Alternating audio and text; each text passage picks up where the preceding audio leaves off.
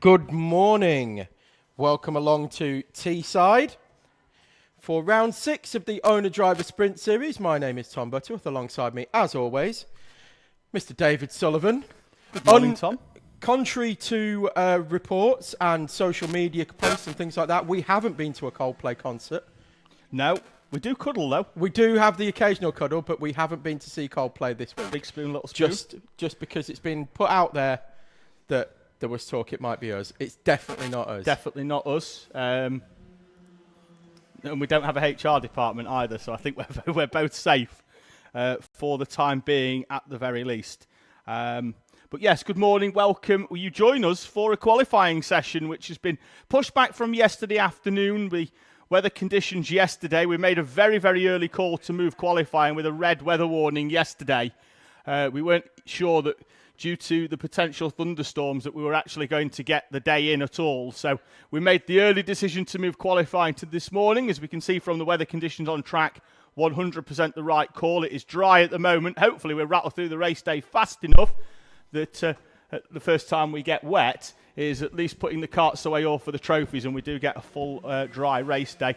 Qualifying underway then, 3 minutes remaining in Bambino. It's a new driver at the top of the timing at the moment for Bambino. A debutant in the 23 of Archie Tosh leads the way by 0.2 of a second from the 17 of Archie Mostyn and then the 28 of Logan Grassi.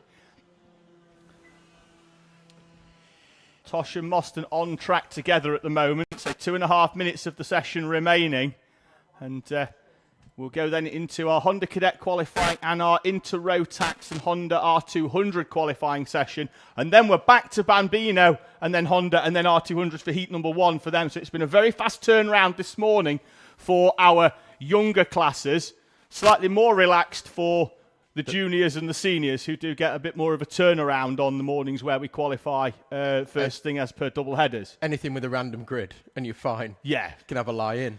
Well, they have to rock up for the 3-lap warm-up. Well, they have to do that, to make sure but then it's straight back to bed. Yeah, and they have to turn up as well for the driver briefing at 8:30. Oh, we've gone sub 1 minute. Archie Mostyn into the 59s. Well, it looks like there's pace in the track, even though we have had such a wet day yesterday, or we had such a wet day yesterday and overnight as well. The track still got a few little damp patches in places, but I'm sure with the temperatures that we've got here today, that'll dry up fairly quickly. I'd expect all of the Hondas to be slicks for qualifying. I would expect so as well, but there are damp patches on the entry into hairpin 1, as well as through the wiggles, so you wouldn't say it's wet, but it's going to be, you're going to not have full grip. Very much a dry line for qualifying, yes. Maybe not for racing. We'll find out in around about half an hour's time as to whether the track fully dries. Down the straights, I think we're all right. South Bank, I would normally say it's a bit slippy, but if we've gone sub 1 minute and we continue to go faster, Archie Tosh now to the top of the timing. 1/10 of a second quicker than Archie Mostyn, who also goes faster on the previous lap. Personal best for all of our drivers, 40 seconds on the clock. We haven't actually got the timing clock above the overhead gantry today, Tom, so we'll have to keep an eye on that. Might be an extra interesting dynamic for our drivers, not knowing how long their race has got left. To be fair, I'm not sure most of them don't actually look at the timer. They just get their head down behind the steering wheel and drive fast. Yes, just they follow the advice of a certain Formula 2 engineer from a while back. From Silverstone in about 2022. I thought it was Austria, that. No, it was Silverstone. He's going round Luffield. And he asks, what do I need to do? Yeah. And the engineer says, can I get an update on the race? Just drive fast. With an expletive in the middle. And so Archie Tosh and Archie Mostyn both matched each other again that time around. However, it was the previous lap that was the best one. Archie Tosh will most likely take pole position. We've just got Logan Grassi to come over the line now to finish off the qualifying session. But it looks like it's going to be Archie Tosh on pole position. Logan Grassi comes over the line now. We'll just get his final lap time of 1:03.2. So it's Archie Tosh on pole position for Bambinos, from Archie Mostyn in P2 and Logan Grassi P3. fantastic to have our Bambino class back with us. We had a bit of a hiatus last round, so we've got a 300% increase on the entries this time, which I think is the stat that needs sharing. I don't think your maths is right, because 300% of 0 is still 0. Well, I know what you're trying to say, but Rachel Riley will tear you a new one, Tom. And yes, let's just leave that there. No, I won't. Dig yourself out of that hole that I put you in. Moving on. More digging than Henry Baudet. He's learning. slowly but learning. Right, Bambino, then Archie Tosh, Archie Mostyn, and Logan Grassley, who needs to change his first name to Archie so that we can have Archie. Archie's a fast name, Tom. Clearly. Is there any Archies in Honda Cadet? I don't think there is. Do you want but me they'll to be check the entry list? They're out in a minute. We'll find out. I don't think there is. We've got an Aston, an Abel, an Aaron, an Albie, an Andrew, and an Alfie. No Archies. All the A's, though. All the A's. All of the A's. Well, all different A's. And it's been an E that's been the fastest driver all season, Edward Rye. E. Leclerc. E is fast. E. Leclerc, you'll only understand if you've been to France. Yes, E. It's a very Yorkshire version of Charles Leclerc. But it's been I was about to segue nicely there into Edward Rye's been the fastest driver of the season, Tom, and you've ruined it for me. So get this out your system in quali, and we'll be bang on point for the racing. Who's been fastest? Edward Rye. He's took 5 final victories out of 5 rounds so far this season, Tom. Do you know? Did you see how we did that, folks? There. Without gap. BAFTA, there's your clip. So Edward Rye crosses the timing line to start the first of his flying laps. So the benchmark time will come. Aaron Rigg goes wide round the national loop. Sebastian McCarthy slots into the gap created. Now, these are 3 drivers that we will expect to see at the front of the grid. Rye, I say, with his 5 final victories. McCarthy, 2 podiums so far this season.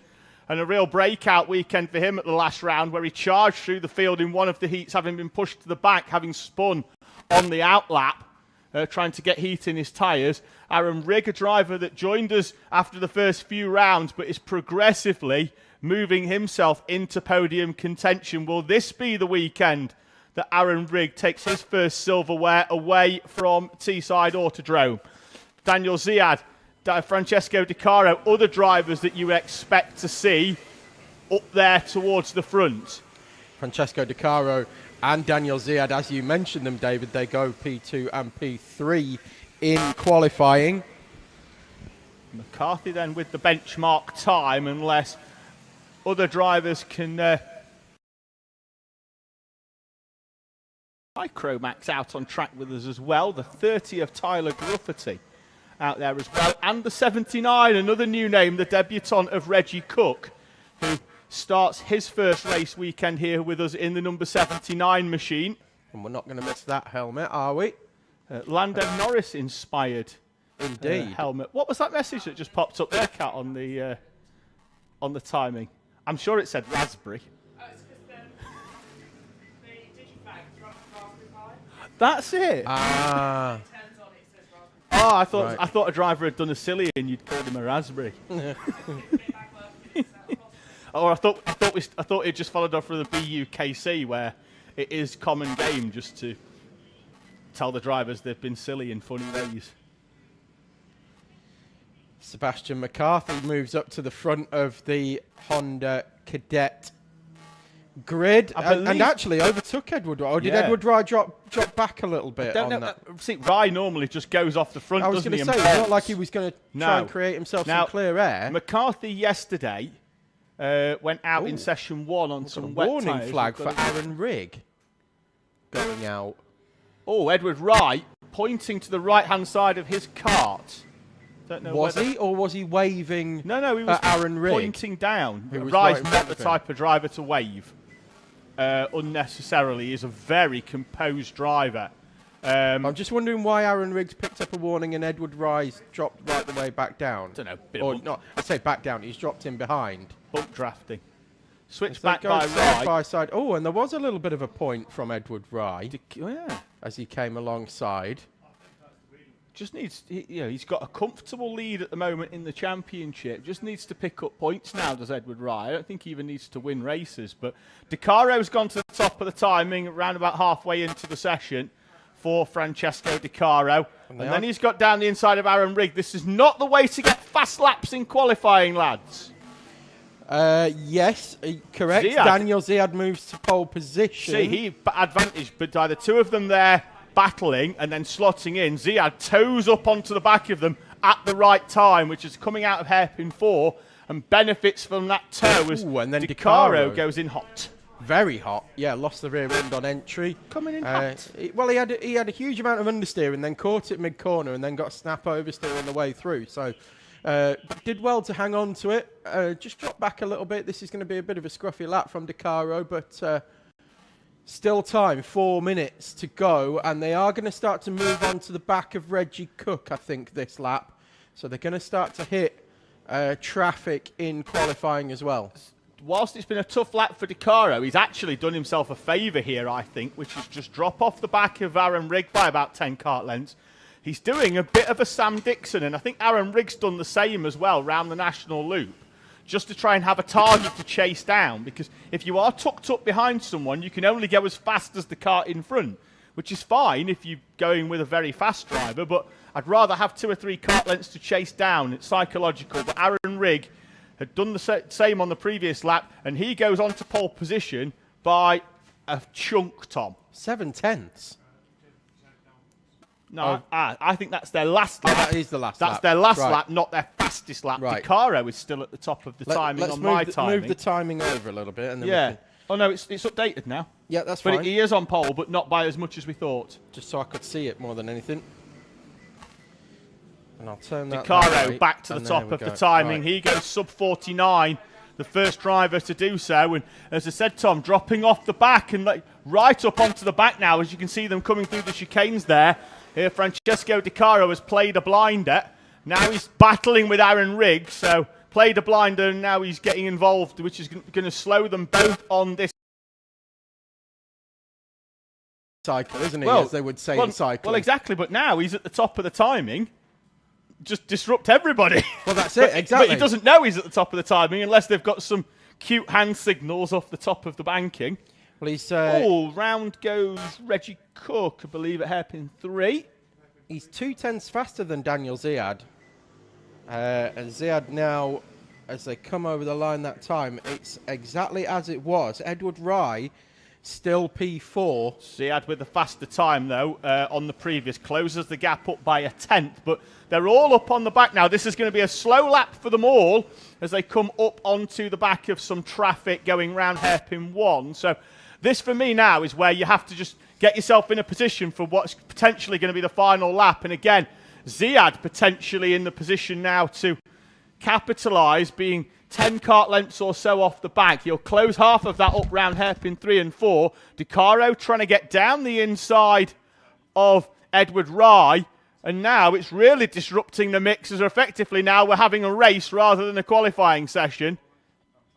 All a little unnecessary in qualifying, but it's certainly working for Di Caro. He's the fastest driver on track at the moment.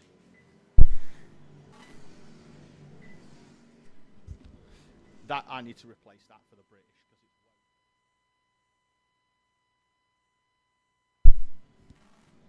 So, minute remaining in qualifying. McCarthy with the track position at the front, but currently just towing everybody around at the present. We're just adjusting our levels here slightly in the commentary box. So apologies if there's any feedback or anything like that. So Di Caro now to the front of the train. 30 seconds to go. So Di Caro, Rye, that's your track position. But Di Caro leads in terms of qualifying position from Daniel Ziad, Edward Rye and Aaron Rigg.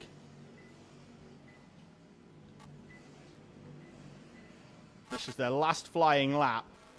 10th of a second, Tom, splits Decaro, Ziad and Rai in what has been a fast but very scrappy qualifying session. That was Ziad, I think, going extremely wide. Yeah, and pace is down, so the track is clearly quite greasy still, particularly, I think, through the rise of the D. And we always know South Bank and Hairpin 3 is greasy because the water just runs back off the start-finish straight into that hollow. So they come up towards the timing line for what will be the final time. Checkered flag is out. Decaro, McCarthy to the top of the timing on the final lap. Sebastian McCarthy goes to the top of the timing from Francesco Decaro, Edward Ryan, Daniel Ziad. Can anybody spring a surprise? In the final few moments of qualifying, no improvement from Begoin. The top 11 looks set. Unless we have a big gain, we're not going to. And for the first time at Teesside, Sebastian McCarthy is on pole position. Francesco Decaro alongside him on the front row. The championship leader, Edward Rye, in third place with Daniel Ziad alongside him on row number 2. Then it's going to be Aaron Rigg. Aston Wilson in 6th place. His highest qualifying, Tom, by some margin in that number 16 machine, is up in 6th place. Tommy Burgoyne as well, a personal best in qualifying for him in 7th place. Jake Gibbon, Abel Hutton and Albie Cam. Alfie Keeling and Jacob Jones in the 42, with Oliver Bullock and Jacob McDonald, Edward Charlton and Harry Scrafton in front of Andrew McCrossan, Oscar Wills, Reggie Cook and Tyler Gruffity, completing your 20-kart cadet grid. 19 Hondas, 1 Micromax and a maiden pole position for the 56 of Sebastian McCarthy.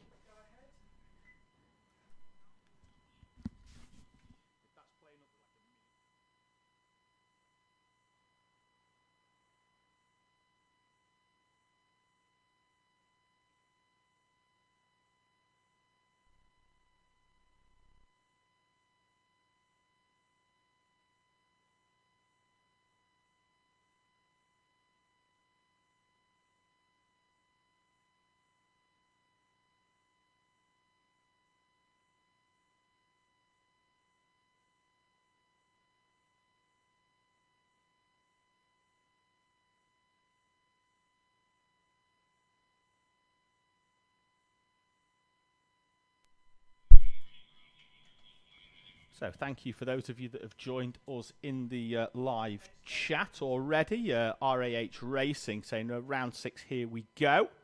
And Nicola Costello watching from Cyprus. Good luck to Team Lucas. Her son Rossi will be out later on in Senior Pro Kart. Good morning as well to Cyprus. Oh, Cyprus. Okay. Where did you think it said? I didn't hear what you'd said. Oh. I was adjusting the volume still in the commentary box. I was still trying to get the levels, but watching from Cyprus. Yes. I mean, I'd prefer to be in Teesside, but maybe that's just me. Sun's out. Sun is out. Sun's out, and given the amount of rain we had, you could have been beside a pool down on the West Track on Friday night and last night. I saw a lot of kids yesterday swimming down in one of the puddles on the West Track. No, you didn't. Yeah. Not actual swimming. Swimming, jumping around in... Yeah, it was like knee-deep. They were Peppa Pigging. Jumping up and down in muddy puddles. Swimming. Layla Berryman got a 25-metre badge.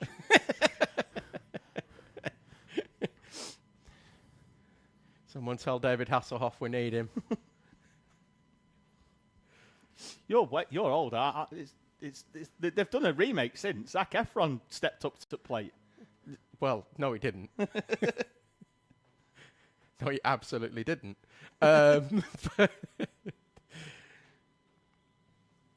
Great theme tune, though.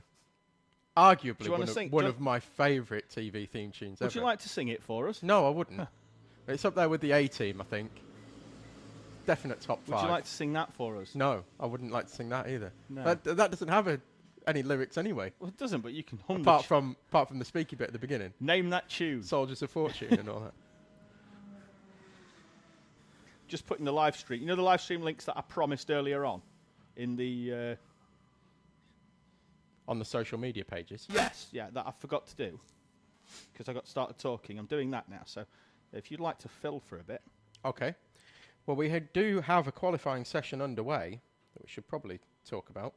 It is our Inter Rotax and Honda R200 class. This is the R200s that we're looking at. We do have a soul into Rotax once again in the form of Joey Swan.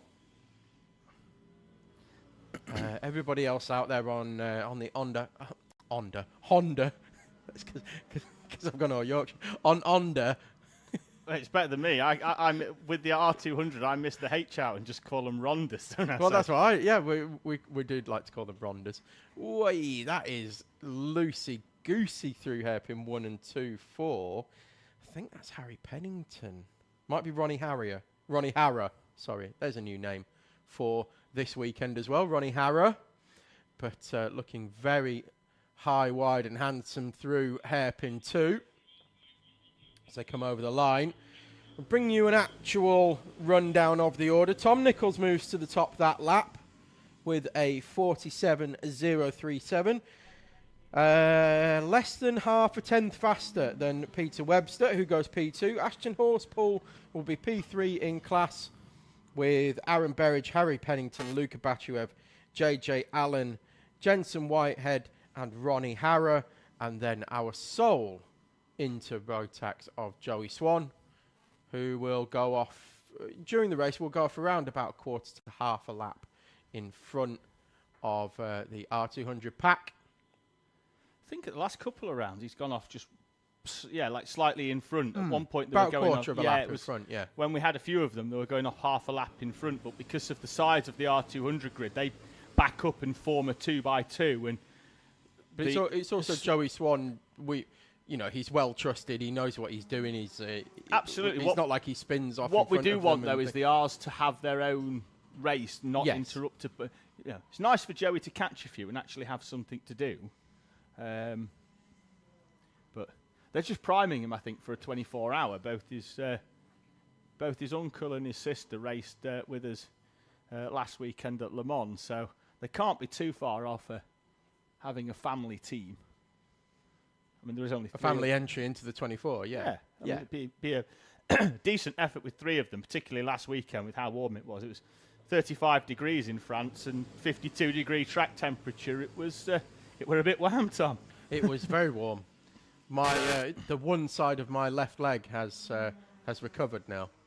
From your truck driver. Yeah, tan. but I had like a trucker's tan on my left leg only. My laptop still has some French dust on it though from the paddock. I'm going to give that a little clean. That French dust, it's far more expensive than the British dust, purely because it's French. Oh, that'll be an import tax, won't it? Did you declare it? I didn't when you came through. I didn't because I've got Peter Webster doing the books. He knows what he's doing when it comes to getting. There's the first mention of the fiscal wizard, and there he is on track at the front of this train. Currently on towing duty at the moment is Peter Webster. I wonder if, having done that for a few laps, dropping behind the trio behind him might give him a little bit, as Aaron Berridge bails out round the national loop to try and give him a little bit of a catch-up, but then immediately catches right back up onto Tom Nichols. Again, Tom, we're in a bit of a position here where Luca Bachuev at the previous round did exactly what he's doing now, which is effectively hang back, have one fast lap. Webster's going in tight. No, he's letting them go. Yeah, but he's also compromised all of their laps, which is absolutely the right thing to do on this occasion. If you're Peter Webster. Yeah, exactly. I thought he'd have gone the other side, but now he's dropped in. But they do need a bit. Look, Bachuev off the back there in the white helmet is doing what he did at round 5, which was hang back, catch them up, basically then sacrifice a lap and catch up again. And it took him to pole position in R200 in the previous round, and he's currently on provisional pole in R200 in this round. It's very tight between him and the 122 of Aaron Berridge, Tom Nichols, Peter Webster, row 2 in R200, Ashton Horspool and Harry Pennington on row number 3. There you go, Tom. Oh. Currently being shown the video of the Hondas, the R200s and the Honda drivers down in the Rib Bend swimming pool. There you see, I told you he went swimming. He did. And then the lad jumps in out of sympathy. Yeah. They are having we will see if we a can lot of fun. Upload this onto the Teesside socials so you can all enjoy it as well. But no, that is a proper swim, you're right. Kids being kids, Tom, it's lovely. just to see them having fun off track as well as on it. It's not serious. They're just enjoying themselves, which is great. Right, Bachuev still on provisional pole and goes even quicker on that previous lap. It wasn't serious because nobody proposed a race through the swimming pool. I'm sure they'd had one and then it'll all kick off, won't it? 5-second penalty for a jump start. Be fine until the parents get involved and start buying them quicker trainers and stuff like that. Oh, yeah. He can't wear them. He's got flippers on. He's got a wetsuit. So Bachuev at the moment on that provisional pole for R200 extended the gap on the previous lap, minute 45 on the clock. As they come through, no improvement from any of our R200 runners on that occasion.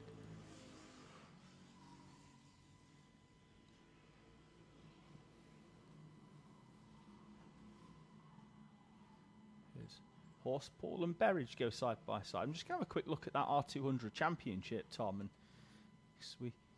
it's going to be pretty close, I think. We've had quite good bits of action through the R200s. It's probably the class similar to cadets. Yeah, what I would say with R200s for me, I think it's the class where there's the biggest chance of a sort of not a surprise winner, but there's 5 or 6 drivers that can win on any given day, and I think that's probably the what I would say of all the classes, that's the one with the most depth.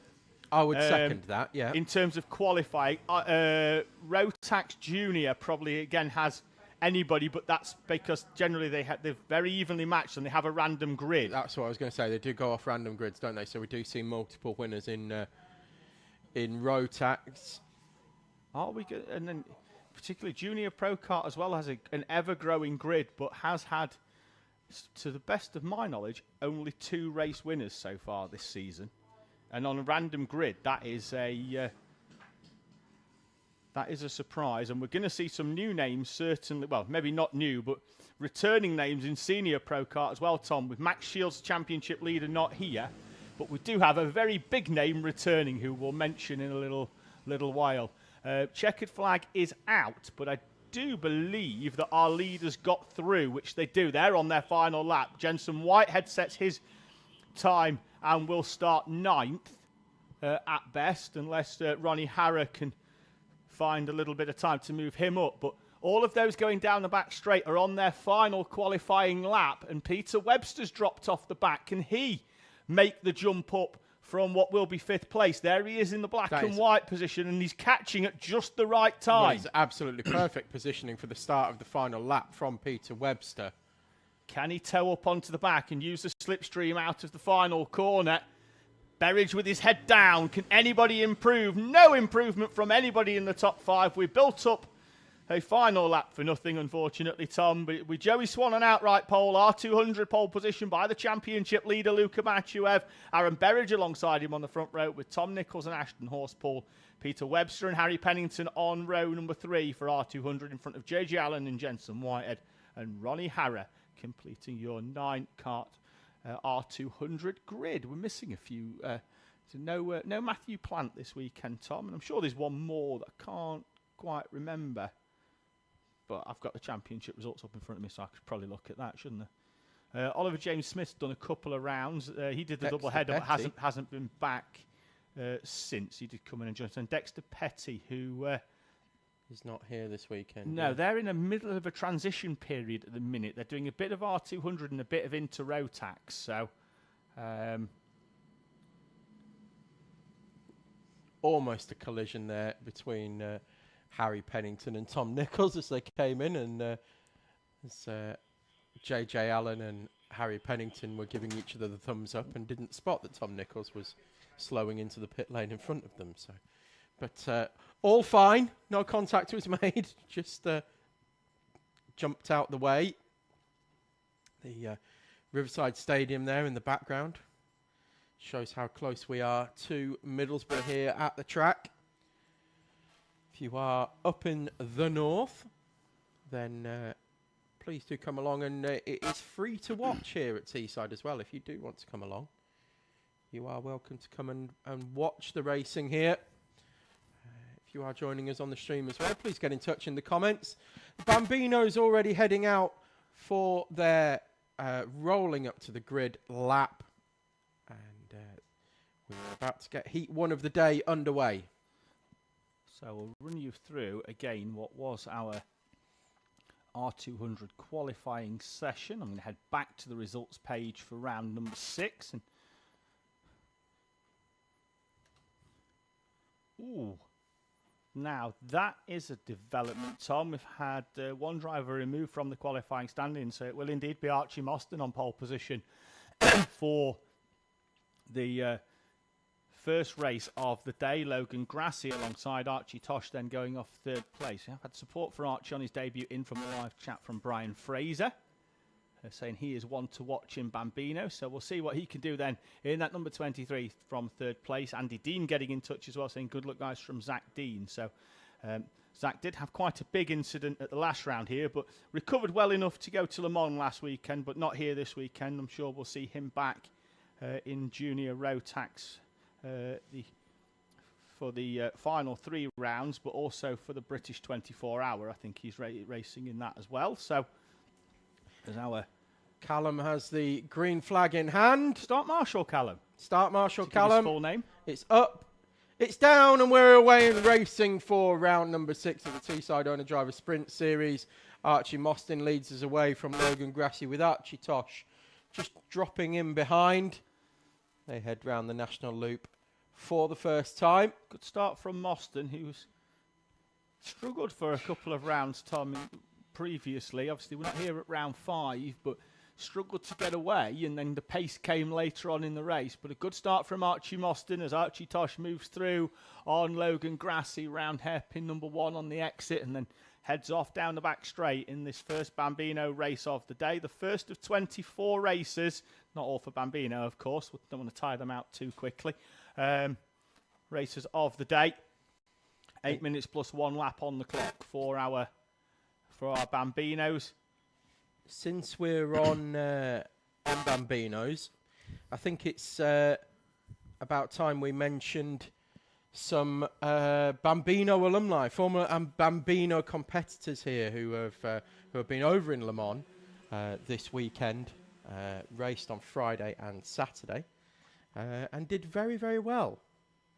Yes, they certainly did. That RMC, they race, don't they? They do Thursday. They practice Wednesday and do Thursday, Friday, Saturday. Yes. And then basically just use Sunday as a travel home day. Yes, indeed, to get back for work on Monday. But Riley Moreau finishing P2 in Mini. Yeah, we've certainly seen him here at Teesside before. Yeah, and you could actually... It's going to sound silly, but when I was watching the races yesterday, as Mostyn and Tosh go side by side, so we're just going to bring you this first, because this is happening live. That's certainly an ambitious line from Tosh. Drops down the bowl, though, doesn't he? But yeah. Carried extra speed into hairpin. Closed right up. We'll learn from that the next time round. He's got not the fastest lap as well. Yeah, not used last time around. That was from the standing start, wasn't it, off the thing? But really quick out of hairpin 4 to tow back up onto the back of Archie Mostyn. And there we go. 1 minute .243. Still the fastest lap for Archie Tosh as he closes in on Archie Mostyn. We'll bring in the action as we have it, and then I think it'll settle down a little bit once, potentially once Tosh goes through, and then we'll talk a bit about more about the Rotax Max International Trophy that took place yesterday, the finals. So Tosh closes in once more on Mostyn down the back straight. See whether Tosh uses that wider line again. Mostyn drifts to the inside, the traditional Bambino line. To see Tosh, I think the practice session this morning would have, maybe even qualifying, would have seen him out there gaining some more grip on what was a grippier track. Now he's going to try and nose down the inside into hairpin number 4. Got a good run out of 4 last time. It's going to put him on the outside and he won't have track position. But if he can hug that inside line round South Bank, I think I think Archie Tosh at the moment is probably a little bit quicker. But we see that a lot in Bambino. Being quick and catching is one thing, but finding a way through in karts where you're not actually doing a huge amount of braking is the big one, as he tries a nose down the inside at hairpin 1 and loses a little bit of track position. But it was a half a look, wasn't it? Yeah. Got a little bit squirrely through hairpin 2 as well. I think if we see Tosh get through, I think he's certainly got the pace to break away. in that number 23. There's a much tighter turn in from Archie Tosh that time around. And, we are watching live progression. Well, exactly, but Tosh will see the benefits of that in the fact that he didn't drop anything from Archie Mostyn, in fact, closed in. So we'll see that is a quicker line through there. It's the traditional Bambino line that we see as they go side by side out of hairpin 4, around the outside for Tosh. Can't get it done, has to drop in behind Mostyn once again. Good action here in the Bambinos. Logan Grassi, almost called him Lucas de Grassi, came across the line. Quick driver, Luca de Grassi. Yeah. But Logan Grassi coming over the line in P3 still. Now 5.8 seconds off the lead now. I think Tosh could well get a good run out of hairpin 2 here. Does get a good run. Draws alongside again. Mostyn will drift to the inside. The right-hand side of the track, the left as we look at it as they approach us and approach South Bank Corner. Tosh is going to try and hang it right round the outside. Good speed from Tosh. Yeah, he's going to... Takes an alternative line into hairpin 3. Going to try the up and under. Whoa! And got the crossover just a little bit wrong there. Just misjudged that one slightly. That's the right idea, though, I think, for me, Tom. And I think if he can get that working the next time, I think that's where the opportunity comes to overtake Archie Mostyn. I think what he needed to do, though, was rather than try the crossover, was try to straight line it between 3 and 4. Yeah, but I think that would be the better option. This is track knowledge, isn't it? Archie Mostyn's been here a fair bit. Archie Tosh for the first time. And for a first-timer to be straight on the pace, Tom, very impressed with the debutant, the 23 of Archie Tosh. Yeah, just going to have a quick look at the lap times. 1 minute point 2 is the best lap so far from Oh, he's got to the inside here. Archie Mostyn's nowhere near as tight as he was on the previous lap. And I thought Archie Tosh was going to go down the inside. Then he goes wide round South Bank, and he's going to have to do the hard work in catching back up again. Yeah, and he's going to see that now. He's going to see the difference between what he did the previous few laps where he held it, or the previous couple of laps where he held it tight, and then where he's gone wide there. And he will see the difference because Archie Mostyn has just driven away through that South Bank corner. He's caught right back up, though, Tom, through that D chicane. He's carried huge amounts of speed, but it has cost him a lot of time. Round the national loop they go. And up towards the chicanes. But what we're going to see from Archie Tosh, I think, is progression through the heats. Yes. Learning the lines, getting a bit of coaching between heats as well. Watch Heat 1 back. Yes, indeed. See what works, because there's been a lot Listen that to David works. and I, because believe it or not, I mean, we've been doing this a few years, and I'd like to think that we know what we're talking about. I've said this to my lad at some point. I was never the best driver, but I've watched enough racing to know what's quick and what isn't. That's the line. That's the line that you want. That's the line for Tosh. He needs to hang it around the outside of hairpin 3 and straight line into hairpin 4, and that's how you're going to get past. Over the timing line for what will be the penultimate lap, Tom. 2 to go. As they cross the timing line with 50 seconds remaining, they are just over the 1 minute mark, so they'll see the last lap board next time round. Into the left-hander of hairpin number 1.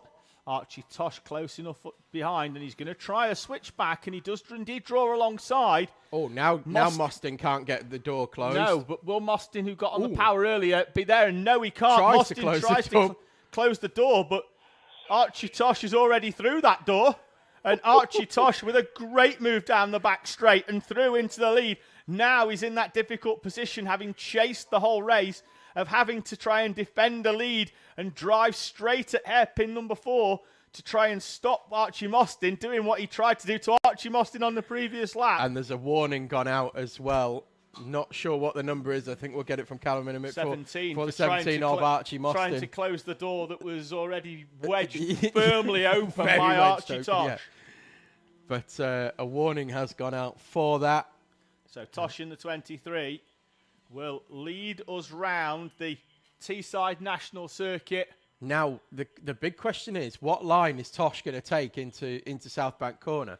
If he goes wide, hug the inside. Mostyn's going to be straight through. Close the door that you were in last time. Well, He's not done it, and that's going to potentially open the door. I think Mostyn chose the wrong side there. He has taken that tight entry, though. That's going to help him, certainly. Or Mostyn having a look down the inside at hairpin 3. Can't get that one done. And likewise at hairpin 4. So it looks like this one's done now, and it looks like it's going the way. On debut for Archie Tosh. Heat number 1 victory from Archie Mostyn in P2. And then coming across the line in just a few moments will be Logan Grassi as well. So Logan Grassi, again, improving in lap times every lap as well. Improving every time that Logan comes here. 1 minute 0.7 was the best lap. And I'm pretty sure that's around about a second and a half, maybe even 2 seconds quicker than what we were seeing the last time that Logan was here. Yeah, he improved last time, didn't he? He took the battle he was to... in 105s, I think, when he first started. For the first time, yeah. Then he actually was fairly close. He nearly won Heat 1 at the last round. We had Bambino here, which was round number 4, and got pipped at the line by Archie Mostyn. So Logan Grassi continuing to improve. And the thing for Logan there, he's got the lap time, Tom. It's just doing that lap time every lap. You know, if we open up the times there, we've gone anywhere between 102, 101, 101, back to 102s, back to a 101.1. He did a 1 minute 0.7 as well. So it takes a really while. Backed off on the last lap. Yeah, when he came over the timing line. But again, it's more of a case that the time is there, but it's them first few laps of just getting into the rhythm for Logan Grassi. But he's very much in the early phase of his driver development, Tom. The pace will come for Logan, and I'm fairly sure we'll see him winning some races in the near future in that number 28 machine. So Archie Tosh from Archie Mostyn in a great battle at the front of Como Bambino. Logan Grassi in 3rd place. So good was the battle at the front that we actually didn't get a chance to talk about the Rotax Max International Trophy. And that's a good thing. It is a good thing. We will bring you some updates on that, though, as the day goes on, I'm sure. So, grid for Honda Cadet, which will be coming up next. Do you want to take us through it, David, or would you like me to take us through it? I will. We've got a grid of Sebastian McCarthy and Francesco Di Caro on the front row, Edward Ryan, Daniel Ziad, row number 2, Aston Wilson promoted up to P5 with Tommy Burgoyne alongside him on the 3rd row, Jake Gibbon and Abel Hutton with Albie Cam and Aaron Rigg demoted down to P10 with a 5-position penalty for contract driving for Aaron Rigg. So that was what the warning flag was for. Alfie Keeling in 11th with Jacob Jones in P12. Oliver Bullock and Jacob McDonald on row number 7. Edward Charlton and Harry Scrafton row 8. Andrew McCrossan and Oscar Wills in front of Reggie Cook and Tyler Grufferty. Yeah, so Aaron Rigg with that penalty drops him down to 10th place. So that's going to be, you have to fight his way through now once again to get on that front group. Tommy Burgoyne, I think that's a personal best qualifying. It is, and Aston Wilson as well, Tom, in the 16. Indeed. Yeah. I'm not 100% sure, but I'm not sure we've seen Aston Wilson inside the top 10, and if we have, it's been 9th or 10th. We certainly have not seen the driver of the 16 that high up, but a great qualifying session from Aston Wilson, very much under the radar in that qualifying session. Indeed. The focus was really on the 5 drivers that were in that group at the front that occupied the first 5 places on the timing in qualifying. Obviously, Aaron Rigg dropped down into P10. I'd expect him to make an ascension through the field. Albie Cam had his best time removed due to a front fairing penalty, so that's a drop down to, in layman's terms.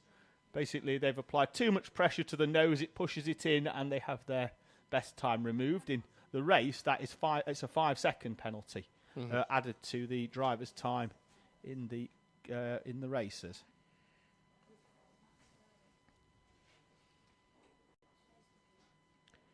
So Sebastian McCarthy takes pole position, rolls into position. And I noticed a couple of things when I was talking to the McCarthys this morning on my way into the track. The first, I was told by his dad, Gareth, he's still running a Bambino steering wheel, which I liken to Nigel Mansell. Likes a small wheel. He likes a small Which wheel. is Nigel strange Mansell because- used to drive the Ferrari with a very, very Yeah. tiny steering But wheel. to give the context to the viewers, the bigger the wheel, the less work the driver technically Exactly, has and to that's do. what I said. It Now- gives you more leverage, yes, with a bigger wheel. However, I think that the driver technically gets a little bit more feel with a smaller wheel. We tried mine with a bigger wheel, and he didn't like it. And after 2 sessions, we went straight back to the smaller wheel. But that's And what it's a it's personal all about preference, driver isn't it? feel. Yeah. It's what you feel comfortable with and what you feel quicker with. And Sebastian McCarthy clearly feels quicker with the smaller wheel. I've also noticed a sticker on the front of his helmet as well. Yeah, that's worth tenths. Maybe even half a second. It's probably It's some free advertising for Sullivan Media. I don't know who Sullivan Media is. dishing the stickers out early doors, wasn't it? Early in the season. But got it on the front of his helmet. There's So representing there's a few the business well. There's a few visor strips knocking around the paddock as well. So all good on that front. We are gridded up nicely. I do want to show you a video from Jacob McDonald yesterday, Tom, with a superb pirouette through and just plants the throttle and carries on.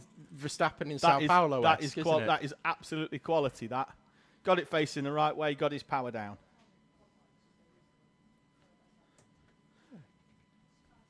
$9.5. So, yeah, it did need like 4 or 5 people just with boards, didn't it? The only board you don't want to see is the one with that half black, half white flag over the timing one line. that's all black. Yes, or the meatball. Basically half the flag. Yes. So start line Marshal Callum does have the green flag in hand. We're about to get underway here. Well, he's got to wait for authority to get this race underway from timing. And we are good to go. Green flag in hand then from the start line Marshal. Heat number 1 for Honda Cadet. Here's away in racing. It's a good start from the inside of the second row by Edward Rye as Sebastian McCarthy. Not the fastest start, Tom, but he does have the right position, and through he goes and holds on to his lead from Edward Rye, Francesco Di Caro and Daniel Ziad, with Aston Wilson, Tommy Burgoyne, Albie Cam, and then Jake Gibbons going to try and go all the way around the outside of Albie Cam, and then slots down the inside. Oh, almost a great move there from Gibbon, but that's going to make him slightly slower down the back straight. So went for one, lost one. Edward Rye pushing away at the front. He's going to try and help Sebastian McCarthy to help himself to break away from the 2 behind him. And then let's see whether they can...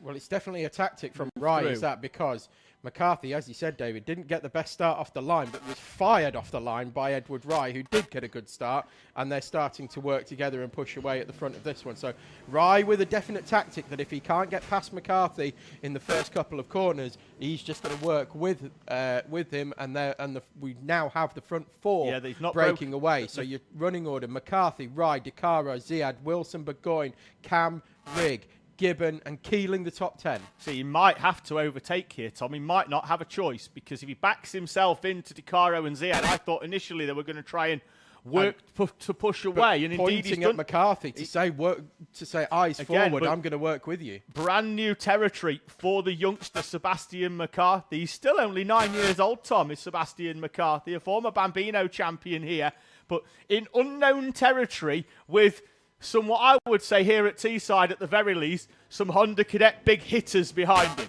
Yeah, there's some pedigree here. I mean, pedigree. Edward Rye finished 5th in a round of the British last weekend, Tom.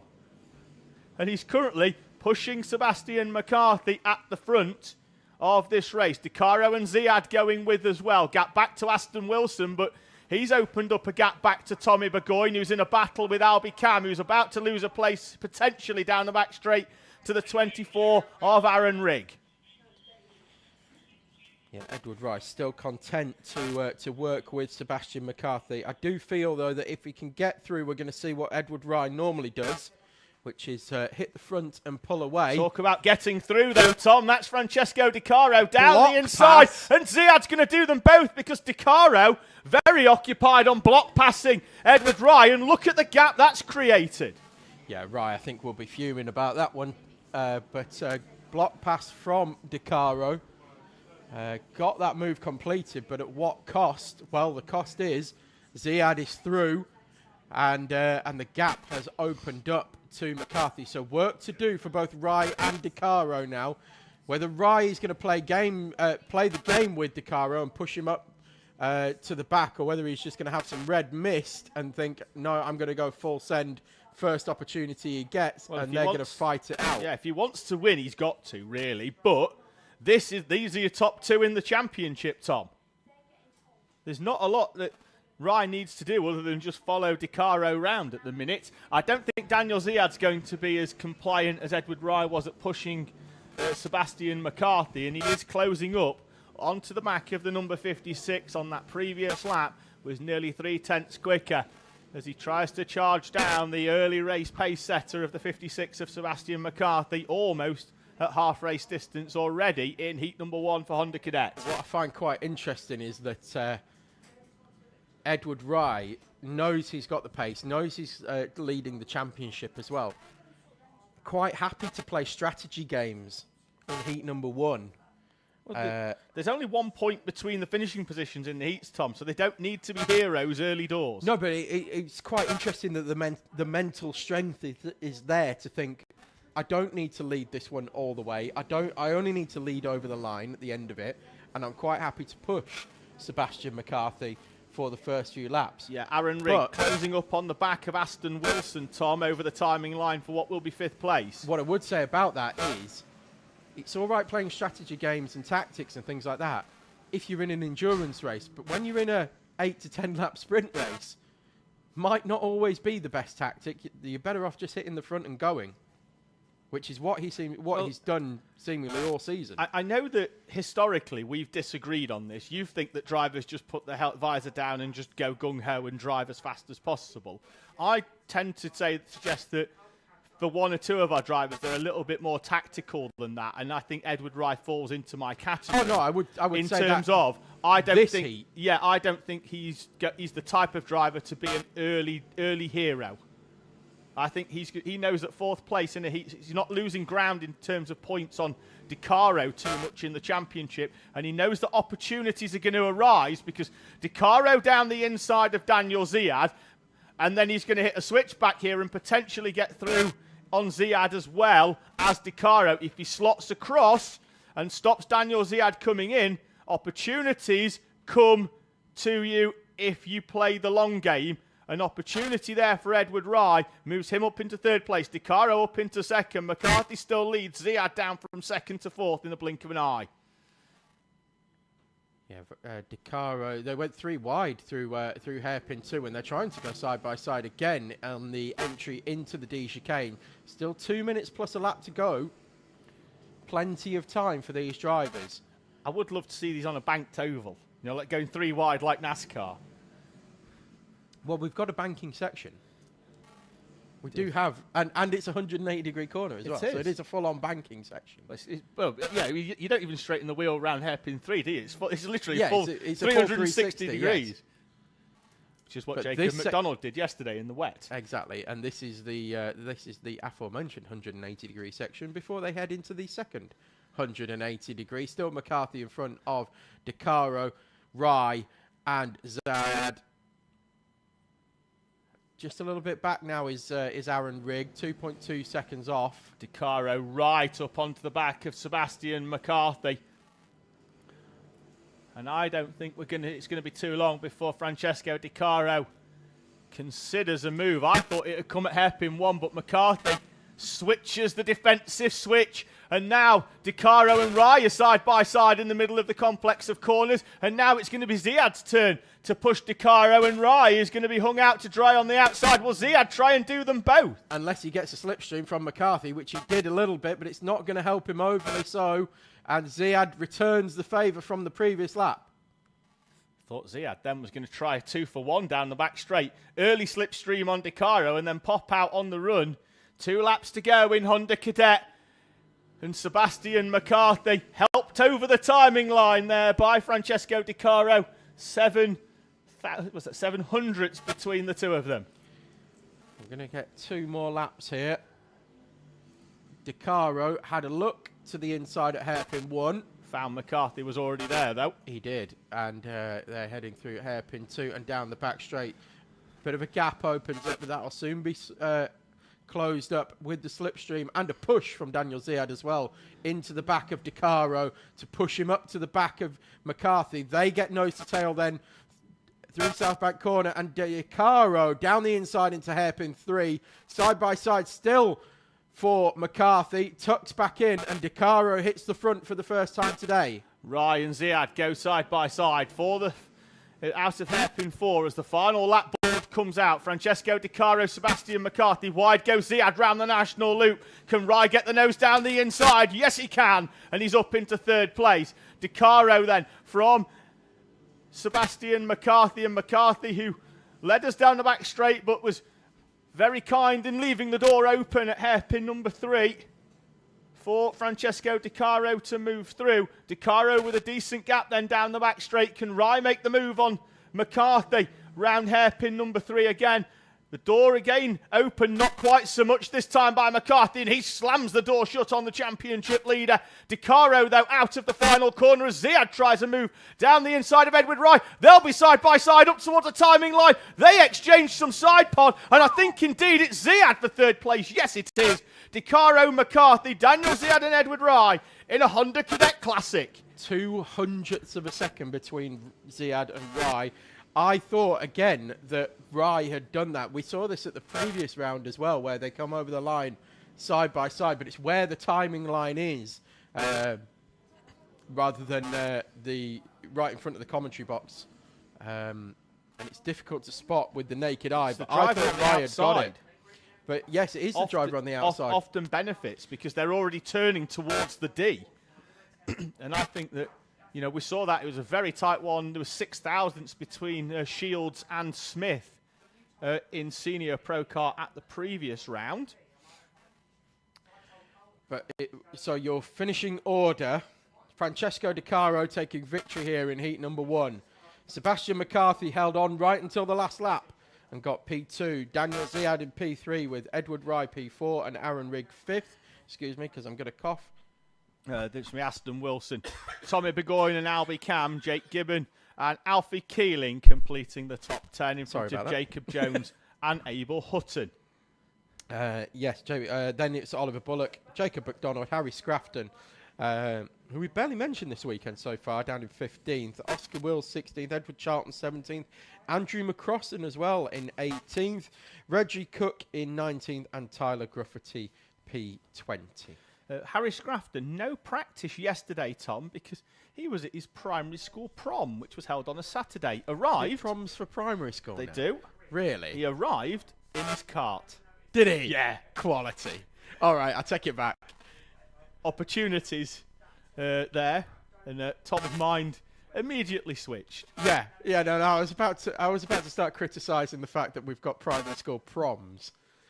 It's like, why are we even having proms in the first place? It's an American thing. Nursery graduations and all that. Yeah. Oh God. Yeah. No. Not needed. Do you know what I got when I left primary school? No, a lollipop? No. No. Just have a good time at big school. A bag of out. Have a good time at big school and a wave off and a big sigh of relief from the teachers that have gone. Did you have a high school prom? No. No. The year above us got a trip to Alton Towers. The whole year went.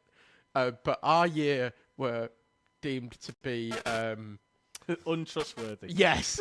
That's a very good way of putting it, yes. That we weren't allowed a trip to Alton Towers.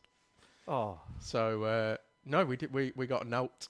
Could have gone for We had a year 9 disco. Yeah. That probably meant that you couldn't go out in year 11. We lives long in ruined the it memory. for year 11. I was about to say you could have gone Thorpe Park like the in-betweeners. Yeah. I know we did that in college. Lovely. Took a day off college to go to Alton Towers. Right, into Rotax and Honda R200 making their way round. Joey Swan on outright pole position in Inter Rotax. Luca Bachev and Aaron Berridge on the front row for R200 in front of Tom Nichols and Ashton Horspool. Peter Webster and Harry Pennington on row 3. JJ Allen and Jensen Whitehead row 4 with Ronnie Harrer in the number 11 debuting in Honda R200 in P9. What I should say though is that during we did get a few trips with school. I did go to Disneyland Paris in year 7. Did you? And I also went to Austria snowboarding Lovely. with the school. I thought, I had a few trips, mainly to the head teacher's office. And also, oh no, I did that as well. Yeah, but when it's the deputy head who was far scarier than the head. Ooh, If you got sent to the deputy head, that was the bad one.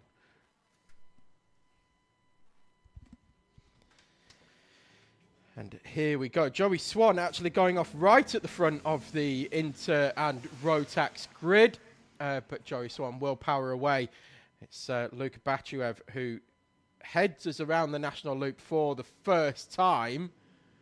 I think that's Aaron Berridge up to P2 with Tom Nichols in 3rd. Peter Webster holding 4th. As they head down the back straight for the first time, and Ashton Horspool P5.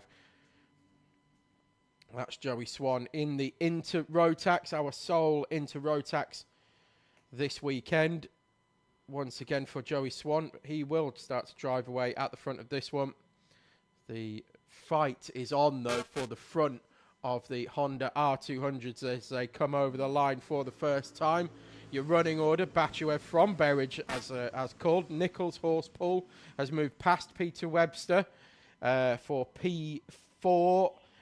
Jensen Whitehead, then Harry Pennington, JJ Allen and Ronnie Harrer.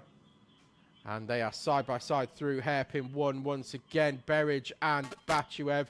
And Berridge with a great cut back at hairpin 2.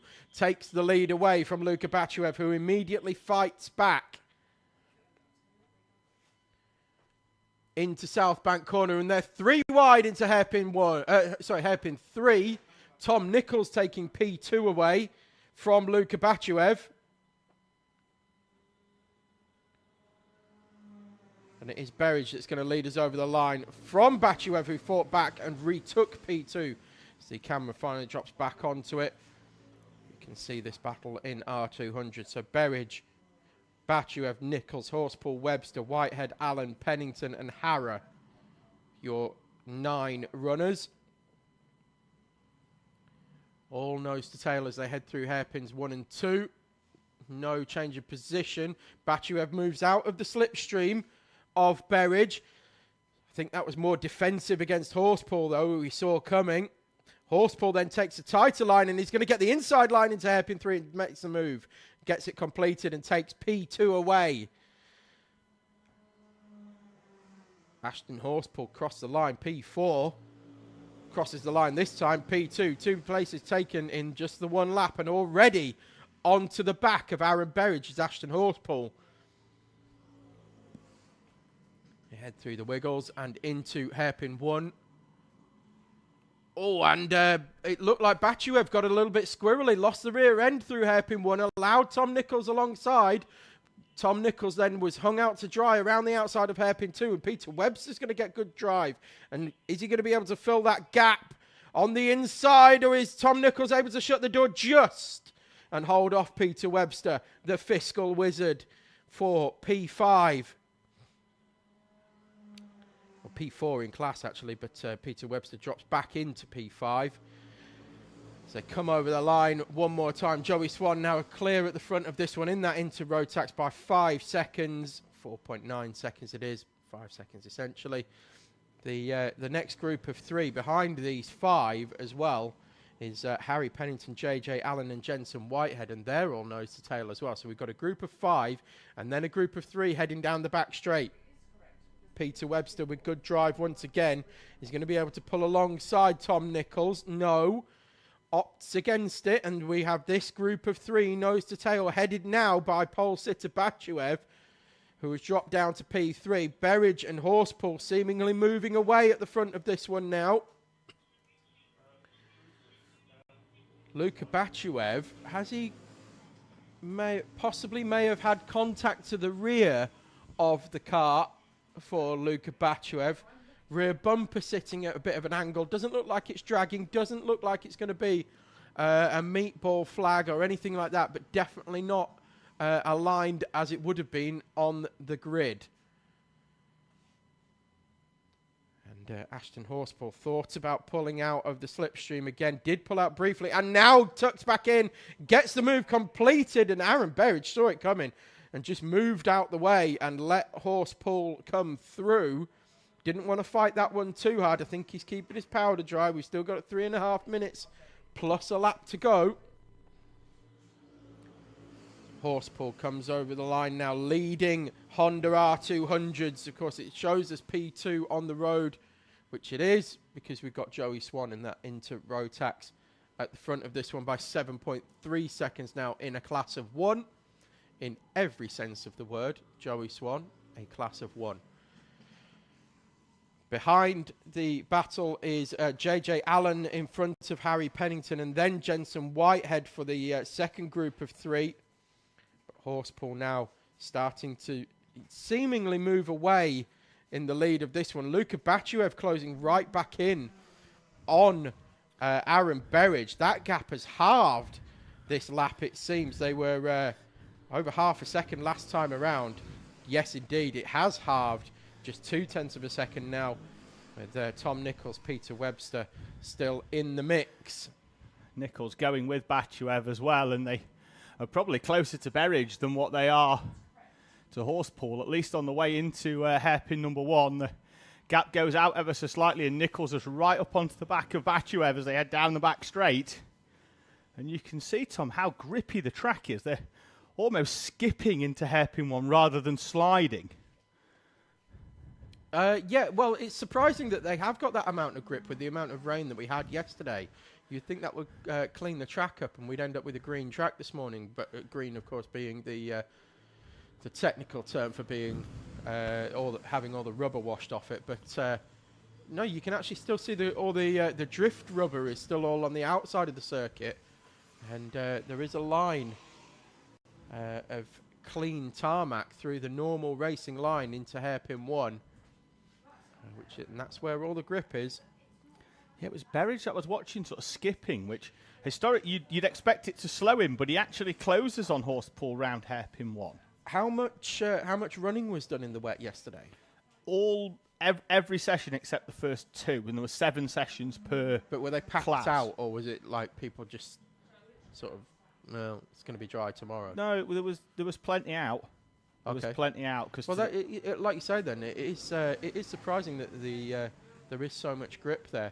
And Batuev has dropped off a little bit from Berridge now, closed back in. Berridge, yeah, on Horspool. And now the gap has opened up, and he's now coming under threat from Tom Nichols for P3. Berridge was a 10th quicker than Horspool on the previous lap. That gap closing right up on Ashton Horspool in that 1:53. And in fact, the front 4 are starting to come back together again through this half of the lap. And Peter Webster, the gaps were almost equidistant at the start of the lap.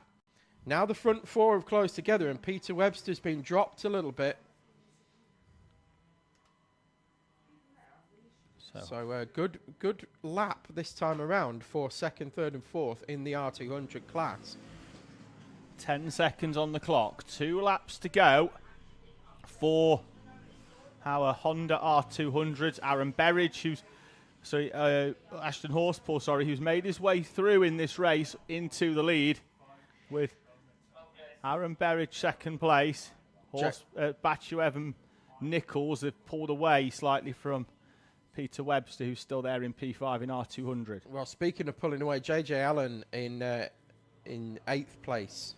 6th place in class has now moved away from Jensen Whitehead and Harry Pennington, but they're having a good scrap for 7th place overall in the R200 class. Yeah, Whitehead just in front of Pennington at the moment. Final lap, and I don't know what Horspool does over the timing line every lap. He just sort of tags at his visor. I don't know whether it's moving up slightly, but he pulls his visor down as he comes up and over the timing line.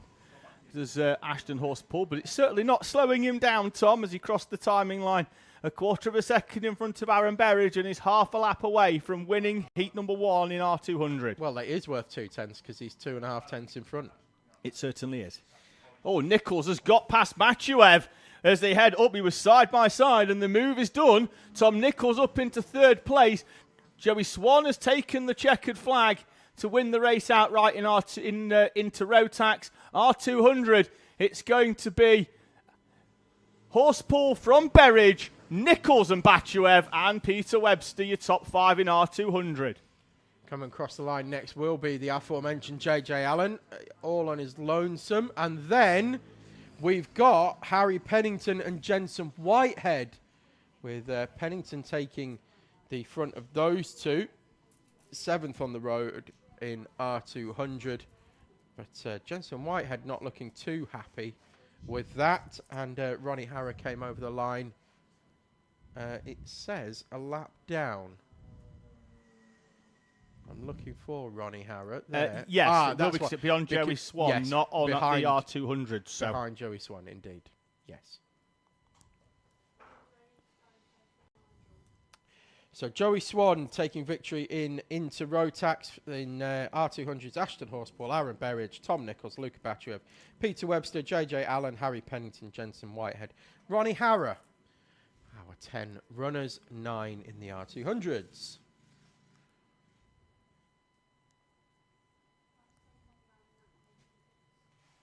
Enjoyed that one. I know you missed some of it, which I held the fort, I think, quite well. But I listened to it and I thought to myself, Tom's doing a cracking job here. I might not come back. There we go. I thought I held the fort quite well there. Probably the best I've done so far. What, in 7 years since you've been here? Like, genuinely, I thought I did that one quite well. No, cracking Let me job, know mate. in the comments, or not, if it's mean. Hashtag more Tom. More Tom. Give the people what they want. Right, we'll bring you a grid now for Junior Rotax with we had a lone into Rotax with a Swan, which was Joey, and now we've got a lone Senior Rotax with Paul Swan. Then into our Junior grid, random grids for Junior Rotax. Oliver O'Donovan is going to go off P1 with Jacob Carnes alongside. Then it's going to be Darcy Hall and Jack Moss, Freddie Widrington and Jaden Stonehouse, Joseph Yao and Evelyn Bai, Morgan Cooney and Layla Berryman, and then Jake Gruffity and Holly Swan will be our Junior Rotax runners, and you're actually not headed out off the dummy grid yet. So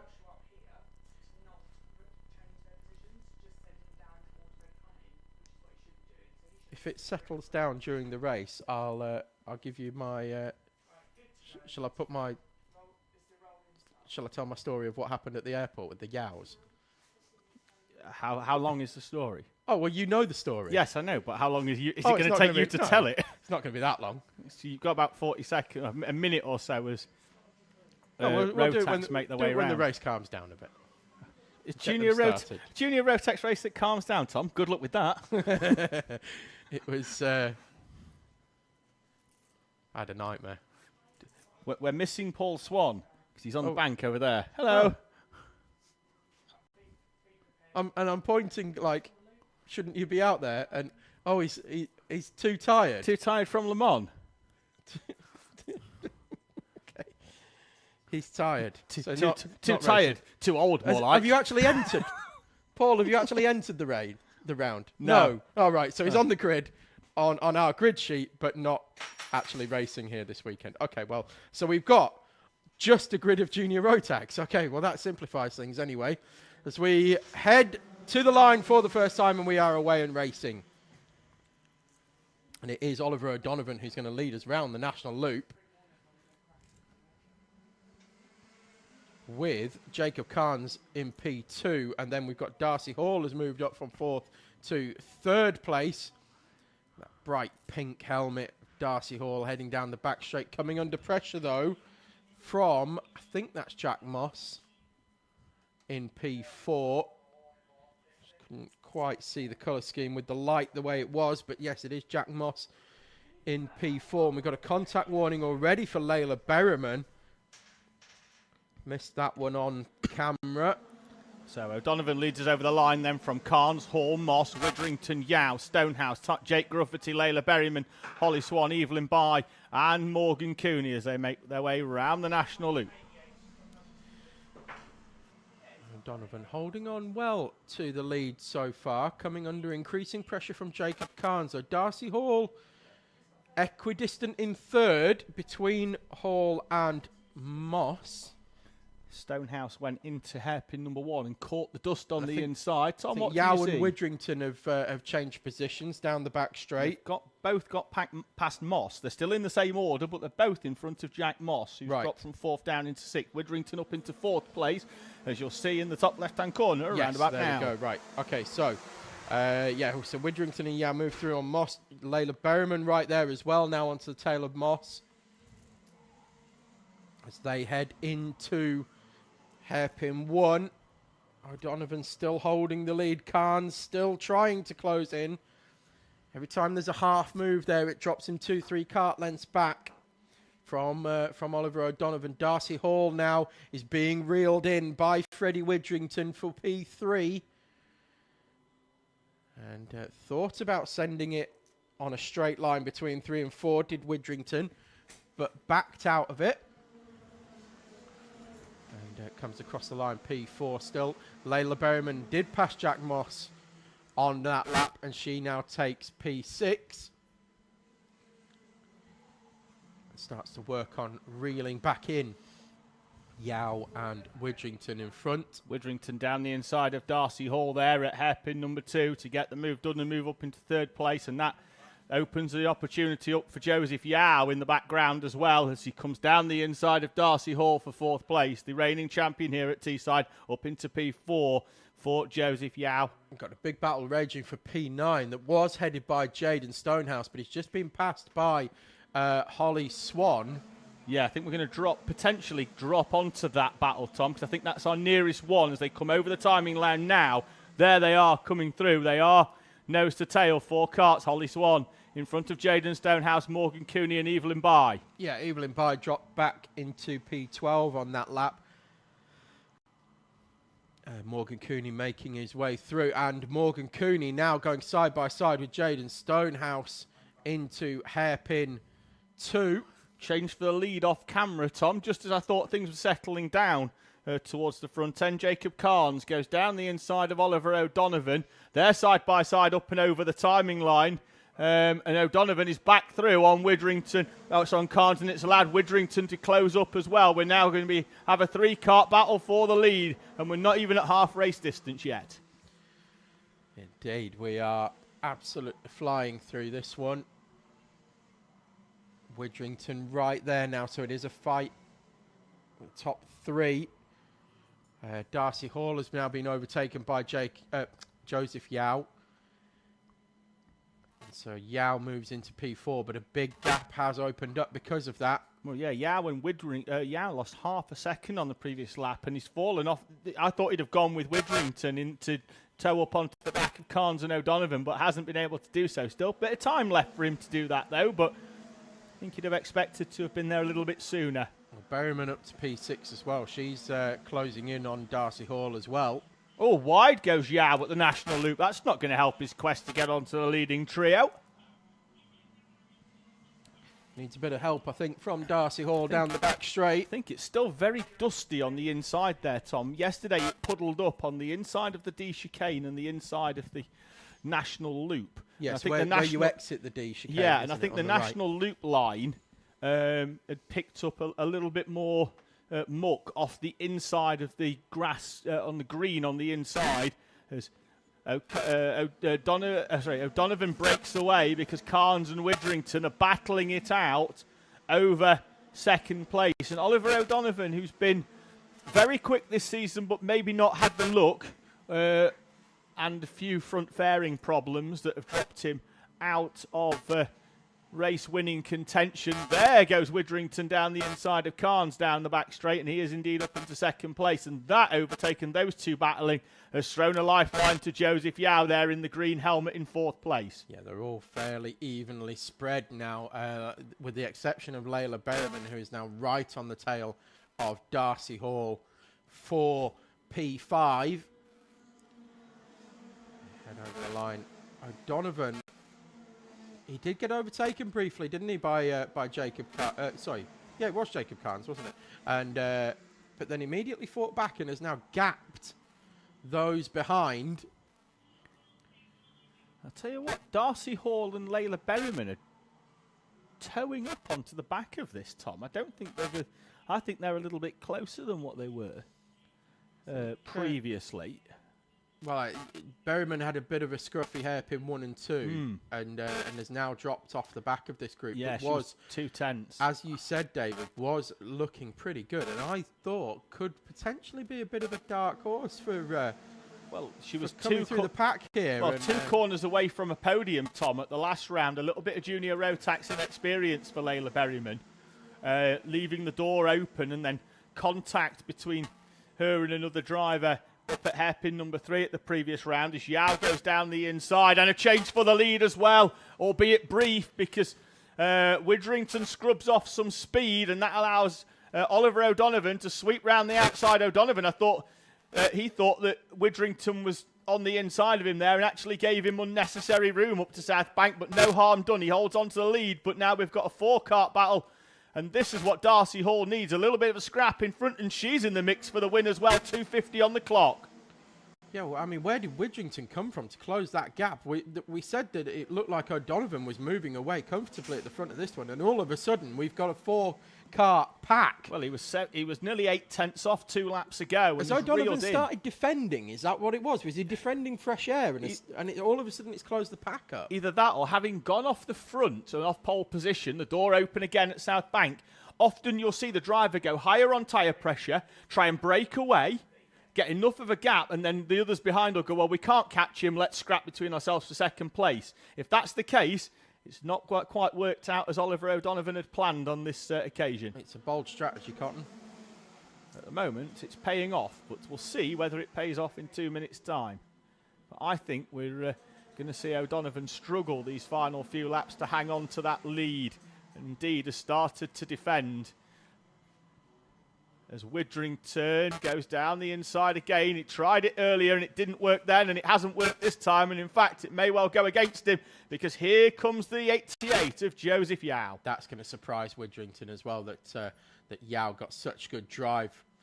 I think that's been a bit of a learning curve for Freddie Widrington, is don't send it down the inside of hairpin 2 unless you can get the move completed at hairpin 2, because if you allow Oliver O'Donovan, as he has the previous 2 laps, to just maintain the line around the outside, O'Donovan's going to get that power down earlier, retake the position, and as we found out this time, it's left you vulnerable to Joseph Yao. It may well surprise Oliver O'Donovan as well, as down the inside again goes Widrington in that move into 2, and again that slowed them both because they've fallen away further from Oliver O'Donovan. Jacob Carnes up onto the back. Darcy Hall has started to fall away there, side by side round the South Bank corner. I think that was Yao making a little bit of an error on the inside that opened the door, because I don't think Widrington was anywhere near alongside on the way in. No, he wasn't. The back sort of came round a little bit for Yao and scrubbed a bit of speed off, and that allowed Widrington back through. So that time it did work out for Widrington, although it took 2.5 corners more than what he had originally planned. Meanwhile, O'Donovan managed to gap them by 0.6 because of that.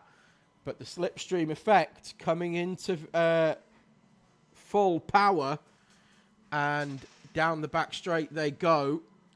And I think Widrington will be back onto the tail of O'Donovan by the time they get to hairpin 3 and 4. Apologies to Yao and Widrington. No mistake from Yao, but a great overtake from Widrington, who just popped back in the slipstream and then popped back out on the way down to South Bank. So good move from Widrington as we enter the final lap here. Oliver O'Donovan leads then from Freddie Widrington, Joseph Yao and Jacob Carnes. Layla Berryman and Jake Gruffity find a way past Darcy Hall as they move up to 5th and 6th respectively on that penultimate lap. Morgan Cooney, Holly Swan, Evelyn Byer, Jack Moss and Jaden Stonehouse. Half a lap to go for the leaders.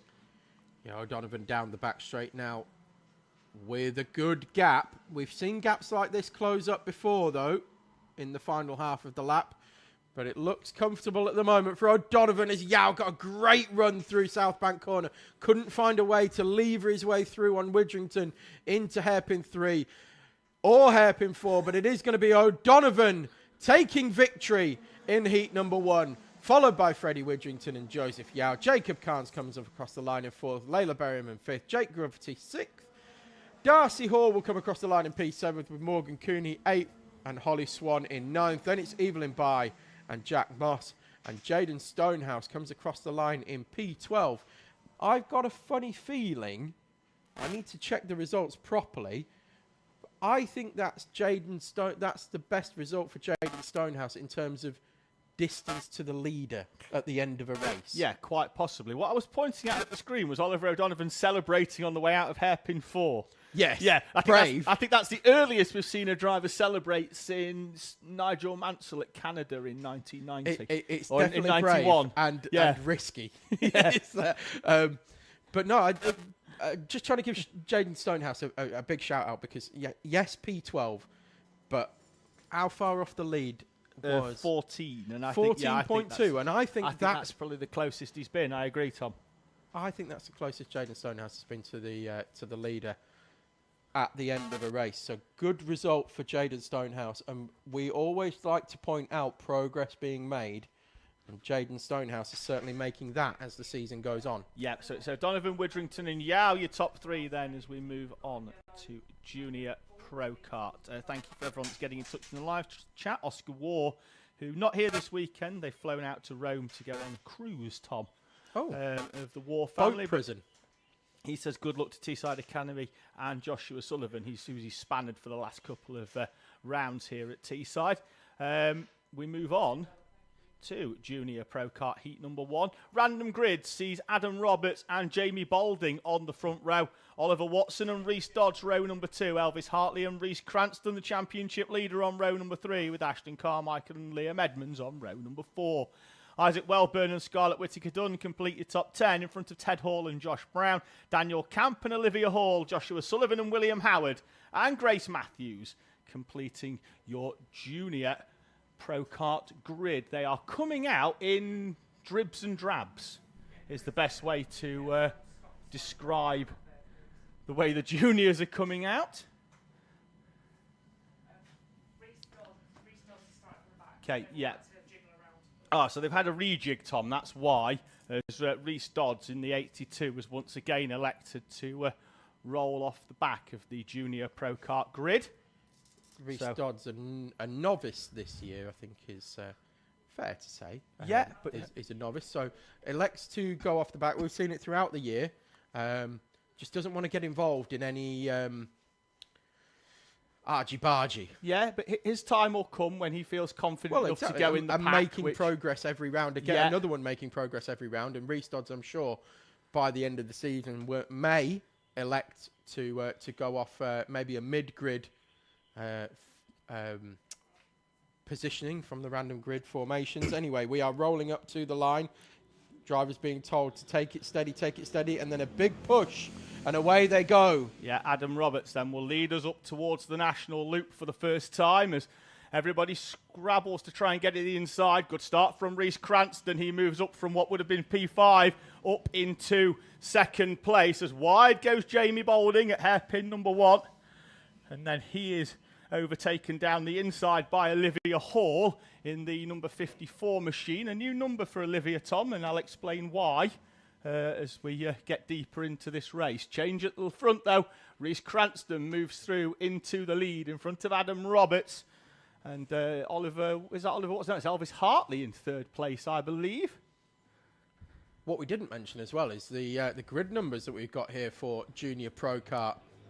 Big. Tom, numbers. Very big numbers. Almost the same as we've got for Honda Cadets. Over the timing, the timing line at for the first lap. Cranston up from 5th place into the lead. Adam Roberts, Elvis Hartley, Ashton Carmichael, Ted Hall, Liam Edmonds. Although now it's Joshua Sullivan as he goes down the inside into hairpin number 1. A strong opening lap again from the 13 as he moves up from P14 into what was 7th, now into 6th place. As they head down the back straight towards South Bank. Cranston with a big lead already in this one from Elvis Hartley now up into second place. That's Carmichael 3rd, Teddy Hall in 4th, Sullivan up to 5th, Sullivan up to 4th, and that's going to allow Liam Edmonds through as well on Teddy Hall.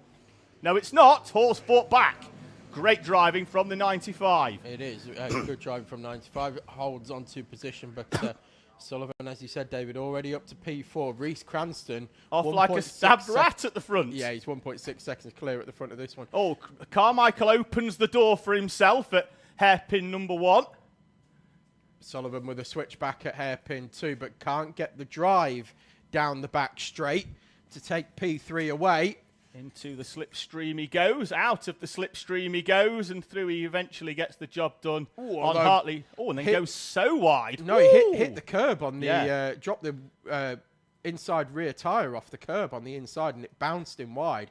Still managed to hold on to P3, although it stacked them all up behind. Yeah, William Howard and Liam Edmonds going side by side over the timing line. Edmonds holds on as Teddy Hall clatters the inside curb, and then that almost catches Liam Edmonds out as Hall slows him to through that D chicane.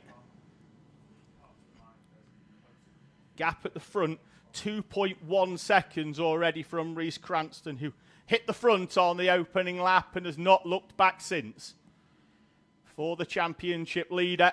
Yeah, absolutely flying is Cranston. 3 final victories to his name already this season for Reece Cranston in that 43.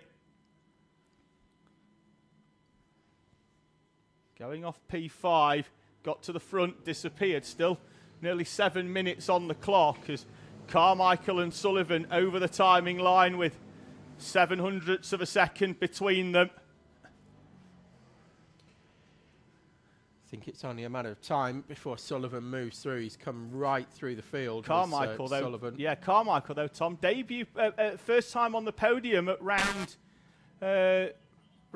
5, and really was a breakout weekend as he went with Cranston and Sullivan at the front. Gaps out to 2.4. Sullivan with the fastest lap on the previous with a 46.3, and Sullivan's through. Oh, is he? Yes, had to really force the issue there with Ashton Carmichael. Made sure of the move by running Carmichael right to the edge of the track between 3 and 4. Nothing wrong with that, but just putting some manners on Ashton Carmichael, who thought he could fight back and hold the line between 3 and 4. Sullivan saying, absolutely no way. That is my corner. I'm coming through and taking P2. Now goes about trying to hunt down Reece Cranston, but 2.6 seconds with 5.5 minutes plus a lap to go. Going to be tricky, that one. It's tricky. It's going to be impossible, Tom, but, you know. Nothing's impossible, David. That is. You know, take nothing away from Sullivan, but he's not closing in 2 point anything on Cranston. Cranston is unbelievably quick, Tom, as he's proved on numerous occasions this season. And that's why he's the championship leader. So when as they go side by side through and over the line, but when Sullivan catches him and overtakes him and I shout, nothing's impossible at you. It won't happen this time because Sullivan, I think, went in a little bit hot into the D. And they're going to fall away off the back of Reece Cranston. Then Sullivan goes wide again at hairpin 2. Down the back straight. And handling maybe for Sullivan? No, I think Sullivan was just trying to straighten it up, and then Carmichael popped the nose down the inside, which he's got every right to do to try and overtake, which is exactly what Teddy Hall and William Howard are trying to do, and Daniel Camp as well. And then Sullivan with a healthy helmet tap down the back straight. Oh, so the tap of I'm going to leave the door open. Yeah, the gap will go out. It was 2.5. It's now 2.7 on that previous lap. So Cranston, Sullivan, Carmichael. Elvis Hartley. Oh, side by side. Through goes Carmichael for second place in the second part of the National Loop. Yeah, big snap of oversteer through the National Loop for Joshua Sullivan, and it's allowed Carmichael through. Really struggling with the handling at the moment is Sullivan. Good power, though. Straight alongside again, down the back straight, and retakes the position. Does it? Yes, he does. There we are. They come back into camera shot. 4 minutes still on the clock, and there's a battle for second place. And wide again at 4 goes Sullivan. And Carmichael with the hand up. So I think that explains why Sullivan was slightly wide. Teddy Hall still holding off William Howard, but we've had a change for 4th place in the last lap as well. Liam Edmonds up on Hartley. Sullivan down the inside of Carmichael into hairpin number 1. Carmichael's going to come back at him at hairpin number 2. Then the switchback happens. It did make me laugh, Sullivan, though, because he was on the inside, the left-hand side of the pair. Now, as they came through hairpin 1 and 2, he looked to his left. But Carmichael was on the right. Oh. Well, it's a 50-50, isn't it? Like, where's he gone? Head- He's there. Heads he's on the other side heads of or me. tails. I'll pick Exactly heads. where he was before. They need to be careful, though, about backing themselves up here into Liam Edmonds and Elvis Hartley. Yeah, indeed. So wondering what's happened to the setup on the 13, because definitely struggling with the rear end. Definitely struggling with the rear end. As is, to an extent, Ashton Carmichael that time through hairpin 1 as well. So maybe just the grip levels aren't quite where they expect them to be. 46.2 on the last lap for Reece Cranston, who sets the fastest lap of the race. The two behind him doing 46.6 and a 46.9. And Liam Edmonds is coming right into this one, Tom. Indeed he is. Towing up onto the back of Ashton Carmichael with 2 minutes to go.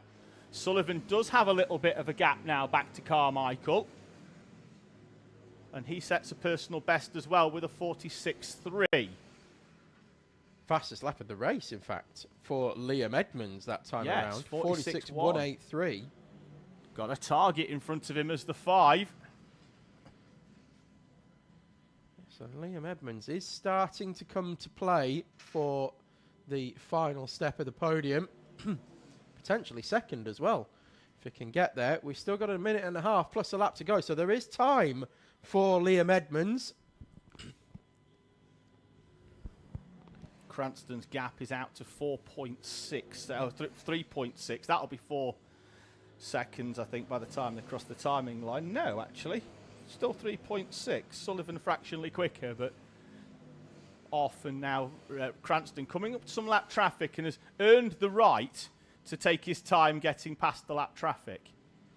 Yeah, we'll be able to look over to the right-hand side as well as he comes out of hairpin 2 and see his nearest challenges are only between hairpin 1 and 2. So big gap now for Cranston. Edmonds has come through from 8th place. And Edmonds is P4. right there. Carmichael Onto the back from of 7th Carmichael, into 3rd. who's also not been dropped by Sullivan, hasn't Carmichael? We're going to get 2 more laps here. Cranston crossing the line with 40 seconds on the clock. As they go round the national loop. Lap traffic to contend with now for the rest of the field. William Howard's moved through up into 5th place. Just spotted Reece Cranston's entry into hairpin 1 as Sullivan gets a little bit bolts by Dodds through hairpin 2, but it's actually not hindered him too much, and Dodds waves the following 2 carts through. So Carmichael and Edmonds made their way through cleanly. As the clock ticks down to 0 just before Reece Cranston comes over the line, and this will be the final lap. So now or never for Liam Edmonds. He's right on the tail now of Ashton Carmichael as they head into the national loop for the final time. This is for the final step of the podium on heat 1. Looks like Sullivan is going to hold on to P2 as it stands because there's a bit of a gap there. So unless he makes a mistake, he's going to hold on to P2. But what has Edmonds got down the back straight for the final time? What has he got left in the locker? Starts to close up onto the back of Ashton Carmichael. 2-3 corners to go. Can Edmonds throw a move down the inside? I don't know if he's going to be close enough to do anything into hairpin 3.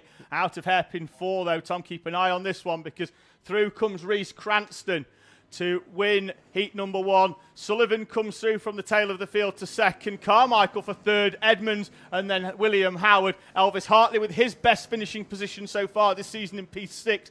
Daniel Camp, Ted Hall and Grace Matthews in P9. Adam Roberts, Josh Brown and Isaac Welburn with Olivia Hall and coming through now to finish in P13 in front of Jamie Balding and then Scarlett Whittaker Dunn and Reese Dodds. Oliver Watson, 13 laps down, Tom. Don't think he took the start, did he? Oliver No, Watson, I don't think he did. Seen him. He triggered the timing on lap 1, and then must have peeled off for Ollie Watson. So must have done the out lap at the very least. So can't see the quad of doom out there, so it No. doesn't look like we're going to get a recovery. Cranston takes the victory from Joshua Sullivan and Ashton Carmichael. Liam Edmonds, great drive through from William Howard. He did 16th to 5th. Daniel Camp, 13th to 7th. Ted Hall from outside the top 10 as well. And a superb drive from Grace Matthews, who did 17th to 9th. Indeed, credit where it is well and truly due. They might not get the airtime, but we still spot what they do. We certainly do, and we try, even though they're not all, we can only normally focus on one battle. We do try to spread it out, so if the leaders start to fragment, we'll always sort of head in a different direction and try and pick it out. But, we've only got one screen, you can only watch one battle, but we'll try and let you know what's happening throughout the field and try and make sure that all of our drivers get the correct amount of coverage. I mentioned the 54 of Olivia Hall. The number the reason they've changed to 54 is down to her mum, Hannah. In Roman numerals, the number 54 is LIV, and that's why they've gone with the 54. Oh. It's a very interesting and probably unique numbering system. I like that, though. It's nice, isn't it? That is very good, yes. It's nice. I did a whole paddock show once going, why your number? And some kids were like, oh, I just picked it. Or it was the only number left. Oh, it's Lewis Hamilton's number. Yeah, I interviewed Elvis Hartley yesterday. It says 24. So it was the only number. I went, there's 15 carts on the grid. There's 999 numbers. That is not the right answer. That's one of the interviews that we'll have on the Teesside Owner Drivers Facebook page. Rolling round then is Senior Pro Kart, Tom Hewland and Sam Neri, front row, Zach Hudson. And Oliver Hill on row number 2, Alana Howard and Freddie Cowley, row 3. Josh Folkus, the returnee, 4-time champion here at Teesside in previous years, goes off P7 with Rossi Costello, Ike Needham and Mark Hilditch with Joseph Williamson, George Ludwell, Danny Bean and Marty Gilfillan, Addison Smith, Matthew Hauschby, Riley Matthews and Zach Dawson as they head up towards the timing line for Senior Pro Kart, heat number 1. And away we go, and racing 4 wide into the national loop for the first time. Normally that doesn't work. They've all somehow made it through. Are they going to get into line before we get to the wiggles? They do. Josh Folkus reintroduces himself to the chicanes through the curbs on the wiggles. Not that you can forget about them if you've ever hit them before. As he bounces over but moves himself up into 3rd place. We could have an early change for the lead. Down the back straight we go, and that's Sam Neri as it through on Tom Hewland. Hewland coming back at him. Folkus down the inside, but also picks up a contact warning. It wasn't Sam Neri. Sam Neri's in 4th place. Who's that's leading Tom? It's the 81 of Zachary Hudson, who we know absolutely nothing about. No. And where did he start on the grid? 4th. He started 4th. Started 4th. Well, we know nothing about him other than the fact that the lad can pedal. Yeah, well, he's leading, or was leading, in and also multi-class racing as well. We haven't mentioned that here this weekend so far. So Senior Pro Kart, multi-class racing, and Zachary Hudson, a novice. Josh Folkus, who's just taken the lead, anything but a novice. No, won 4 championships here. Yeah, about as far from a novice as you can get. Tied on 4 championship victories with Connor Lucas.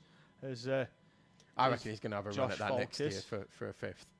I don't know. He's a bit preoccupied with endurance racing. Well, yeah, but and work. Angie's mum isn't going to like the fact that he's tied. Do you reckon this is going to he's this is going to relight a fire? This one sprint meeting. Yeah, that's it. Yeah, him and I reckon him and Connor are both coming back next year. I know Ange won't be at the. Wide goes the 81 of Zach Hudson, taking the drifting line.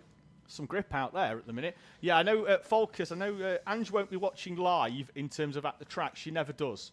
She prefers to watch us live on TSK-Motorsport Media. Hearing us over the PA, though. She does. Yeah, she does nerves. That's the thing. She's nervous, even though there's nothing to be nervous about with Josh. The lad knows how to drive. He's a very handy steering wheel attendant. As he's proving once again at the front of this one. So Ike Needham now moves into P2 with Oliver Hill, the resurgent Oliver Hill, I think it's safe to say. Absolutely flying these last 2 rounds. We won't mention the sticker kit again, but Oliver Hill with by far his best performances in a pro kart have come in the last 2 rounds. George Ludwell's got a new suit. Ah, It's well, that's what's thrown David. And, and myself. I was looking at him as well because I thought, is that Oliver Hill in a new suit? Because it's a very similar sticker kit. But Addison Smith's introducing himself to the new suit. He's alongside him out of hairpin 4. They're both the elite class runners, slots himself in. And yeah, George Ludwell with He's got a very red red Lucas Racing suit. Yes, I like it though. I like the red. They should not be allowed mid-season changes. Unless it's for, unless it's for a rip. I like that it's red, and I like that it's got Lucas on it. I know that there's far too many out there with the same MS kart suit. Yeah, well, Ludwell's previous suit had a rip, and not in a place that you want a rip. As Zachary Hudson got well and truly pushed wide onto the rumble strip on the exit of hairpin 2, allowing George Ludwell and Addison Smith through. No Curtis Yule this weekend, I've noticed. His cart's here because it gets brought by Lucas Racing. Smith goes down the inside of Ludwell, introduces Ludwell to the rumble strip on the outside. Danny Bean, then it's the 81 of Zach Hudson, Sam Neri. As we've got Riley Matthews peeling off into the pits with only 3 wheels on the wagon. His wheel nearly overtook him. It's about to join him in the pit lane. It's going to the marshal. Oh, that's perfect. Straight to the marshal, who controls it with a nice just see it coming inside of the right foot, there. traps it dead. He could have passed that back to Riley Matthews there. He could have chipped it in and been nodded in by Riley Matthews. Chip it home. Just as, in the live chat, Alan Burns says good luck to Riley Matthews, wishing him well, the best of luck today in the novice class. The commentator's curse becoming the live chat curse now. Unfortunately. Ike Needham has closed right in on Josh Falkus, and they're nose to tail for the lead. And this I wasn't expecting. It's not that I'm trying to say that Ike Needham shouldn't be there by any means, but I didn't expect when Josh Falkus hit the front and gapped Ike Needham, that Ike Needham would then reclose that gap. Let's have a look how far that gap was out. It was out to half a second at one point, nearly 6/10. Ike Needham's kart yesterday welded up on one of the rear crossbars for Ike Needham's car. He's about to be welded to the rear bumper of Josh Falkus. It certainly is. Third place, Oliver Hill, has got a good gap, and he's going to need that gap. Segway and a half, Tom. Well done. Congratulations. Because Addison Smith, George Ludwell, and Danny Bean. I do a little celebrate in the commentary box. Coming, and Smith. Whoa! As they go side by side through the D chicane, and I think that Joseph Williamson going high wide and not quite. Yeah, handsome.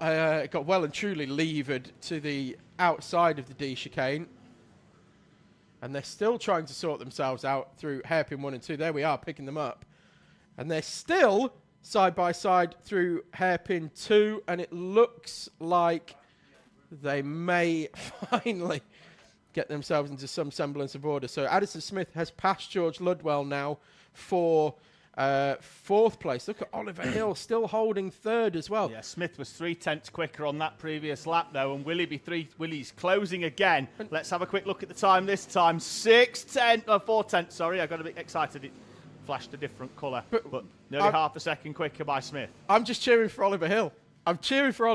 He's P3 on the road. He's been dropped by Falkus and Needham, but nowhere near what we've seen over the last, 2-3 years that he's been racing here. Oliver Hill, flying. Don't take a bow just yet. No. But don't stop and take a bow in South Bank. I'm shouting for Oliver Hill. He is flying. The people's the Combox champion. Come on. Definitely for today. Definitely for Heat 1 of Senior Pro Kart. He is being closed in now, though, by Addison Smith and George Ludwell and Danny Bean. Danny Bean, of course, sharing the class with Oliver Hill, Addison Smith and George Ludwell in our elite class. So we said multi-class racing here in Senior Pro Kart.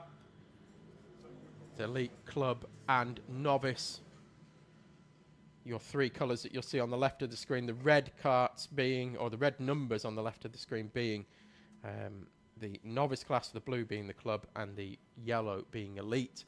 And as you can see, the 4 elite runners that we have occupy 4 of the first 5 positions, the outlier being Oliver Hill. Needham is right up on the back of Josh Focus. Will he be content in the heat just to pick up the points and push Focus? Or are we going to see Ike Needham try and take a scalp? Well, I was going to say it might be interesting with Needham trying to, as you say, take the scalp. I think Focus would immediately reply and put some manners on him, but we'll see. Got 1 minute and 40 seconds plus a lap to go, so we're going to get 3 more laps. Second place, the second battle, Tom, for third has tightened up as Addison Smith right up onto the back of Oliver Hill. And bringing with, though, is Addison Smith is bringing George Ludwell and second place in that clubman class for Danny Bean. Yeah, whilst Tom and I always try and go down the middle and be as impartial as possible, but come on, Oliver, white line it, son. Park it. Well, he'll still take a class victory so long as he can hold off Danny Bean. But, Addison Smith forces the way through. Introduces him to some elite class racing. We were talking about being welded to rear bumper. Well, there was almost some welding going on there. Pro class, sorry, but we run pro club and novice rather than BPEX Elite Pro Club and not. I think Oliver Hill wondered whether he'd won the postcode lottery there because somebody was tapping on his rear bumper. Someone's knocking at your bumper. Yeah, someone's taking your place. And it's Addison Smith moving through into P3. God, we're good. Clip that up. Smith then in third place from Oliver Hill, George Ludwell and Danny I tell you Bean. what, Oliver Hill thought about going full send into hairpin 1. Just managed to get it woed up enough. You can almost hear him from the commentary box going, whoa! Now he goes down the inside, off the back straight. He's took the place back. And he's got it back, Oliver Hill. Brilliant. Smith's going to come straight back at him. Then there's a bit of contact between the two of them. Is there? Yes, there is. Oliver Hill goes wide. George Ludwell takes 2 places for 1. Danny Bean's in the mix as well. And Oliver Hill gets shuffled all the way back to the back of the train. Final lap for Josh Focus and Ike Needham. Now that's twice Smith has overtaken Hill in what can only be described as a robust manner. The first one was bang on. Okay. For me, the first one was a good move down the inside into hairpin 2. Fair enough. There was definitely side-by-side contact, but Smith made his way through, and then the second one I think was George Ludwell, 100% barn owl down the back straight as he spends more time looking at Addison Smith than he does looking at the front. Out at the front, though, Josh Focus will come through on his return to Teesside to win heat number 1 from Ike Needham. Side by side up towards the timing line between Ludwell and Smith. Ludwell runs in wide. Ludwell takes third place from Addison Smith and Danny Bean. As I imagine for a moment, our checkered flag man Callum thought it's probably not the best place as they came very, very wide over the outside. He's got to. He almost went from Callum to Colin Jackson. He's got some quick feet there, hasn't he? Start line Marshall in a quick 2-step away from side at track. So, Focus, Needham, Ludwell, Smith, Bean, Oliver Hill and Zach Dawson, Rossi Costello up into 8th place. Joseph Williamson and Matthew Hauschby, Sam Neri and Zach Hudson, Freddie Cowley, Tom Hewland, Alana Howard and Mark Hilditch, and Riley Matthews with 3 wheels on his wagon retires to the pit lane. And just to show you on the left-hand side of the screen, we have 3 classes here this weekend, as we've said, and 3 classes separated. 1, 2, 3, 4 for the elite class, 5, 6, 7, 8, 9, 10 for the club class, and then 11th, 12th, 13th, 15th, 16th, and 17th for the novice class. Tom Hewland, the only outlier there. But random grids, and still we have our class system working perfectly with the cream rising to the top. We almost had if it wasn't for for Hewland being 14th, if he was up in 11th, it would have been the perfect ladder. I do feel a bit sad for Oliver Hill in that one though, because he's finished P2 in clubman class, and it wasn't really his fault. No, I thought he was doing really well there as well. No, and I'm not trying to downplay Addison Smith in any way whatsoever. he's a great driver, is Addison, but that was robust to say the least, and it's actually cost Oliver Hill a class victory. But I'm sure we will come back in heat number 2. And Oliver Hill has been certainly making massive progress these last 2 rounds. So big shout to Oliver. Back into the live chat, Leon Wilson saying good luck to Rossi Costello. Well, he's just moved up to finish in P number 8. Ellen Humpleby saying that we're clearly not focused enough if P3 gets hit out on lap 1 and you don't miss it until the end of the race. Well, that's a side effect of having an all-action race, Tom. We're not going to catch everything. We will try our best to improve. We always do. And thank you very much for your feedback. Yep. Alan Burns following up saying that he's saying nothing, clearly a mechanical by the pit crew. So he's passed Riley's retirement fully on to Riley's dad. Oh, okay. Yeah. Right, okay. Fully on to the mechanic. Oh, Max Shields from watching all the way over in America. Oh, right, okay. Because he was messaging touch. us from the plane, which was an achievement. Kudos for that, because we did ask for a message from 37,000 feet. We've apologised and Helen's still not happy, Tom. Can't make everybody happy, but me and you two are happy because we're in the commentary box. So we'll keep morale up. We'll keep it positive. Keep morale up. We keep it light. We keep it positive. Light and breezy. Yeah. Because we've got aircon. Yeah. That and we're cool. Oh.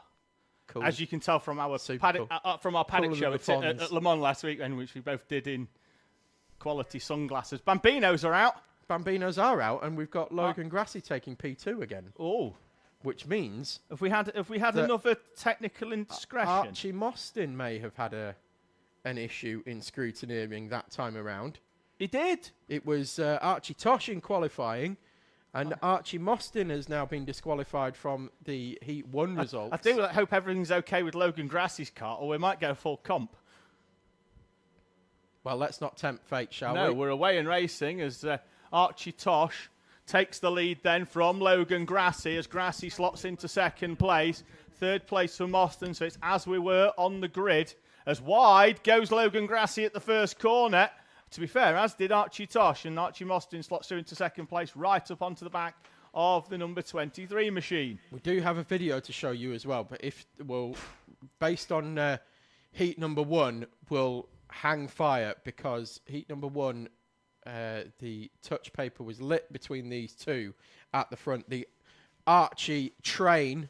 Is it a good video? Double Archie. Well, it's the one that we were talking about at the swimming pool. Oh, the swimming pool. Yes, Lovely. we've got that to play out on the stream, but we'll just wait and see whether Archie Tosh is going to gap Archie Mostyn or whether we are going to have, as we did in Heat 1, a fight right the way through, and immediately Mostyn tries to go round the outside of Tosh at hairpin 3.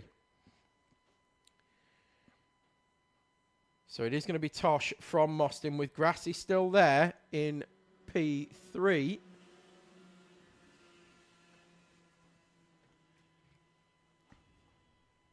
They head round the national loop one more time. And still not much between them. No. Oh, good run from Mostyn. All over the back. He had a look left, had a look right. Slots back in.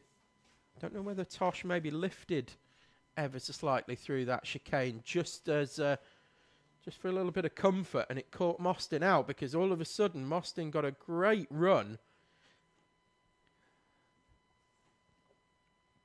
He tries to go right round the outside. We've seen this for the last, 7 years that we've been commentating, that doesn't work around the outside of Bambino. It's never worked. They don't lose a huge amount of time, but we've never actually seen. They don't have the power to go all the way around the outside there unless the driver on the inside makes a mistake. Or unless you're Chloe Look, McGill. I am all for keeping trying it, because when it eventually happens after 11 years or so, we'll take the roof off the combox. Yeah, exactly, yeah. It'll be very similar to that time that the Met Police Motor Club got caught speeding in the pit lane at Le Mans in 24. We nearly lost the roof of the gazebo because David jumped that high. Yeah, I just screamed, "It's happened, Tom, it's happened," about 15 times. And you were like, "What's happened?" I'm like, "Look at that." It's probably the most excited I've seen you. Yeah, no. Since your lad won a championship.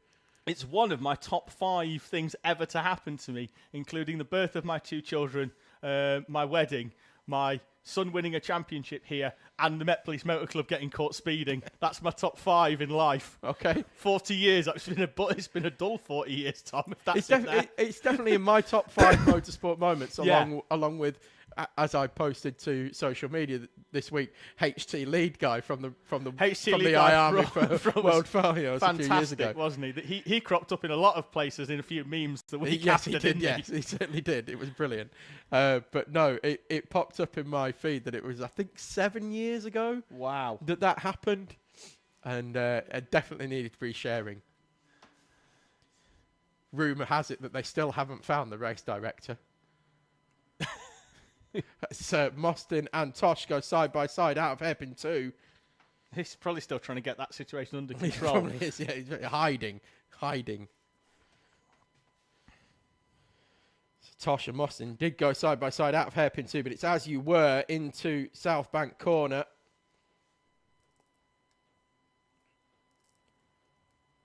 And through hairpin 3 and 4, and Mostyn still cannot find a way through. These two have gone at it now for a heat and a half. And potentially all the way through to the end of this one as well. Looks like Mostyn's got the pace to move away, but we thought that with Tosh in Heat 1. We thought if Tosh could hit the front, that he would just drive away, but wasn't the case. And I'm going to wonder whether Mostyn can do that this time if he does get through as they go. Ooh, he thought about pulling out the slipstream again, coming out of hairpin 2. This is a complete role reversal, Tom, of the previous race, isn't it? Where Tosh spent most of the race trying to find his way past Archie Mostyn. This time round, it's Mostyn trying to find a way past Archie Tosh.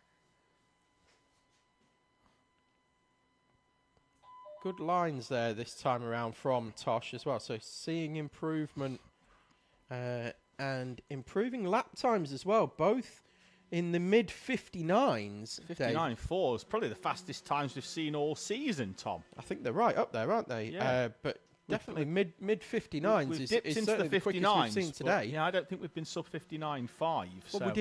it was a 59.9 in qualifying, Yes. wasn't it? So we're already half a second quicker than we were going in qualifying for Bambino. Yeah, normally quali's about as fast as they go, but just because the air gets a little bit thicker throughout the day. But I think it's the opposite. I think it was really humid this morning, and I think it's drying out a bit out there. Warm. I said when I came in the commentary box that you could feel the moisture coming out of the soil as you were walking through. It was very humid. It's a very detailed description. You sniffing the soil, Tom? No, you could feel. No, as I say, you could feel it as they go side by side into hairpin 3, and Mostyn does now take the lead from Archie Tosh, and we'll see now what kind of pace Mostyn has got in clean air. Good move then from Mostyn. Tosh is going to try and go round the outside, but will have to slot back in, up and over the timing line, and indeed does. Doesn't lose a huge amount of track time, but then goes very wide at the national loop. Again, won't lose him a huge amount, but certainly not right on the rear bumper, which he closes up by carrying that extra speed round the outside up towards hairpin number 1. And they'll run side by side at 2. Is there a switchback coming? Thought there was, not on this occasion. Mostyn gets on the power. Now, if we do see around the outside, it's normally done by the time they enter the South Bank corner as they run together down that back straight. Tosh trying to squeeze Mostyn to the inside. Mostyn taking that inside line and holding on to the position, but really, really tight between the two of them once again in this second heat of the day. Sorry. There's the straight line job that Tom told him to do in Heat 1. And there we go. It's almost like we know what we're talking about. Butterworth driver coaching, paying off. I mean, we don't know if he watched Heat 1 back, Tom. I'm sure he did, but if you do need any driver coaching, I am available for a very hefty fee. £quarter pounder with cheese, I reckon, should do it. Yeah, it's just about. Maybe a drink as well. Yeah, throw in a drink. As a win bonus. Yeah. It's Tosh now moves back to the front of this one. So the pace that Mostyn could have had in clean air, we'll never know. So we're going to we've got 20 seconds plus a lap to go. So they might just make it. No, I don't think they will. I think this is going to be our penultimate lap. Oh, 2 races on, a race against the clock as well. Yes, we have. Yeah, the clock's going to win. Calling it already. Yeah. Clock's going to tick down to 0, and we're going to get the final lap board out, are we? Yes, we are. Yes, it's automatic. Okay. I don't know how it's automatic, but it is. It just pops up by itself, and there's certainly no... We'll have to get a manual board in the combox window. I'm glad it's automatic because I Which had I a think- mild panic attack here in the, in the commentary. I don't know how it does it, but it does. I don't know whether it's the camera on the end. It picks up a bit of movement. All them raspberries it keeps getting fed. It does. It definitely comes up at the start with the word raspberry on it, which I think is perfect for the BUKC 24 because they do like abusing each other. So Tosh actually now moving away from Mostyn. So now Tosh has got the clean air once again. He's had a bit of a wake-up call that Mostyn came through. And now Tosh, again, with that title entry and tight line through South Bank Corner that we didn't see in Heat 1. So learning all the time is Archie Tosh. And about to cross the line and take victory in Heat number 2 from Archie Mostyn. And Logan Grassi will cross the line again in P3. And a similar distance back as well. So good driving again from Logan Grassi. That will make Brian Fraser very happy in the live chat. Logan Grassi just comes straight back into the pit lane from 3rd place.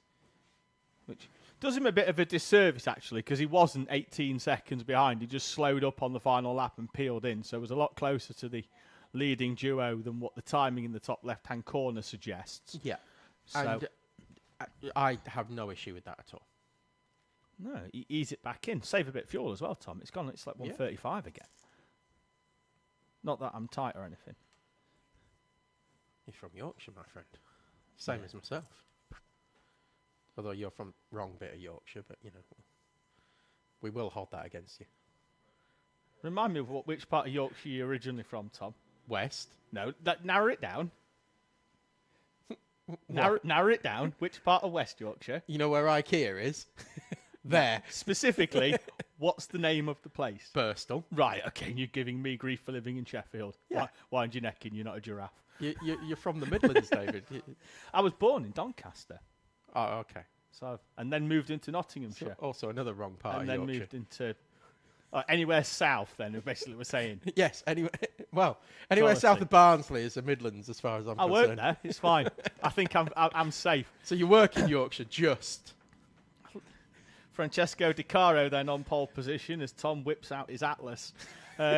We'll start on pole position from Sebastian McCarthy alongside Daniel Ziad and Edward Rye on row number 2, Aaron Rigg and Aston Wilson row 3, Tommy Burgoyne and Albie Cam on row number 4. Jake Gibbons starts 9th, Alfie Keeling alongside on row 5 with Jacob Jones and Abel Hutton, Oliver Bullock and Jacob McDonald, Harry Scrafton and Oscar Wills with Edward Charlton and Andrew McCrossan in front of Reggie Cook and Tyler Grufferty. And I've rattled through that for a reason. You rattled through it so that we can bring you the footage from yesterday of the swimming pool section of the west track of Teesside here. And we're going to bring it onto the screen now if we can, Toby.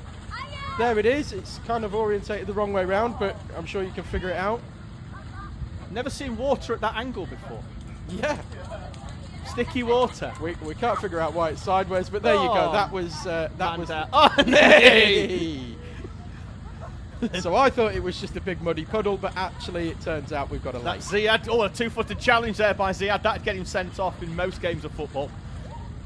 And all the mums watching this and just cringing because that's more washing that needs doing. I'm trying to figure out who that is in the orange McLaren top, but he was loving just jumping in that puddle. I hope our audio came over the top of that. Oh, okay, you could hear us commentating on it. Oh, good. That's all right then.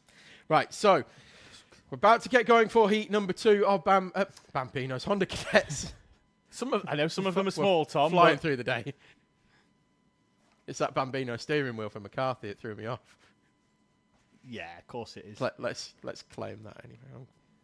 Tom clutching at straws that aren't there to clutch It's my at. excuse, and I'm sticking to it. To Max Shields saying good luck to Abel Hutton and Jake Gibbon, who he did a little bit of coaching with at the previous round, and certainly did. Max, actually, he's in America, and he was at Daytona taking a NASCAR round in the week.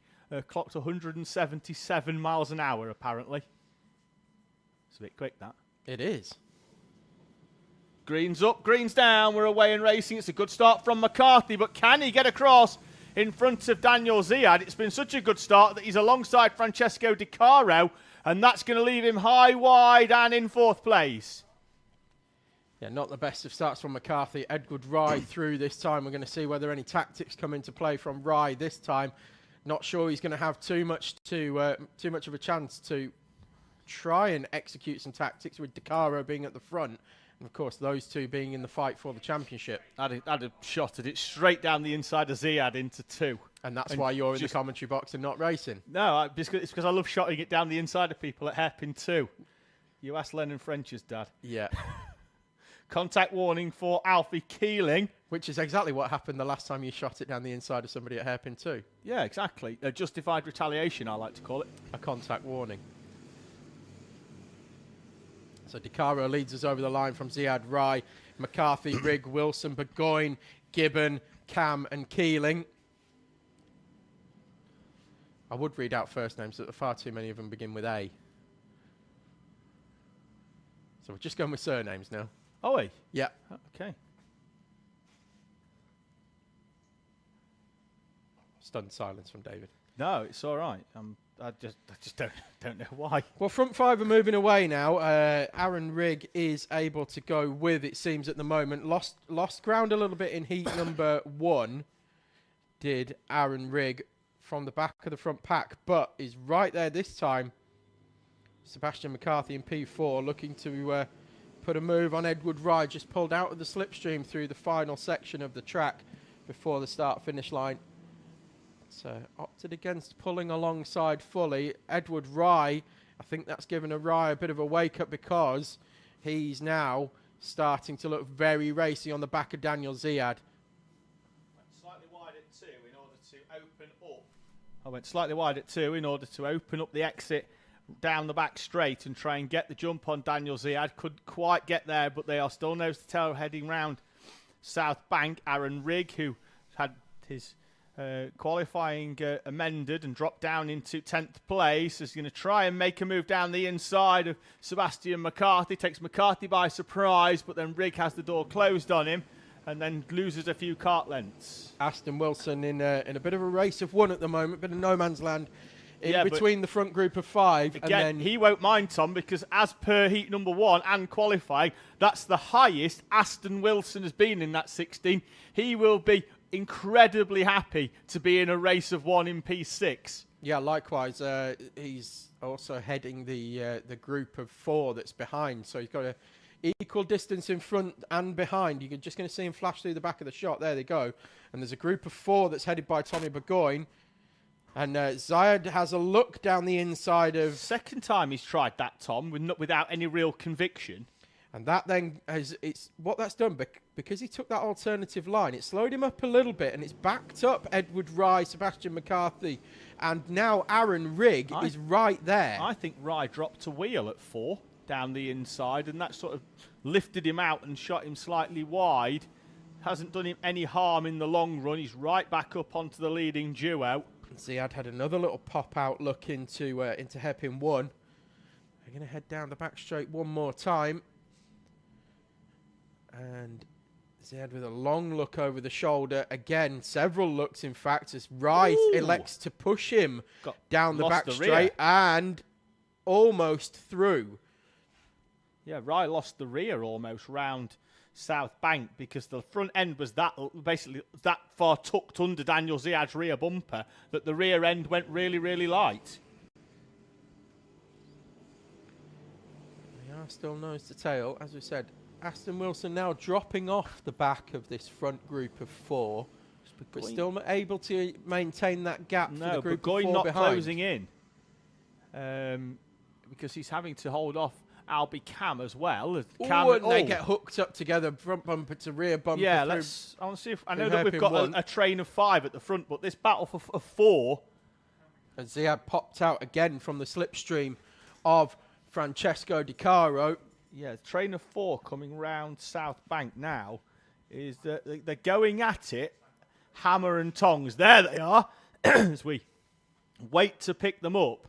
But this is midfield battling at the moment, where they don't work together in the same way the leaders do. They just go at it from the green to the checker. Oh, no tactics involved in this one. No, and Cam's dropped to place, I believe, by the look of things. Yes, he has. No, he hasn't. No, it's as they were. Yeah, I thought he dropped back behind Jake Gibbon, who comes into this round with confidence after a personal best at the previous round in terms of finishing position with a superb run to P number 7.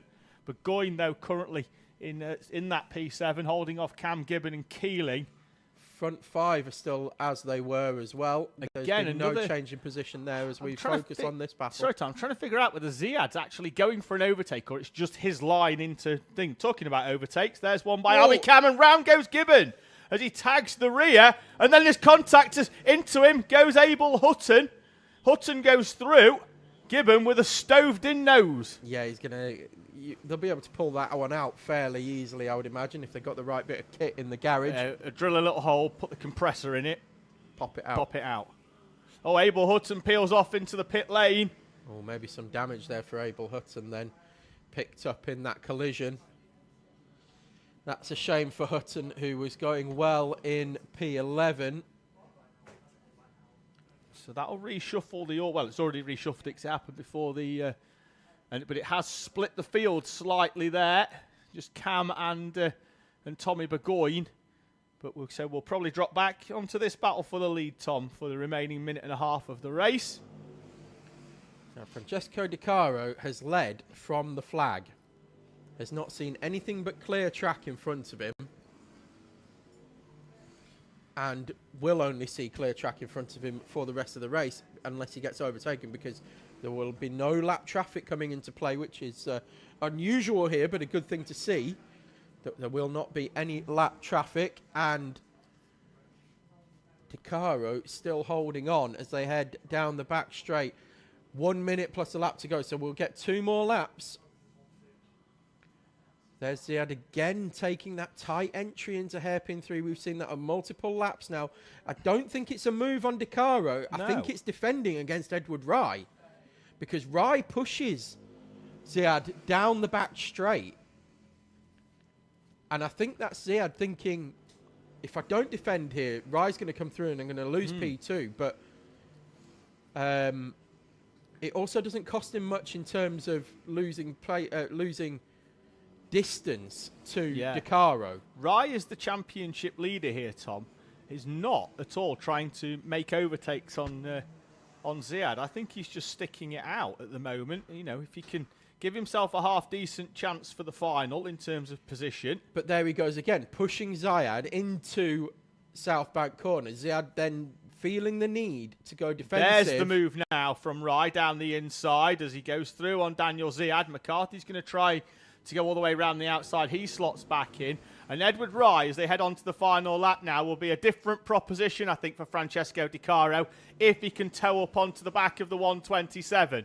Let's see whether he's happy with just the points for second place. We know that there's only 1 point between them. McCarthy defends Aaron Rigg into hairpin number 1. Rye needs a good run and might even need a little bit of assistance from Daniel Ziad in that 15 down the back straight. Looks over his shoulder for it, but Ziad's going to defend McCarthy, who's a few kart lengths back, as Rye closes right up on Di Caro, who's going to white line it to an extent up to hairpin number 3. We'll need the door closed at 4. Door's not closed enough, though. Down goes Rye, down the inside, and Rye, who started 2 laps ago from 3rd place, comes through, plays the long game, and comes to fruition with a victory in heat number 2. Edward Rye, the wily fox, takes victory in heat number 2 from Francesco Di Caro, Daniel Ziad, Sebastian McCarthy, and Aaron Rigg. I'm going to sum up Edward Rye's heat 2 in Honda Cadet there in one word: class.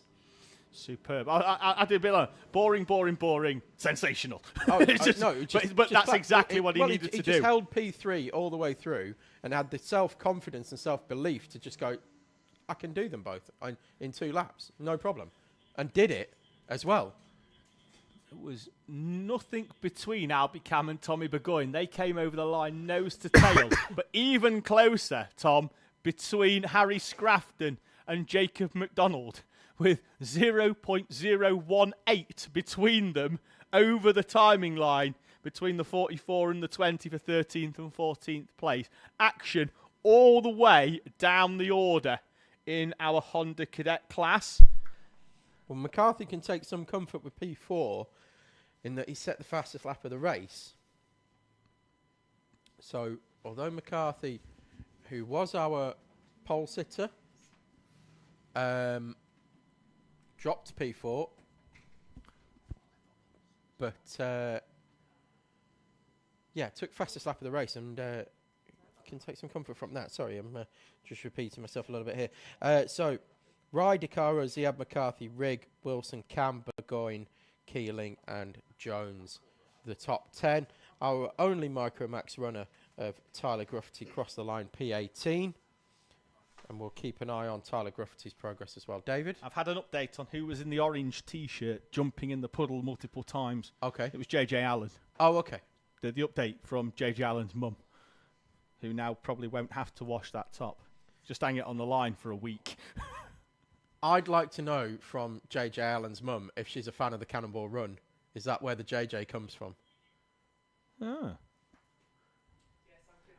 Yeah, so is it like is it actually JJ or is he got Burt Reynolds in Cannonball Run is JJ, right? isn't But it? I'm trying to figure out whether his name is JJ or whether he's got two, like a first name and a middle name, both beginning with J. No, and then it's imagine that's shortened what to it JJ. is. Yeah, but I'm wondering whether it's also a little bit of a Cannonball Run reference. I'm waiting on the update. Or any other parent, tell me why you named your kid their name. Update me. Yeah. Come on. Yeah, let's do that. Give me some entertainment. Live chat as well. Yeah. Why did you name your child? Why is Harry called Harry? No, I'm asking. No, hang on. Now we're getting an question. update in the commentary box. Harry in the commentary box is called Harry because... Emily was reading Harry Potter when Mum was pregnant with him, and she just decided his name's Harry, and then she told everybody, and then Jen started, I didn't want to call him Harry. That's loads better. You could have been called Dumbledore. Right, so he's called Harry after Harry Potter. But we've named a child. Yes, we have. We have named a child from Teesside Commentary. Yes. Chloe McGill's little brother, who she said that she wanted to call him Theo, and her mum wasn't feeling it, but then we told everyone it was already called Theo, so we had to do it. There's a race. I'd have done the grid, but we were far more interested in that. But Joey Swan leads us away. Ashton Horspool from Aaron Berridge. If you want to know the grid, just watch the previous race because it's as per they finished. It's down the inside. Tom Nichols takes P2. Tom Nichols in that new suit that I mentioned last time looked like the Red Arrows, and they all came. 5 of them came in formation. Another sensational start by Jensen Whitehead. I don't know what he does on that opening lap, Tom, but he is full of confidence in getting that kart stopped, and he is up to 5th place in front of the championship leader, but he goes wide round the national loop. Bachuev back through, but again, a superb start by Jensen Whitehead. Yes, indeed. Now, just before it all kicks off here with Tom Nichols and Ashton Horspool, tell me about them coming in formation. Oh, in the previous lap, I mentioned Nichols' suit made it. It reminded me of the Red Arrows. Mm-hmm. So, Flight Lieutenant Nichols, as we just tried to give everybody in R200 a nickname going forwards. So, he will be Flight Lieutenant Nichols from now on. Be Lieutenant. No, he won't. Because no, it will be Lieutenant because we don't say Lieutenant in Britain. Have a look at the structure in which I Googled this, Tom, so that I could name him correctly. Okay. And the Red Arrows have the first rung is a Flight Lieutenant, but it's a lieutenant. It can be a right. Say Lou, it's left. Mate, it can be a right tenant for me. I don't sorry care. to be pedantic about it, but yeah, like you said about proms. I shall wind my neck in and check Google. You're going to say it's lieutenant, but yes, I'm saying it's lieutenant is the spelling of it in the American sense, but you pronounce it lieutenant. Anyway, it's David Googles. Horspool still leads Honda R200. Yes, flight lieutenant and squadron leader. Yes, but it's Google the pronunciation of it. You Google the pronunciation of it. It's kicking off in the commentary so they're box. coming in formation. Sullivan and Butterworth exchanging big right hands. We're going to be formation fighting in a minute. They are formation at the front of R200 though. Ashton Horspool, Tom Nichols with Aaron Berridge, Peter Webster in fourth place. Luka Bachuev, who was overtaken on lap number 1, has basically broke him away from the 4 in front of him. So he's going to be a lonely fight now to try and close up. The 10 of JJ Allen, who I've had confirmation, Tom, of the name. He's called John Jr. John Jr. John Jr. Oh, after so the his second dad. J is Junior. Right. So that's why we have a JJ. So that's named after his dad. Well, my brother-in-law is also a John Jr., except he's actually a John. He's the third John, so I just call him the third. John Jr. the third. No, he's John the third. John the third. Yes. Like he's a royal. Yeah. Well, no, he's just the third. True story. Well, I didn't think you'd be making stuff like that up. Well, no, it's the third. That's not how I refer to him. The third. Barrage is going to go down the inside. Barrage is going to go hard down the inside. Yeah, that's going to allow Webster to close right back up, and they go down the back straight. But yeah, Aaron Berridge. Was a send and a half. Talking about sends, back down the inside goes Tom Nichols. And back down the inside goes Berridge. Oh, and then Webster. Webster rattles some Hello. teeth. Bet he's not been on that curb before. Nobody goes on that curb. Not through choice. Came through hairpin 4 like a WWF wrestler carrying a metal chair. I thought you meant like Bang! Oh, I thought you meant like Axel Jim Duggan. It's 2x4. It's coming in swinging. I think Tom Nichols definitely knows that Peter Webster's there now. Oh, yeah. If he didn't before. Bouncing his way through. What it has done is it's provided Ashton Horspool with a couple of laps of respite at the very least. And now will require Berridge, Nichols and Webster. This championship as a whole, Tom, is wide open. You know, after round number 6 will be where we start applying the drop provisions. We race for 9 rounds, 7 to count, and it's going to be very, very tight. Dan needs to wind. way. Dan needs to wind his neck in. Right. So first of all, he's Dan, not making friends. Thank you in the group chat. Well, thank you, he's Dan, made one for friend. agreeing with me and proving me right. And secondly, we've just had an update that Peter Webster is named Peter after his uncle or Edward's uncle. I missed which. Please tell me he was an accountant. But he was Please an accountant. tell me. Yes, he was. Oh, I've just read it. Oh, that's replaced the Met Police Motor Club in my top 5. Peter Webster is the fiscal wizard, who I said sounds like an accountant. 2 years ago now. 2 years ago, we've finally had confirmation that he was actually named after an accountant. It comes full circle. That's a high five in the commentary box. Oh, We're speechless. into silence. Brilliant. Absolutely brilliant. Watching silence, folks. Right, so the original Peter Webster was actually a fiscal wizard. Yes, he was. Well, I don't know that. He might have been a terrible accountant. Well, he could have been. But I don't think he is. He's been cooking books for years. Yeah, they don't. You don't normally see a poor one. You don't dare. They know what they're doing. Aye. The top 4 have spread out Don't know how many nicely visits at the he's front had from now. HMRC. Yes, of course. But this Peter Webster has received none. No, none at all. Horspool leads from Berridge, Nichols and Webster. It's broken. It's fragmented slightly, hasn't it?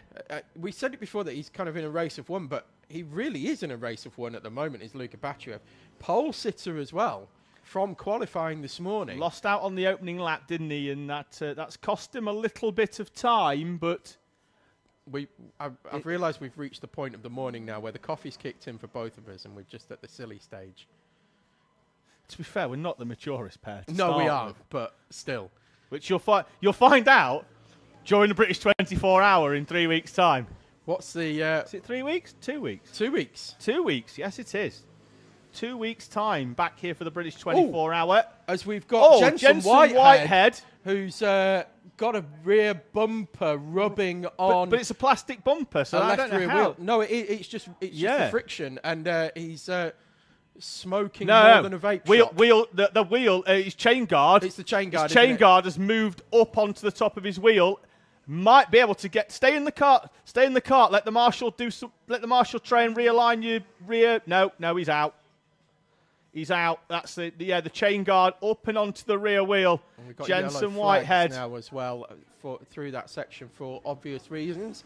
But Joey Swan still continues to lead, of course, in the only inter-Rotax that we've got. It should be Tom Nichols with the smoke trails coming out the back of his red arrow. This is gonna be a theme now, isn't it? Well, but I'm not. It's not like I'm out of order with it, Tom. No. He's got a red suit and a red cart. Look, if you provide the material, we will use it. He's number 122. We need at least a red arrow's number. No, he's 74, Tom. 122 sorry, Berridge. 74. My apologies.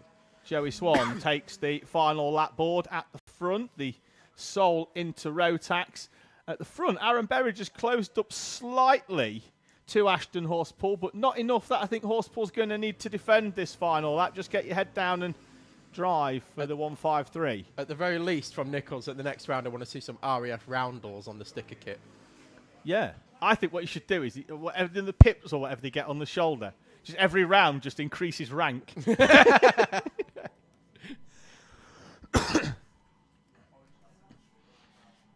As he's older, we definitely want a Biggle-style moustache as well.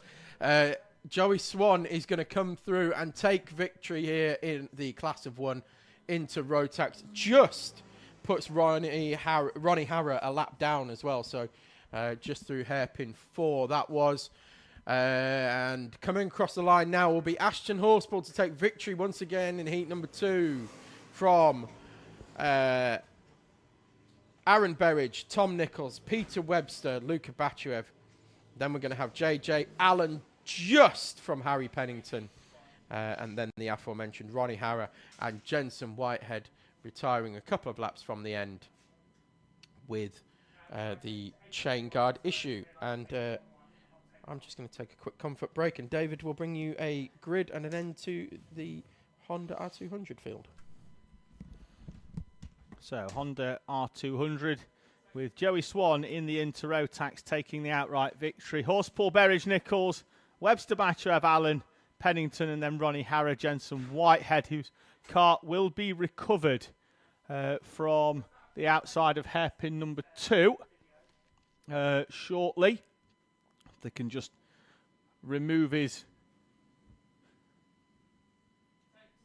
chain guard from behind the wheel. No, they're not going to do it. The quad is making its first appearance of the race day here at round number 6 of the NRG Karting Owners Sprint Series here from TSK-Motorsport.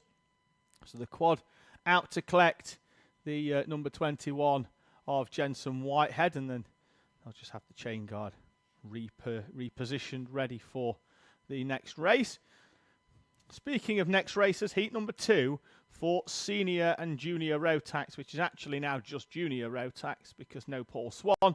Sees Joseph Yao going off the pole position with Evelyn By alongside Morgan Cooney and Layla Berryman on row 2, Jake Gruffety and Holly Swan row 3, with Oliver O'Donovan and Jacob Carnes on row number 4, Darcy Hall and Jack Moscow row 5, Freddie Widrington and Jaden Stonehouse on row number 6.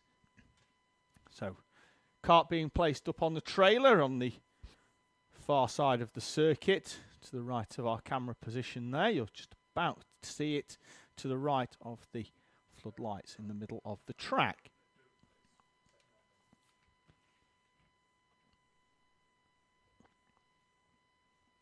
So, Whitehead getting a trip back. I think they'll cut across the grass here. We're going to go rally crossing. Yes, we are. That might save us. That'll save us 20 seconds. That'll get us through. Nicely up and over the tabletop. And so Whitehead being returned back to the pit lane. It's a fairly easy fix actually with the chain guard, so that'll just get repositioned. It will have taken a little bit out of the tyre. In fact, the chain guard's back as it was. It just looks like that's hung off the side and maybe just worn the side out of that. But all sorted. No real harm done for Whitehead. Drops a position or two, but will surely be out for heat number 3 here from round number 6. No round in August for the Sprint Series. We're back in September before the October doubleheader to round out the season and crown some champions. We may have a chance of doing that actually in September as well, depending on the outcome of this round today, and we'll update on that as we head towards the September round for round number 7. As we have mentioned, though, no ease up in the action on TSK Motorsport Media. In 2 weeks' time, we'll be back here for the 2025 running, the 32nd running, I believe, of the British 24-hour. Oh, and we're here as well next weekend, Tom, for some bikes in the NBS bike series, which Kat mentioned at one point, so definitely stands for National Bike Series. Definitely, 100%. Because Kat told me. Okay. And what Kat tells me is 100% true all the time. Always, yeah. And don't question it. No. Never. Junior Rotax then rolling through. Joseph Yao, the pole man and reigning champion, dictating the pace, keeping them nice and slow as we head up towards the acceleration line. There we go as we go through the cones. And we are away and racing. Yao leads us up into the first corners. Wide is that Morgan Cooney going very, very wide, Tom, off the front row. Indeed it is, and he drops all the way down to last place for Morgan Cooney. Don't know whether that was the plug oiling up, but Cooney was on the inside of the second row in 3rd place, immediately moved to the outside and falls all the way down to the tail of the field, although appears to have some pace in that kart now, so whether it was just the plug oiling up because of the pace of the start, I'll allow Tom to explain what that is shortly, because he's a bit more knowledgeable than me when it comes to Rotaxis. Oh, it was the plug oiled up. That's what happened. Yeah. And, it struggled to get going. Happens with when it, no, I know what you mean, but no, when the pace slows down, the plug oils up a little bit. The engine doesn't work as well as it's not in its comfort window, and fluids aren't being transferred where they should be, and as quickly as they should be, and you tend to not quite get the waft and the power that you demand from it immediately. It's a bit like it's almost like it floods. That's what it kind of feels like. You've got to wait. Yeah, you've got to wait for it to get a second wind. Exactly. Yeah, it kind of chug, and it'll clear itself out. It'll clear itself out, and then there we go. Right now we're going, and that's exactly what happened to Morgan Cooney. Yao then leads us from Gruffity out of the final corner. Good start from Oliver O'Donovan. He moves up from 7th into 3rd place and sets the fastest lap of the race that time round. Evelyn Bye, Layla Berryman, Darcy Hall, Jacob Carnes, Freddie Widrington, who got past Holly Swan with a move into hairpin 2 on the previous lap in front of Jack Moss, Jaden Stonehouse and Morgan Cooney. Stonehouse got very much alongside Jack Moss on the inside into hairpin 1, and then had the nose chopped off on no uncertain terms by Jack Moss, who I don't think he knew Jaden Stonehouse was there, but Stonehouse had to back out a bit last second, lest he have half a kart remaining. Gruffity this time with the fastest lap as he closes in fractionally on Joseph Yao in that number 17 in 2nd place with the orange helmet there for Gruffity. The top 3 have got a gap as down the inside, that's Jacob Carnes throwing up some dust down the inside as he gets past Darcy Hall. Hall though straight back at him, and there'll be 3 right down the back straight behind these. The lead and battle. Widrington's going to get a double overtake. Widrington does get a double overtake. And it's Carnes in front. Carnes is in front of Widrington. We'll pick them up. It's that train of 4 there. Carnes, Widrington, Hall and Swan. And they're all going to close up now, trying to get up onto the back of Berryman and Evelyn Bye, who've got past and made some overtakes on that lap as well. In fact, Berryman got past Evelyn By, moves her up into 4th place. And we have a train of 6 carts. Widrington loves that move down the inside into 2. Stonehouse just got very wide through hairpin 1, and that's allowed Morgan Cooney to take 11th place away and relegated Stonehouse back to the tail end of the field. Still side by side. That move started at hairpin 2 and is complete on the entry to hairpin 3, some 15 seconds after Freddie Widrington, who I say does like that move down the inside into hairpin 2, and it's given him varying degrees of success, it's fair to say, Tom, so far. Yeah, indeed. Well, I think he needs to kind of have a look at what Fox Whiteley was doing if he likes that hairpin 2 move. Which, to be fair, you can't do generally if you're in a train. I know what you're saying. So what he's done there, exactly the same again, is he goes on the inside, which is fine, and that's allowed. It's allowed an overtake. Yes, it can't come back through.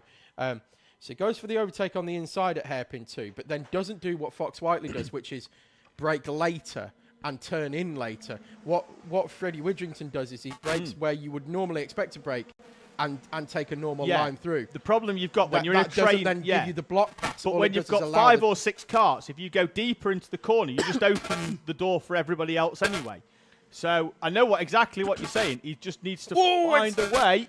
Carnes went up on the inside and clipped the inside curb at hairpin 1. There was a move on Evelyn By, and then Freddie Widrington gets 2 overtakes with no effort at all this time. Carnes kind of levering By out of the way at hairpin 1, and like you say, David, that's allowed Widrington through. Swan still there, though, on the back of Evelyn By. Darcy Hall trying to move on Evelyn By as Jacob Carnes picks up a contact warning for his troubles. Don't think he can have too much in the way of argument with that one, Tom. No. I think that's very fair. Joseph Yao still leading this one from Gruffity, who will not go away. Oliver O'Donovan as well in P3. Good weekend this weekend for Oliver O'Donovan. He's been good all season, Tom. Just lacked a bit of composure, let's say, in terms. I think he's had a win and dropped himself off the podium with a front fairing penalty during the race, which would be heartbreaking. Not only to drop yourself out of a win, but to drop you completely off the podium as well. But Oliver O'Donovan putting himself in a position to be at the head of the field, or at least on that front row for the final in a few hours' time, as we saw Jack Moss and Jaden Stonehouse having a great scrap round the national loop. Just picking it up there off the 2 there in the background of this Morgan Cooney-Darcy Hall battle, which Cooney out of the slipstream now and through down the inside. Potentially a race of what could have been for Cooney if he hadn't have had that opening lap issue that dropped him all the way down to the tail end of the field, having started on the inside of row 2, which often sees you going round the first corner in second place off that inside berth. Indeed it does. Such is the speed and power that we get from the rolling starts in this Rotax class.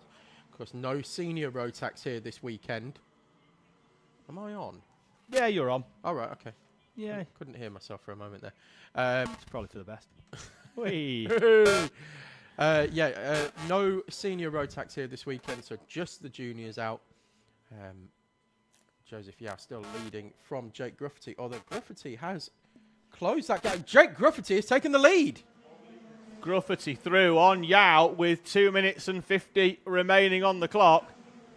And Jake Gruffity moves to the head of the field then. Waved yellow at the D. We've got Jacob Carnes facing the wrong way in the 22. Drops himself. Well, he was in P6. Yeah, out of the top half of the field.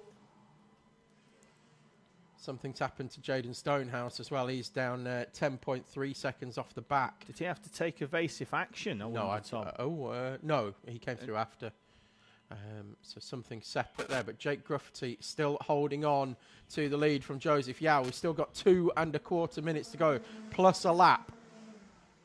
So plenty of time still for Yao to claim this one back.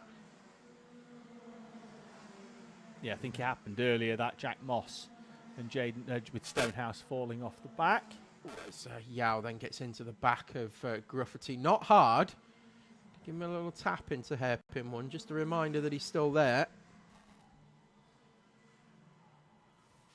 Needs to be wary of a drop-down penalty as well, just Joseph Yao. That's former champion here. He's Joseph Yao, so he's got class and pedigree. Jake Gruffity seems to be driving away now. He was very close on the last lap, was Joseph Yao, but now Gruffity's gapped him slightly. And Oliver O'Donovan isn't far off the back of this one either. Again, is this a case of what we mentioned in heat number 1? The pole man going slightly high on tyre pressures to try and break away early doors and leave everybody to scrap over second place. Are we seeing the effects of that? We saw it in heat number 1. Don't know whether it was the case, but we certainly saw the pole man go hard early and then fall back. And it's the same potentially here for Joseph Yao, who, whilst Jake Gruffity went with him, did not look under a huge amount of pressure. And now Jake Gruffity, having found a way through, is turning the screw and opens the gap up to half a second back to Joseph Yao. As O'Donovan closes in only fractionally, certainly not enough to trouble the 88 just yet. No, about half a tenth, wasn't it? And he's still a full second behind. But now Yao starts to close up through hairpin 1 and 2 once again. So that gap has probably halved from the 0.4 of a second it was over the line.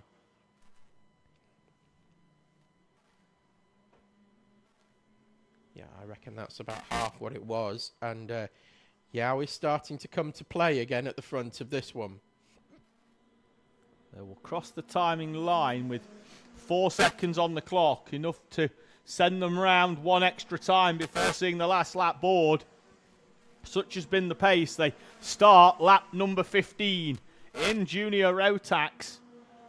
Gruffity with that gap of 0.4 of a second. Yao fractionally closer as they cross that timing line on the previous lap and set the fastest lap of the race with a 42.455. So Yao now using the slipstream of Jake Gruffity, using him as a hare to chase down. Final lap board goes out. Gruffity is so quick out of turn 4. Yeah, he's really flying, quick. yeah. Yeah, open gearing, of course, in junior Rotax, so that's why you may well see the gap ebb and flow as drivers get on the power earlier, but in having good acceleration out of a corner, you compromise top-end speed. This is where, if that's the case, you'd expect Yao to close up round the fastest part of the track. South Bank corner, nearly 65 mile an hour plus for junior Rotax round South Bank, but Jake Gruffity heading towards the checkered flag. Yao's not close enough, and out of hairpin 4 comes the 17 to head up towards the timing line. Gruffity wins at Teesside for the first time from Joseph Yao here in heat number 2, from Oliver O'Donovan and Freddie Witherington. I mean, I'm whether Jake Gruffity 90%, 99% sure, but I'm going to hang my hat on it and say it is. Yeah, I think it's the Half first the time time, Jake you Gruffity can baffle with confidence, Tom, and I'm going to say yes, I'm absolutely 100% confident that Jake Gruffity may or may not have won a heat here before. And I bow to your usually superior knowledge on these matters. The more years we do it, though, the more it goes in the head, the more I naturally forget. But yeah, I believe it's the first heat victory here for Jake Gruffity, well, yeah. So from Joseph Yao and Oliver O'Donovan. And a well-earned victory as well. It was he had to fight for it and had to take it with both hands, did Jake Gruffity. Grabbed it, picked it up, ran with it. Congratulations, Jake Gruffity, on what we think is a first heat victory here at Teesside. That brings to an end our 2-stroke class. Classes. 2 4-stroke classes before lunchies. Yes, ease. Where we will have sandwiches. Maybe some chippies. I've run out of food that ends in ease. Have you? Smarties. What about cakeys? Can never forget cakeys, Tom. Definitely not. Don't forget cakeys. Just checking the front fairings there, which is what we do on all of our classes that do have the pushing noses. Junior Pro Kart have been or are being sent on their way out of the dummy grid. Scarlett Whittaker Dunn will roll off pole position with Teddy Hall alongside on the front row. Josh Brown and Daniel Camp, row number 2. Olivia Hall and Joshua Sullivan on row number 3, with William Howard and Grace Matthews on row 4. Adam Roberts starts 9th. Jamie Boulding in P10. Oliver Watson and Reese Dodds, who will drop to the back. So it'll be Oliver Watson and Elvis Hartley on row 6. Reese Cranston and Ashton Carmichael, row 7. Liam Edmonds and Isaac Wellburn, row 8, with Reese Dodds then slotting into P number 17. So Whittaker Dunn will bring us round. That's a new helmet for Scarlett Whittaker Dunn. It was a black helmet before, but obviously they've gone pink now. I think pink or orange, I think, for Whittaker Dunn. Red. Red. It is red, actually, yes. Slowing as they come through. We are away and racing, and it's a false start. The pace too fast. We're going to roll round and have another go at it. So, field will re-emerge. Oh, well, not re-emerge. Reorganise themselves back into... rejig. Yeah. Jiggity jig. Back into position as they head down the back straight. Oh. Get themselves where they need to be in position. Get themselves slowed down nicely.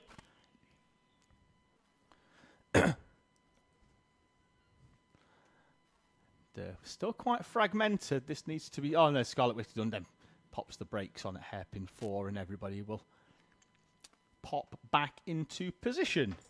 And there we are, all nicely aligned. Pace Just slow. about where we hit the go pedal. Which is now, and we are away and racing this time. It's a good start as the field head up towards the national loop. All the way around the outside. Teddy Hall goes wide, and that's allowed Josh Brown, I think, in the 12 to move through. Yes, it is. And then Hall goes down the inside of Brown, and they run up towards hairpin number 2. And down the back straight they go. Sorry, mate, I got a bit crackling in the ears as I was full flow then. Scarlett Whittaker Dunn leads us down the back straight from Ted Hall. Joshua Sullivan, who's had up into 4th place. It's Olivia Hall in P4. Sullivan down the inside of Ted Hall. Down the inside as well. And then Hall's going to try and with 3 wide up towards the timing line. Ted Hall's jumped them both. Ted Hall drops down into 3rd and then leads up and over the timing line. Hall from Sullivan and Scarlett Whittaker Dunn, William Howard, Olivia Hall, Josh Brown, Daniel Camp, Ashton Carmichael, Liam Edmonds and Oliver Watson. That was great from Ted Hall there, turned defence into attack. And then immediately he's re-attacked at hairpin 1 by Joshua Sullivan, and Sullivan takes the lead. But great move from Ted Hall, brilliant driving. It's got very dark here all of a sudden. It has, hasn't it? David, I'm wondering whether we're going to get any...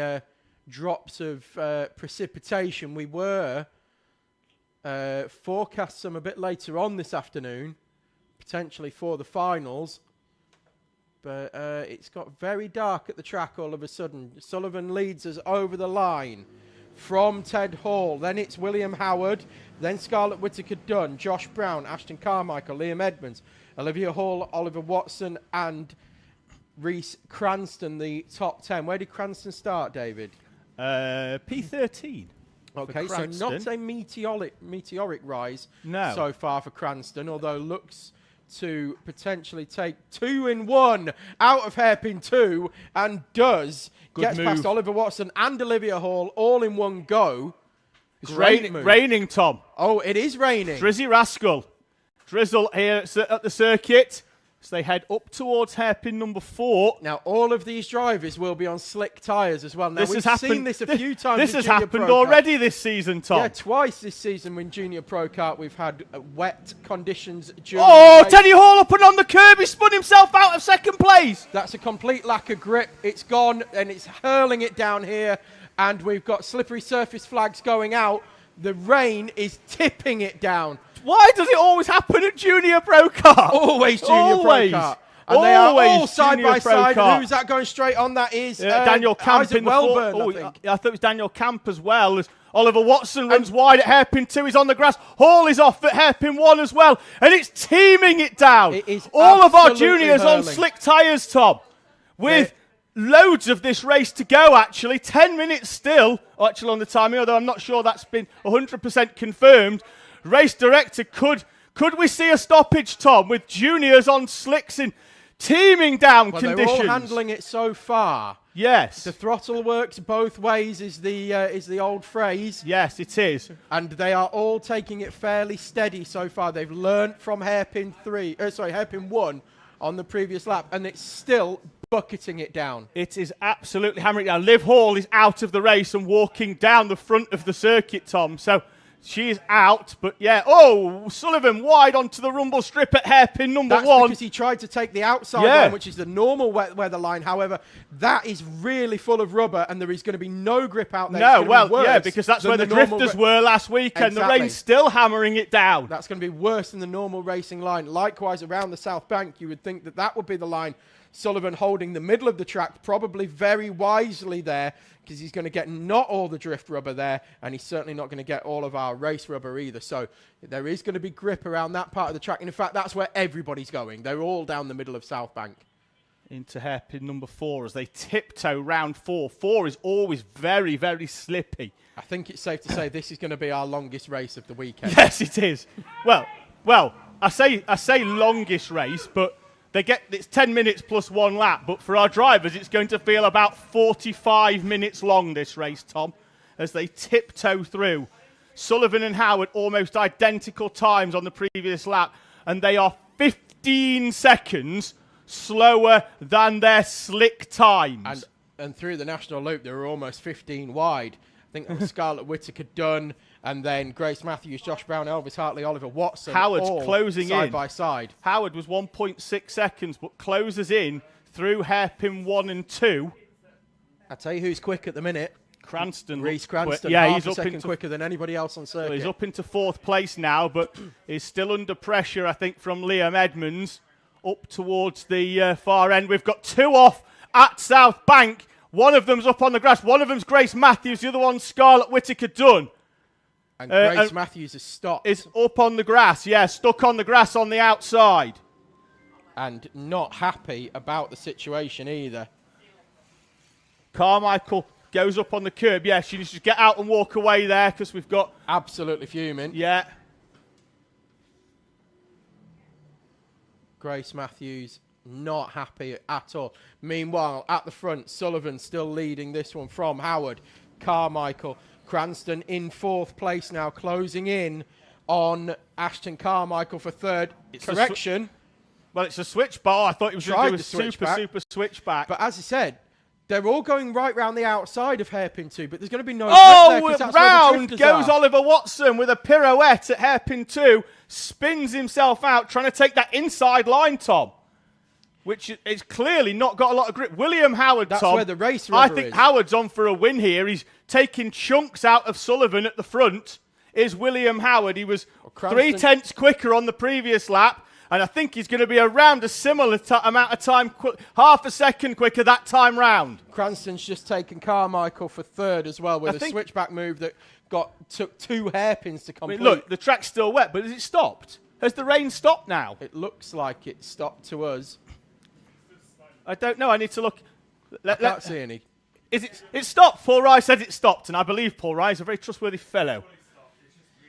They're side by side coming over the line. That's Isaac Wellburn and Adam Roberts. Adam Roberts, yeah, they came. Right. Elvis Hartley's on the grass. Elvis Hartley survives. How? He kept that 24 facing forward. Scarlett Whittaker Dunn, though, in the same place, go off at hairpin number 1 on the entry. So, track very, very wet. Rain not falling out of the sky anymore. Drivers tiptoeing round still in the 102s. 15 seconds off their normal race pace. William Howard closed up on the previous lap by 0.6 of a second. This time round, though, the gap's out by half a second at the front. Oh, Sullivan up and over the curbs at turn number 1. Nearly turned himself round in the 13. We're looking at Carmichael and Edmonds going side by side through hairpin 3 and 4. They managed to sort themselves out, and it remained as you were but it was almost a repeat of what happened with Cranston on the previous lap as the two lines crossed over through hairpin 3 and then crossed over again through hairpin 4, and they managed to sort themselves out. But as we said, look at hairpin 2. Lots of people going very, very wide there. Well, there's two different bits of concrete, a tarmac there, that vary in grip. And I do mean that. They are varying in grip. Watson is now challenging Hartley, and Watson's going to try that inside line that turned him round earlier. And again, they just slide round the corner into hairpin 4 for the leaders with 1 minute and 37 on the clock. 3 laps. Have we got a yellow flag up there? No, we've got just a green flight board. So I don't know if somebody went round. Reece Cranston was a second quicker, Tom, than William Howard on that previous lap. So he's obviously found somewhere that's got some grip. And we're still looking at the Edmonds and Carmichael fight as well. Well, we were. I'm trying to figure out where Cranston's found. Like, I know where he's finding that second from. Because the chances are, Tom, it's just one corner. He's just found a line that works for him. It's hairpin 2. Yeah. He's keeping himself in the middle of the track. He's keeping himself off the race rubber and off the drift rubber. He was a second quicker. If he does the same at hairpin 1, he'll be finding the same than amount William of time. Howard on that previous lap. They're all taking that same line round the middle of South Bank Corner. Let's see what they do at hairpin 3. So Sullivan goes in deep. He holds it in the middle of the track and then takes a late apex. Cranston actually doing similar. 2 laps to go in Junior Pro Kart, and it's starting to merge together at the front. The gap was 1.2 between the leaders. It's down to 0.8. Cranston again, half a second quicker than William Howard. There is only one line through the D chicane, though, no matter how wet it is. And I can already see dry patches appearing on the circuit, David. Yeah, Ashton Carmichael got past Liam Edmonds on the previous lap to move up into 4th place and has already opened a gap up to the driver in the number 69. I'll tell you where this is helping, how this is helping Reece Cranston as well, is, and I say this with the greatest of respect, he's quite a bit bigger physically. I don't mean no, chunky. he's still only 12, but yeah, physically. Physically, he's a bigger specimen than both Howard and Sullivan, and which gives him more weight to throw around the car, to position where exactly it's where dynamic he wants weight, isn't it, rather than static? Exactly. So he can move his body weight around more, giving him more, like you say, David, dynamic grip. Final lap board is out. Sullivan and Howard, exactly the same lap times, 101.272. The gap remains equidistant, as in these trying weather conditions, 2 drivers set exactly the same lap time. Something to bear in mind as well, next heat along will be Senior Pro Kart. They all race on slick tyres as well. Then we've got a lunch break. Yes.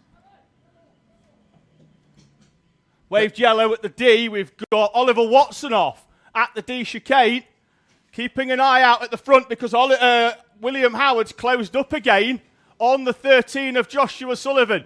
Half a lap to go in Junior Pro Kart. The leading trio split by a little over a second as Howard closes right in on the back of Sullivan as they head towards the final corner. Sullivan takes the wide line.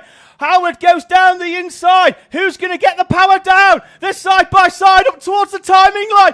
Contact between side pods. Howard and Sullivan to the line. Sullivan takes it by a fraction of a second from William Howard and Reece Cranston. Another classic in Junior Pro Kart between drivers that, Tom, are 12 to 15 or 16 years old on slick tyres as the rain came down.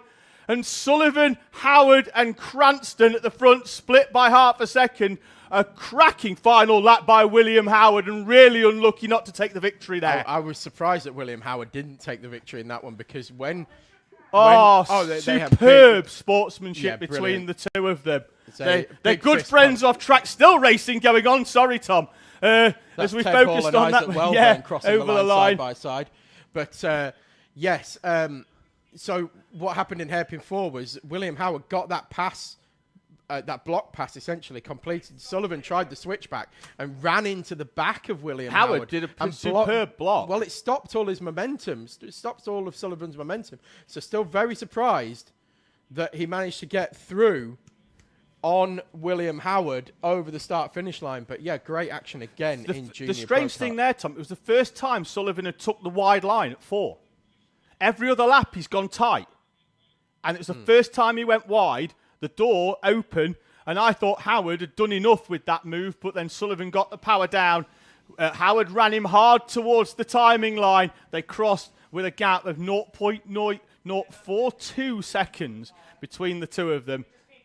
So your finishing order: Sullivan from Howard, Cranston, Edmonds, Carmichael, Camp, Hartley, Watson, Brown, Whittaker, Dunn, Hall, Welburn, Roberts, Balding, Dodds, and then Grace Matthews and Olivia Hall, both retirements. Cranston, Edmonds and Carmichael moved up from 14th, 16th and 15th respectively, Tom, in that one. A fantastic drive through the field by those three. And Reece Cranston, maybe with one more lap, would have been in a position to challenge for the victory. So two things that happen, two threads I'm going to continue with. Number one, I said it was getting very dark. You did, immediately. It's getting very dark. Oh, it appears to be raining. The reason I said it was getting dark was because I was having a mild flash, like a flashback and a mild panic attack about what had happened at the previous 2 rounds of Junior Pro Kart. Always happens at Junior Pro Kart. And then, of course, it happened again. So now we've had the hat trick. It can't happen again, surely. The other thing is that I was saying is Senior Pro Kart come out next. They will all be on slick tyres because they only run on slick tyres. So even though it's wet, they only run on slick tyres. However, we've got a lunch break coming up next, and we're already getting dry patches appearing on the circuit. Well, Bambino by the time gets Bambinos come out, and if it doesn't rain again, Bambinos are on the treaded tyre by default anyway, but Hondas will all be back on slicks. Yeah, I think they will. Because particularly the Vega tyre is a little bit grippier than the old Dunlop they used to use, and will give them, get the heat into the tyre a little bit more. So Grace Matthews managed to bring her kart back into pit lane under its own power. But again, our Junior Pro Kart drivers being tested to the max, Tom. Indeed. 3 rounds in a row as well that we've had these conditions. I've clicked on the link that gives me the grid for Senior Pro Kart Heat 2, and there's nothing there, Tom. So I'm going to wing it and just try and call it as they come out of the pits. Okay. I'm going to believe in my own ability. Senior Pro Kart drivers aren't even in karts. No, they're all being summoned to the front. Do you think they're going to be told, like, the track is slippy, don't be silly? Either that or this is the fallout from what happened in Heat 1. As we've seen a few times where it's you've been a bit robust in Heat 1, now you're all getting a telling off. Yeah. And there won't be another telling off. No. It will be a black flag. Who will make you stand against the wall. We've got the race director is out as well the Clark course is out at hairpin 1, just assessing the grip level, I think. Oliver Watts' oil plug came out. Okay, right. So that's why we've had a driver whose oil sump plug has come out, which means that there'll be a bit of oil on track now. A Honda engine generally holds 450-ish millilitres of oil. If it's the bottom plug, all of the oil will have gone. If it's the top plug, there'll still be some oil in the engine, but there'll also be oil. Now, the problem here is good luck spotting it on a wet track. Well, but I think they've located it. You'll see the rainbow. It'll be shiny, yes. But the other issue is if we were in dry conditions, wouldn't be quite so much of a problem. If we were because we're in this sort of damp, in-between kind of conditions at the minute, it's going to make it, borderline dangerous. So we're just having a few moments just to... Also, what this will do as well is, because of the air temperature, it'll help dry the circuit a bit. What are you giggling at, David? It's reminded me of... There was a briefing at the British 24-hour 2 or 3 years ago where rather than a traditional driver's briefing... Oh, we've got concrete going down. We do. We've got some speedy dry stuff. Kat recorded a video. Yes. For the briefing. Yes. And one of the lines was, we do a Le Mans start. We like it because it's dangerous. And you saying the word dangerous reminded me of that. Okay. Not quite as dangerous as the one we had 2 weeks ago at Le Mans, where Bargain Racing qualified in the top 5, and he got spun on the start line and had 40 karts heading at him. Well, if you watch, and I can guarantee you, his insides fell out. If you watch the start again, I called it even before the start of the race, didn't I? I said, everybody's going on the grass on the right-hand side, right? And there must have been half the field were bouncing down the grass on the right-hand side. Watch that back, because it's happened for the last 3 years. It's a tighter start line than what it is here. It is, you're right. The track is narrower at that point. However, if you're starting the Le Mans 24-hour race, just go left. Yeah. Because you're going to make up about 15 places, because everybody else is just on the right-hand side. And just hang it round the outside of hairpin 1 and hope for the best. There you go. That would be my tactics. But what do I know? Well, we've only watched... Well, a million 24-hour races. I think that took me to 11 in terms of either commentated or raced 24 hours, did Le Mans. So it'll be 12 in a few weeks' time. George Ludwell then leads us out of the pit lane from Joseph Williamson, Addison Smith and Danny Bean. Then it's Riley Matthews, Matthew Hauschby and Zach Dawson with... Who's that? That's Sam Neri with Tom Hewland. Then we've got drivers spinning already. Alana Howard is round. Freddie Cowley, I think, as well. Rossi Costello has to miss them, but I think that's because he's going off the back of the field completely. So is it cement dust that we put down, Falkus and it is Needham. Right. So cement dust has gone down on the exit of the D chicane. Falkus and Needham, Tom, are together once again, albeit this time from around about row 8. So it's going to be a different race for them coming through the field this time round. I feel like we've got I need a Street Fighter overlay, like a sound effect of fight Hadouken. So we've got E-Honda on the front row from Ryu alongside. We've got a pair of Hondas on the front we do row. have lots of Hondas. 34 Honda engines in 17 karts as we head up towards the timing line for the first time. Joseph Williamson off pole position. Right the way around the outside, though, goes George Ludwell as they head up towards a wet national loop. Danny Bean trying to stick it all the way around the outside. It's been a good start, though, I think, from Matthew Hauschby here in the 215 as he slots into 5th place. Smith down the inside. Smith on the grass. Smith in the tail wall on the outside in hairpin 1. To come back in. He's gone that far off at hairpin 1. Saw that coming a mile away. He just went straight. Just went in way too hot on the brakes. I don't know whether he was hoping there would be a kart on the outside to help him get round that corner. I think he's inexperienced in slick tyres and wet conditions for Addison Smith. He's a great driver, as we said, but he usually races 2 strokes and they run on wet. 5 wide round the middle of the South Bank corner. This, Tom, could be the first time that we really mix things up and see different drivers at the front based on their wet weather pedigree. And speaking of pedigree, up to 5th already comes the 43, 4th already as he slides through at the timing line. Yeah, 13 for Josh Falkus. To 4th in 1 lap for Falkus. Master in the wet conditions from Falkus. Be used to this, Tom, of course, from BPEC, which he's raced in. I think he's 21, 22 years old, Josh Falkus, and he's been racing in BPEC for 25 years. He's also been racing here for as long, if not longer, and many, many wet races here on slick tyres. Danny Bean. Got a yellow flag out at Marshall Post 1. I think somebody had a little 360 as Falkus goes way wide on the entry into through South Bank and then brings it down off the banking into hairpin 3. As Danny Bean takes 2nd place away from George Ludwell, who immediately takes it back with the switchback. Bean with great drive around the outside, and Falkus saw that and immediately tagged onto the line. He adjusted the line that he was on and got onto essentially into 4-wheel tracks that Bean was leaving. Learn, adapt, go fast. And that's exactly what he did. Why are you so good, Tom? It's Williamson, Bean, Ludwell, Falkus, Dawson, Hauschby, Hill, Needham, Hewland and Costello, the top 10. Down the inside goes Falkus, and then he's swamped by Danny Bean and George Ludwell. Zach Dawson's going to get in the mix here. Down the back straight, we've got Mark Hilditch and Alana Howard round at hairpin number 1. And Falkus is through. Well, somehow. I don't know how he got through. Yeah, he got out of that sandwich, didn't he? Danny Bean's going to go round the outside. Danny Bean with all the grip.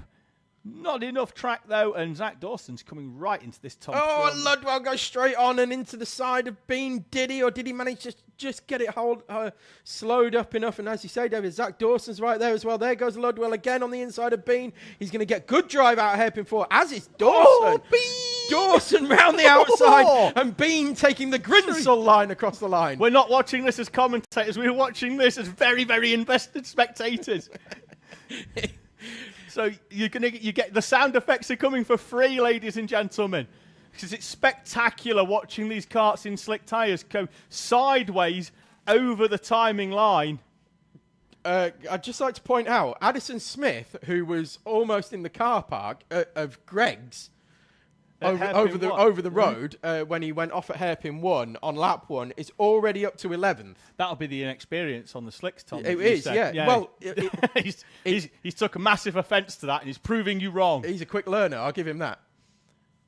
He's already up to 11th, and still within sight of the leaders, you know. Gap at the front was 2.3 between Joseph Williamson and Make that Josh 10th for Folkus. Smith. It's 1.8 now. Folkus nearly half a second quicker than Williamson on that previous lap. Williamson, though, still quicker than Ludwell and Dawson and Bean and Needham as well.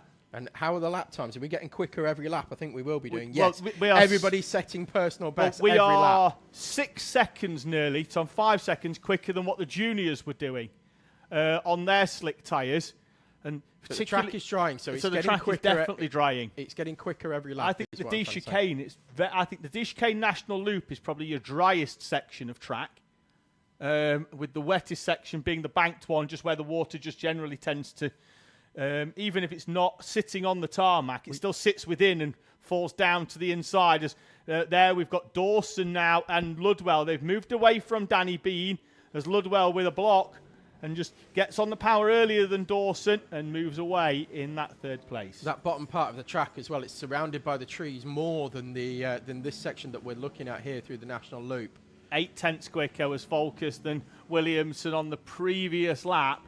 I get the feeling it's only a matter of time. Now, the importance here for me, Tom, with Joseph Williamson is, yes, he wants that outright victory, but he's got such a gap back to Dawson.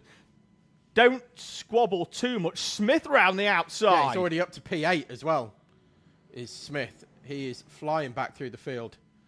Good move there by Smith, and tags right up onto the back of the 215 of Matthew Hauschby. Goes Could be wide P7 and then by the time they tries, get to hairpin 3. Yeah, he tried. I thought he was going to try and slot down the inside. The amount of grip elects got to gone go all through the there. way around the outside for Addison Smith. Who's that behind them? That's Oliver Hill again doing well in that position as Smith goes down the inside of Hauschby. Hauschby, I think, will drive round the outside of him. No, he doesn't. There's grip on that inside, isn't there, by Addison Smith? Now Smith has got the complete lack of grip at hairpin 1 out of the way on lap 1. Finding where the grip level is. He's finding huge amounts of grip now, not on over the and grass. above what everybody else is finding. What's his lap times like? With overtakes as well. 56.9, including 57.3, including overtakes. So he's only a few tenths off what the lead. We may well Joseph be having. was doing. It's tight at the front again. Folkus has closed right up now on Williamson as they change lines round hairpin 3. So Personal best most of the way through the field. We're as likely well. to have a change for the lead here as Folkus goes down the inside at hairpin 4, and indeed does. We caught it in the corner. The grip's on the inside at hairpin 4, I can tell you. Well, William Howard will tell you that there's grip on the inside at hairpin 4, Tom, because he used it to nearly win Junior Pro Kart 10 minutes ago, and Josh Folkus has just used it to take the lead in Senior Pro Kart with 3 minutes to go in the second heat. Addison Smith up to 7th now, but he's got 2 seconds to find in 3 laps plus 1. 3 minutes plus 1 lap to get onto the back of Ike Needham. So tough ask for Smith, but not impossible. So heading down the back straight is Josh Folkus. Joseph Williamson leading the club class. Doesn't need to get involved in overtaking Josh Folkus. Will still take class victory if he can hold on from Zach Dawson, who's now 3 seconds back. So this has been a good measured drive here. He's elected for that wide line, and he's going to see in a minute that Folkus has gained 3 or 4 kart lengths on him. The inside is where you need to be. It's where the grip is. And I don't think, if I'm being honest, I don't think Focus is much quicker than Williamson anywhere else on the track. But it's down at 4. But if we're looking at the track as it is now from the commentary box, it looks dry. Well, it looks drier on the outside of 4. But yeah, I know what you're saying. No, I mean the track dry. Itself looks dry. The only reason you know it's wet is because everybody's going sideways through hairpin 1. And of course the damp patches that you can see on the camera. Yeah. But from where we are, across the start-finish line, it definitely looks... Yeah, 3 is going to be wet. 3 always is. There's a few puddles down there. But let's focus again. I think we'll go to the inside. And again, look, that's he's using the concrete on the inside to rail himself around. There is grip on that concrete. Well, it's always going to be... Concrete's always grippier than tarmac in the wet. That's why you often see, particularly when the curb allows, certain tracks, they just basically rail the inside curb. Use the curb to pull them round and then just spits them out when the curb finishes on the far side. Does a job. So Ludwell we're looking at just in front of Dawson. Smith, as I said, was there was time for Smith, and he is right there. That's them just heading into hairpin 2 now. Smith on the back of Needham, who is now closed in on the back of Danny Bean as well. He wasn't far off the back of Danny Bean, but he has now closed right in, and in fact now drops off as Bean goes around the outside. That's going to bring Needham back into play into hairpin 3 and 4. Smith is going to be right there as well. Here we are then. We're on the camera with it. So we're going to cross lines over here, I think. Oh, there we go, and Needham dived to the inside, and Smith was already trying to dive to the inside. And as it turned out, it was Needham that got the move done on Bean, and Smith, it's as you were. Yeah, Smith going for that inside line, but Ike Needham in front of him already making the decision as to where he was going to go. Second place has tightened up a lot, Tom, because Joseph Williamson's just tagged the tyre wall on the end around hairpin number 1, trying to rail himself round the first hairpin, has tagged the tyre wall and slowed himself down massively, and that's allowed Ludwell and Dawson to close up. And Smith overtook Danny Bean through hairpin 1, and now he's going to take Ike Needham. Is he through South Bank corner? Just gets his left-hand tyres on the grippy part. Needham's coming back at him. Great drive by Needham out of South Bank, as it looks like we're going to get a change there for second place. Where's Zach Dawson come from? He's got past Ludwell, and he might be getting past Williamson as well, as Ludwell tries to stick a nose down the inside. Was that a bit of lap traffic that got in the way there, as then Dawson rails the curb that sends him all the way round? I don't think he had much choice to go up there. It took a huge amount of curve through the chicane. It's wide. Then there's a switch back into the corner. Dawson with a great drive, and Ludwell spins. Ludwell spun to avoid hitting Dawson. That's all that was. Ludwell, if he hadn't tapped the brake there and spun himself round, he was going to fire straight into Dawson and take Dawson out as well. Final lap for your race leader then, Josh Focus, who's come through the field from P14 in wet conditions. And Focus is the master in the slippy T-side weather. And Focus with an emphatic sideways slide through the final corner. Second place is still being battled for all the way. Dawson. But as it turned out, they both made it through safely. So brave stuff. And Dawson taking Clubman class victory in P2 on the road. And that brings us to a lunch break, I believe. It certainly does. We'll head towards lunch, and we'll see you in around about half an hour's time for our third heats and the finals here at Teesside, as we head towards the finals here at round number 6. Thank you for everyone that's got in touch. Angie Focus says she can see us, Tom. So it's either on the camera or she's hiding somewhere in the track. Maybe behind the tyre wall at hairpin 2. Behind you. Hello, David. That is a treat. Max Shields saying, well done to Addison Smith, amazing comeback, well done to the 43. That's not what Angie Focus sounds like, by the way. And just in case she is behind me. So as Tom says, Tom, who will now be hiding in the commentary box for the entirety of the lunch break, which we're heading to. I did film a bit of a paddock show yesterday, so that will be on screen for you in a few moments' time. So don't go too far away, and we'll welcome you back after that for our third heats and the finals here from Teesside at round number 6 of the NRG Karting Owner Sprint Series.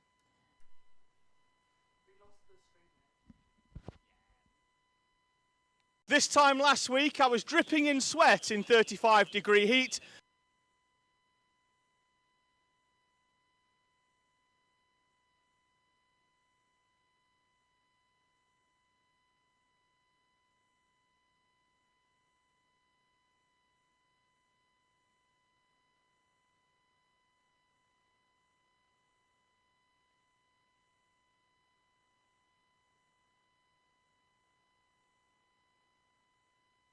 This time last week, I was dripping in sweat in 35-degree heat.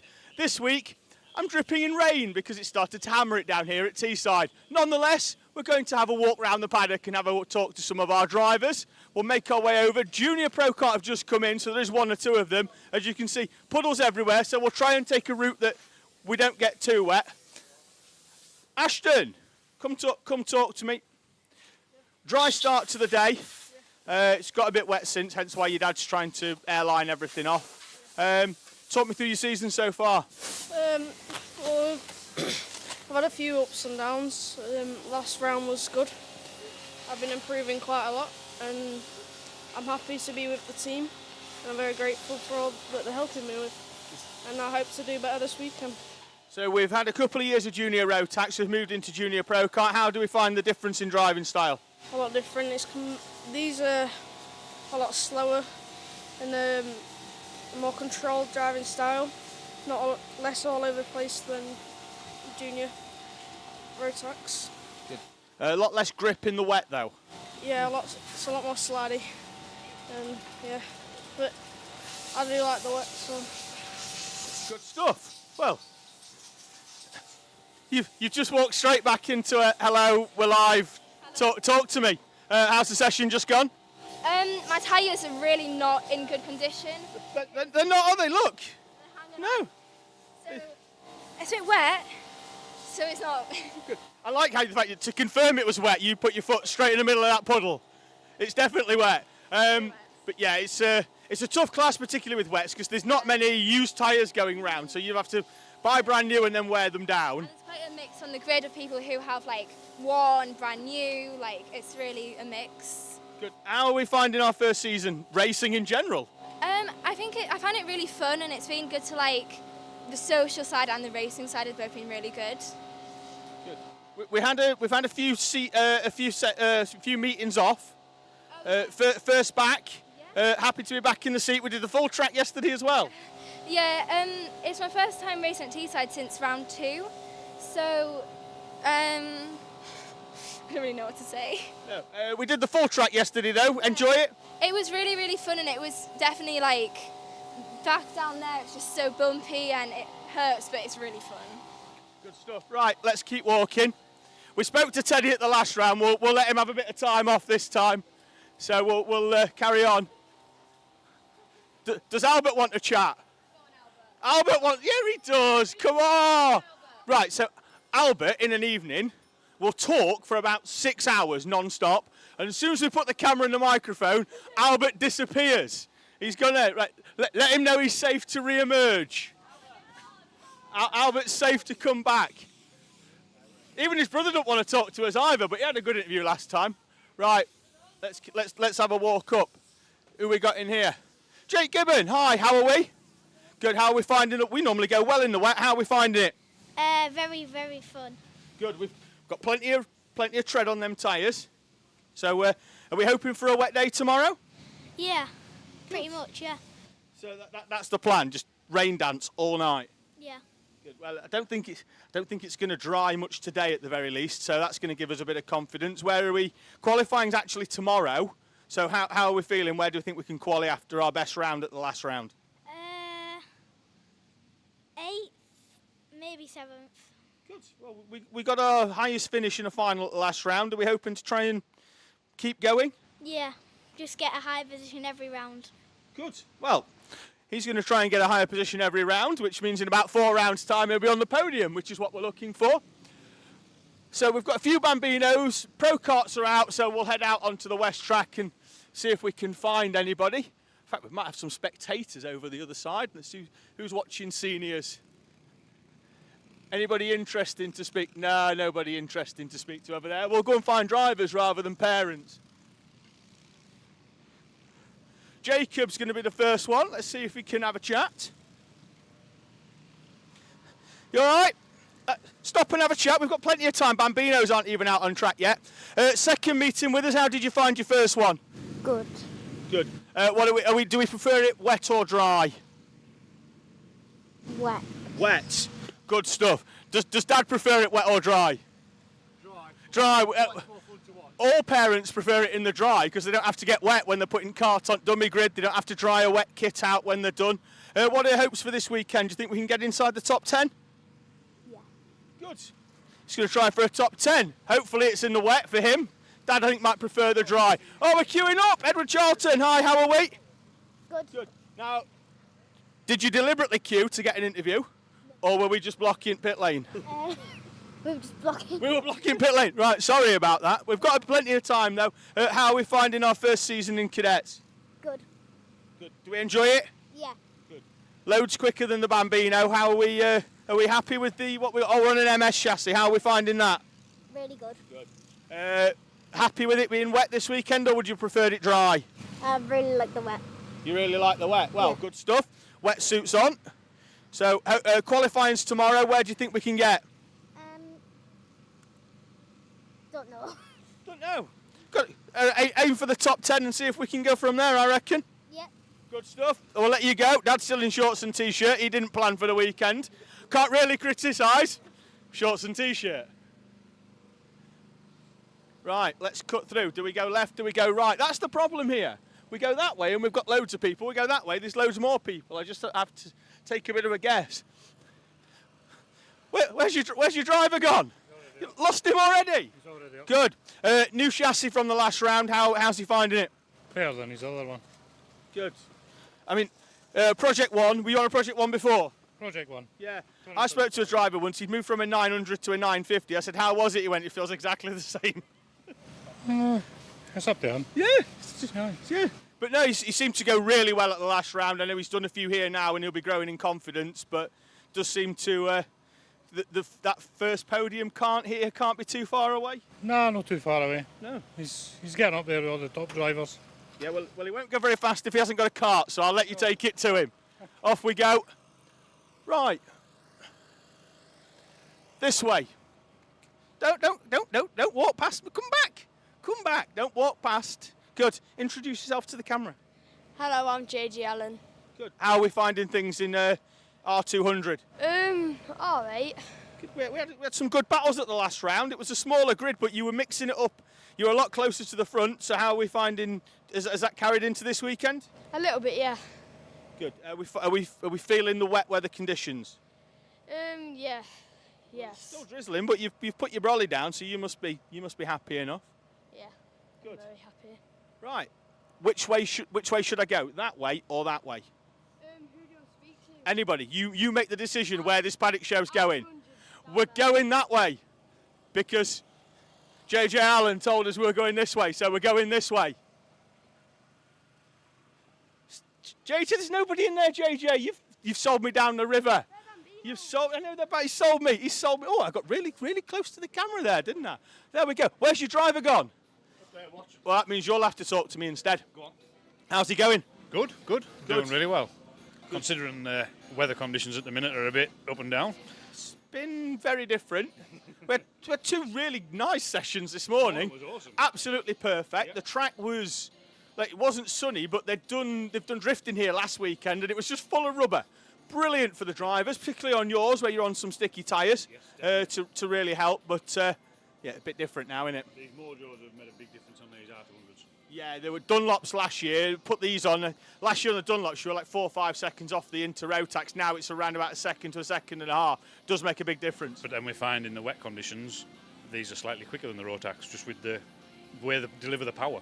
seems to make a big difference. Far more gradual out the corner where they've got to sort of feather it with the throttle. You can just sort of plant it and know that the Honda engine will effectively just blub its way up to speed, but you're not going to overdrive it and not spin the rears up. No, definitely not. No, they're really good class and we're really enjoying it. Good. Growing as well, which is really good. Yes, definitely. Good. We just need to get it out there a bit more, I think. Yeah, it's a nice sort of transition, and to be fair, a lot of the time they sit on pace because of the tyre with the senior pro cars. Yes, definitely. And he's enjoying it more now. Yeah.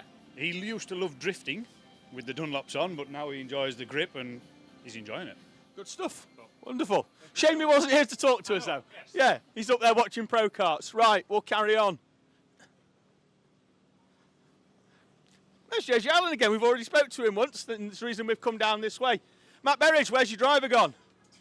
He's vanished. I think dinner. Dinner? Late dinner. Late dinner, all in cafe. Good. How's he finding things? We've had we've missed a round, and we've come back and it's hammering it down. But, you know, he's going well in the championship. It's always tight R200. There's normally about 6 of them at the front to pick from. Going well, though? Not today. We're struggling. Not today? Struggling with brake issues, so... Yeah, you don't really need a brake, do you? Not in the wet. No. Looks all right there. Just tell him it's fine. And he's behind you. He's fine. Well, he's not. Where's his late dinner? He hasn't snuck He back said he'll in go there, into has he? cap.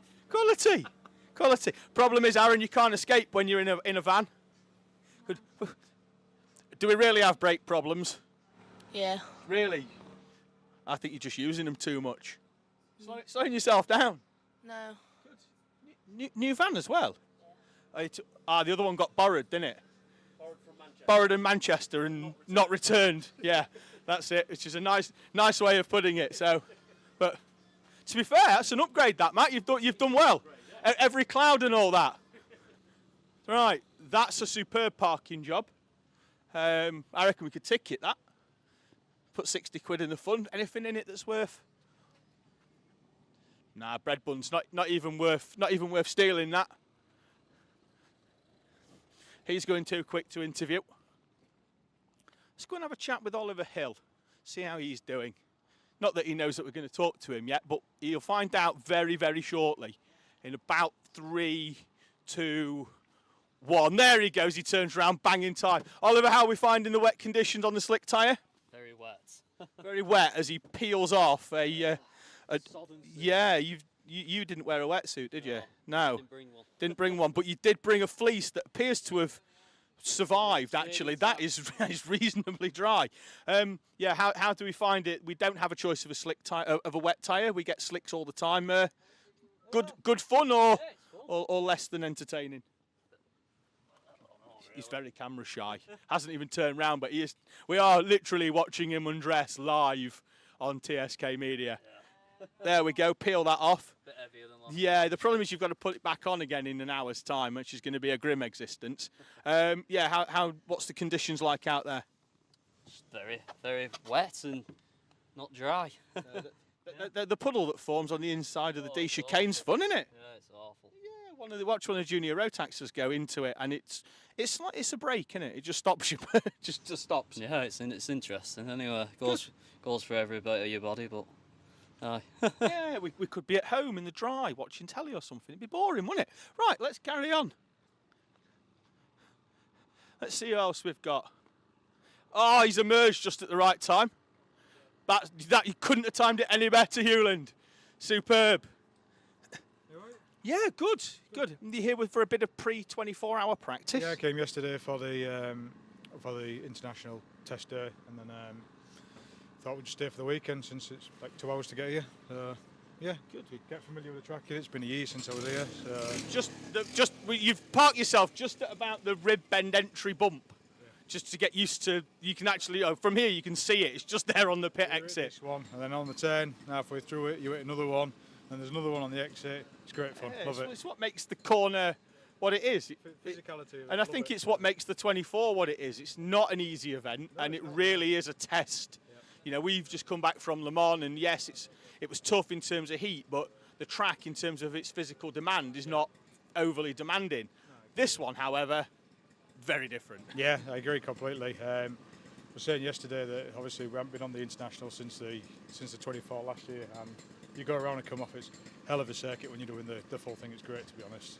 Yeah, it's a cracking track, isn't it? That mountain section sure for me is, is one of the best complexes in the country. It is, yeah. We went for a walk last year with my mate Pete, because we can't believe how steep that hill is. He went, how do you get up it? I went, cheeky.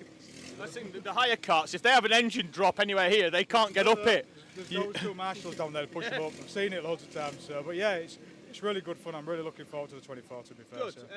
Your daughter started racing. Is she still racing, or is she taking a bit of time away? We hired for a couple. She's got her own now. It only arrived last week.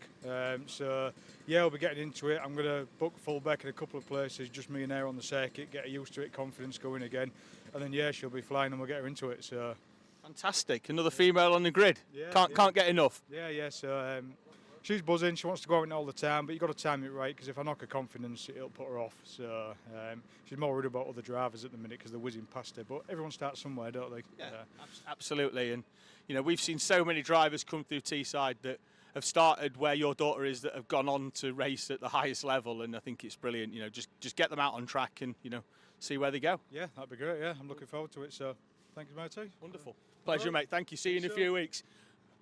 Back for the British 24 in a few weeks' time. See if we've got nobody in there. Oh, in fact, there's loads of people in there, just no drivers. Let's have a chat with Luca. They've all gone except Luca, who's got football. Good. How are we finding things, Luca? Good. It's wet, but it's still fun. Good. Do we prefer it in the wet, or would we prefer it in the dry? I think it's good to drive in both, but it's always fun to have a wet race. Good. Less so for the mechanics. They actually have to think about setup, and then they have to look at the sky and see if it's going to dry. But you just turn up and drive, yeah? Yeah. Good. Right. That's how it's done. That's how it's done. Right. Well, let's go and have a quick chat with the mechanic. Do you prefer wet weekends or dry weekends? Definitely dry for me. Yeah, easier. It's Honda. I mean, to be fair, I say it's Honda, but in R200 there is a little bit more thinking, because it's open gearing. So, but like the Cadet Honda, if it's dry, you just put some fuel in it and have a cup of tea. Well, we did well both in dry and wet. So yeah, I guess we are still learning this new class. But yeah, well, it's pretty much the first day for us in the wet. So yeah, we're learning. You say you're learning, but he's already winning races. So when you get used to it, he'll be down the road, won't he? Yeah, he's good. So I'm just doing my job. To be fair, it's really good, that R200 grid, really tight at the front, isn't it? There's, you know, we say it most rounds, there's probably any one of 6 that can take the win. It really is quite close and, you know, brilliant to watch.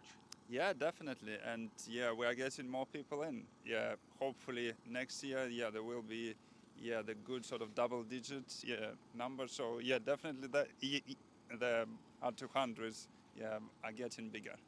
Yeah, absolutely. Right, we're down at the far end. The rain's really started to come down again, so I think I'm going to head to the sanctuary of the commentary box and get ready for heat number 3 and the finals here from round number 6 at Teesside.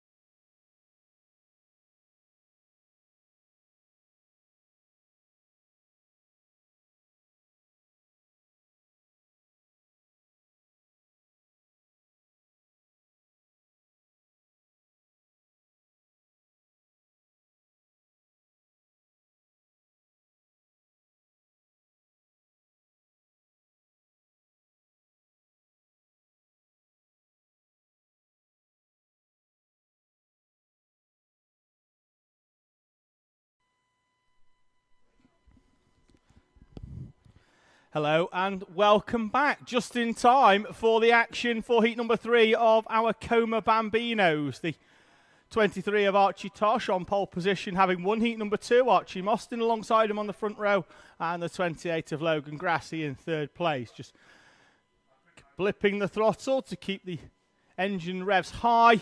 Power down, we're away and racing. It's a good start from Logan Grassie, but then he has to get on the brakes as Archie Mostyn chops across. Mostyn trying to go round the outside of the 23 of Archie Tosh. Tosh, though, dropping in to lead us round the national loop then from Archie Mostyn and Logan Grassie. Tom's just off and he's gone to get me a phone charger. He's an absolute hero, is that Butterworth fella. I do quite like him. He's growing on me. It's only been 7 years that we've been working together. Although while he's gone, I might replace him. Harry, do you fancy a stint on comms? Harry does not fancy a stint on comms, so I'm not very appealing, apparently. As round the outside, on the entry up towards South Bank goes Archie Mostyn, and he's through on the way round the South Bank corner as he finds a way through on Archie Tosh and then goes wide at 3, but by then he's already got a fairly big gap down at the end of the circuit that we know is going to be slightly slippy anyway. No umbrellas going up, but that's mainly because nobody's brought an umbrella to the bank, so we can't use that as an indicator as to whether it started to rain once again. Tom says no, he's walking back to the comm box, but it's been a great start by Archie Mostyn. Archie Tosh falling back at the moment into the clutches of the 28 of Logan Grassie for second place. Grassie trying to find a way past on the 23 as the 23 chops back across from the outside of hairpin number 1. Brian Fraser back in touch in the live chat with the support for the number 23 machine. Archie Mostyn has got a fairly comfortable gap at the moment at the front of this one, having found a way through. Hello. He's back. I brought you a present. Is it that phone charger? It's a phone charger and also a French adapter. Oh, yes. Sorry, I did leave that with you, which didn't you I? lent me very kindly. Whilst in the French. end of last weekend. In French, sorry, in France. Yes. So that I could charge my phone up quickly. And so I have returned the favour.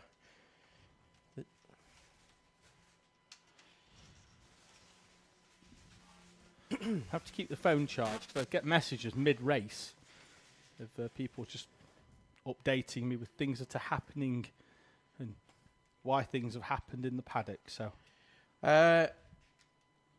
Archie Tosh, as you said, David, because I could hear you over the circuit PA, has dropped back off Archie Mostyn. This is the biggest gap that Mostyn's had at the start of a race, never mind at any point in the race, in fact, this weekend. But I'm wondering whether this is down to, and it's going to sound probably silly to the layman's amongst you, but down to the air pressure in the actual air, not the ones that are in the tyres. No, I know what you're saying, because Coma Bambinos are very susceptible to jetting, aren't they? Temperamental, to say the least, yes. And the tiniest little bit of difference, because they run, 4 horsepower? 3 horsepower? Well, yeah. Well, even 0.1 of horsepower makes a massive difference, as a doesn't percentage, yes, it's a huge difference, yeah. Which is something I was discussing when Bambinos first became a thing, actually, with a guy who now owns a team, and actually had just started the team at the time. Is it a fella that was at Le Mans this week? It was. I'll tell you who it was as well. It was a young driver by the name of Alfie Briggs. Oh, not that. Who was running in Bambino at the time. Oh, I thought when you were talking about the team, I thought that's got to be Jack Dex. Well, it was, but the driver in question was Alfie Briggs, and Jack had taken the Bambino engine to be dynoed, and they put it on the dyno, and they found something along the lines of 0.2 or 0.3 of a horsepower, to which I thought was hilarious that they'd spent all this money getting it on the dyno to find 0.3 of a horsepower, and then he pointed out that that's like 25% Yeah. at the time, and I was like, oh, okay, well, when you're doing that then, when you put it like that, it makes a lot more sense. Power. Oh, cake's coming, Tom.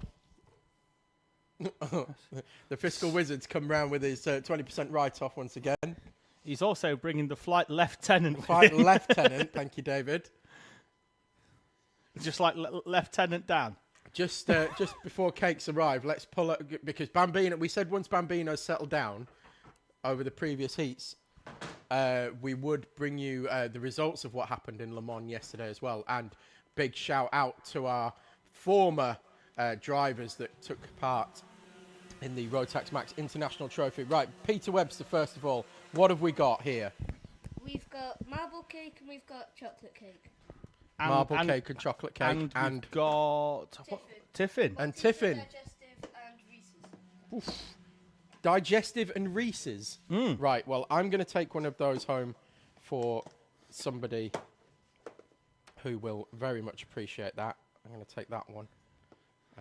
That's going home with me. Is it your daughter or your wife, or your head of HR? As you describe your significant other, and I have now taken on the long-haired general. The long-haired general. The long-haired general, yes. Just walk us through this one, David. Right, it's getting a little bit tasty, not only in the com box, but also at the front of Coma Bambino, as Archie Tosh closes in on the back of Archie Mostyn. Marble cake, please. Marble cake for the commentator. So we're pretty much nose to tail now. Cheers, Peter. Thank you very much. Thank you very much, Peter Webster. Happy birthday, by the way, for Wednesday coming up. How old will you be, Peter? I'll be 13, Tom. 13? You can tell how delicious that chocolate cake's going to be because it's literally oozing chocolate out of it. Yes, it's mildly moist. Top work, Mrs. Webster. Yes, thank you very much, as always, as well, to Mrs. Webster. And also great work by Tom for carrying all of the cake too, because there was too much cake for Peter to carry all by himself. I'm going to steal that tiny bit of chocolate cake just so I can sample it. The bit that I left behind. Tosh and Mostyn side by side through South Bank corner. Tosh drops back into line, and it's positions as you were. Yes, quick. Harry, Toby, would you like some cake? No, don't be polite. Dig in. Oh, Tosh has taken the lead through hairpin 3. Sorry, I was distracted slightly by cake.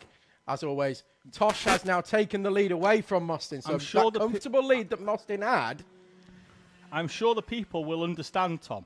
Cake is very distracting. Well, we do hashtag cake chat. It is a tradition here post lunch break at Teesside. If you haven't been with us before, then that's a you problem. Yes, it's part of the fun. But thank you very much. Thank you, Peter. Thank you, Tom. Very much. Thank you, Janet, as well. Really appreciate that. Janet, and happy birthday for Wednesday for Peter, who'll be turning 13. And a teenager. And will hopefully, no pressure on his mum and dad, unwrap a junior pro kart. Goodness me, David. Do you want to back that bus up you've just thrown? No, because I might run over the junior pro kart. Crikey. That is madness. Mostyn trying to slide it down the inside and spins at hairpin number 3 for Archie Mostyn. Oh, and then up and over the curb as well to rejoin the circuit. Mostyn went for the lead and falls away as the final lap board comes out, and Archie Tosh will have a comfortable run now to the checkered flag. We could have saved cake chat for the final lap, Tom, if we knew this was going to... We could have done, but Archie Tosh has had a brilliant drive here in heat number 3. Dropped back, as we said, from Archie Mostyn, who looked very comfortable, which is why we sort of distracted ourselves slightly. And then all of a sudden, out of nowhere, just started to reel back in Archie Mostyn around the outside at hairpin 3. And it was a little bit of curb on the inside for Mostyn, and round Mostyn went, and that was the end of that one. So, hairpin 3 and 4 to go. David's going to pull up the results from the Rotax Max International Trophy so that we can bring you what happened there. In fact, I'll do it. We had it open earlier. It's just up there on the top. Yeah. Right. Archie Tosh, though, comes out of the final corner then to win heat number 3 and take pole position then, because he's had 2 heat... Well, that'll be his second heat victory. So Tosh takes the victory from Mostyn or it could be his third actually. Tom, I think Mostyn picked one up and then had that taken off him, didn't he, in heat number 1. So Tosh will be on pole position for the final from Archie Mostyn and Logan Grassi. So ex-Bambino drivers here. So just to prove that Archie Tosh, Archie Mostyn and Logan Grassi Duarte are standing on the shoulders of giants. We've had Riley Morrow, who took P2 in minis at the Le Mans International Trophy. Austin Oman as well, taking P10. Then into... Did we have anybody in micros? I don't think we did we? Who was an ex... Harris Barber's raced here before, Tom. Yes, he did. Finished a superb P7 for Barber. And then we've got juniors. We had Chloe McGill, I think, was in juniors, was she? Yes, she was definitely raced. No, she's not definitely not in juniors. She's still in micro. Right, so Chloe McGill finishing 14th. Former champion here in Bambino. She finished 14th in Le Mans International Trophy.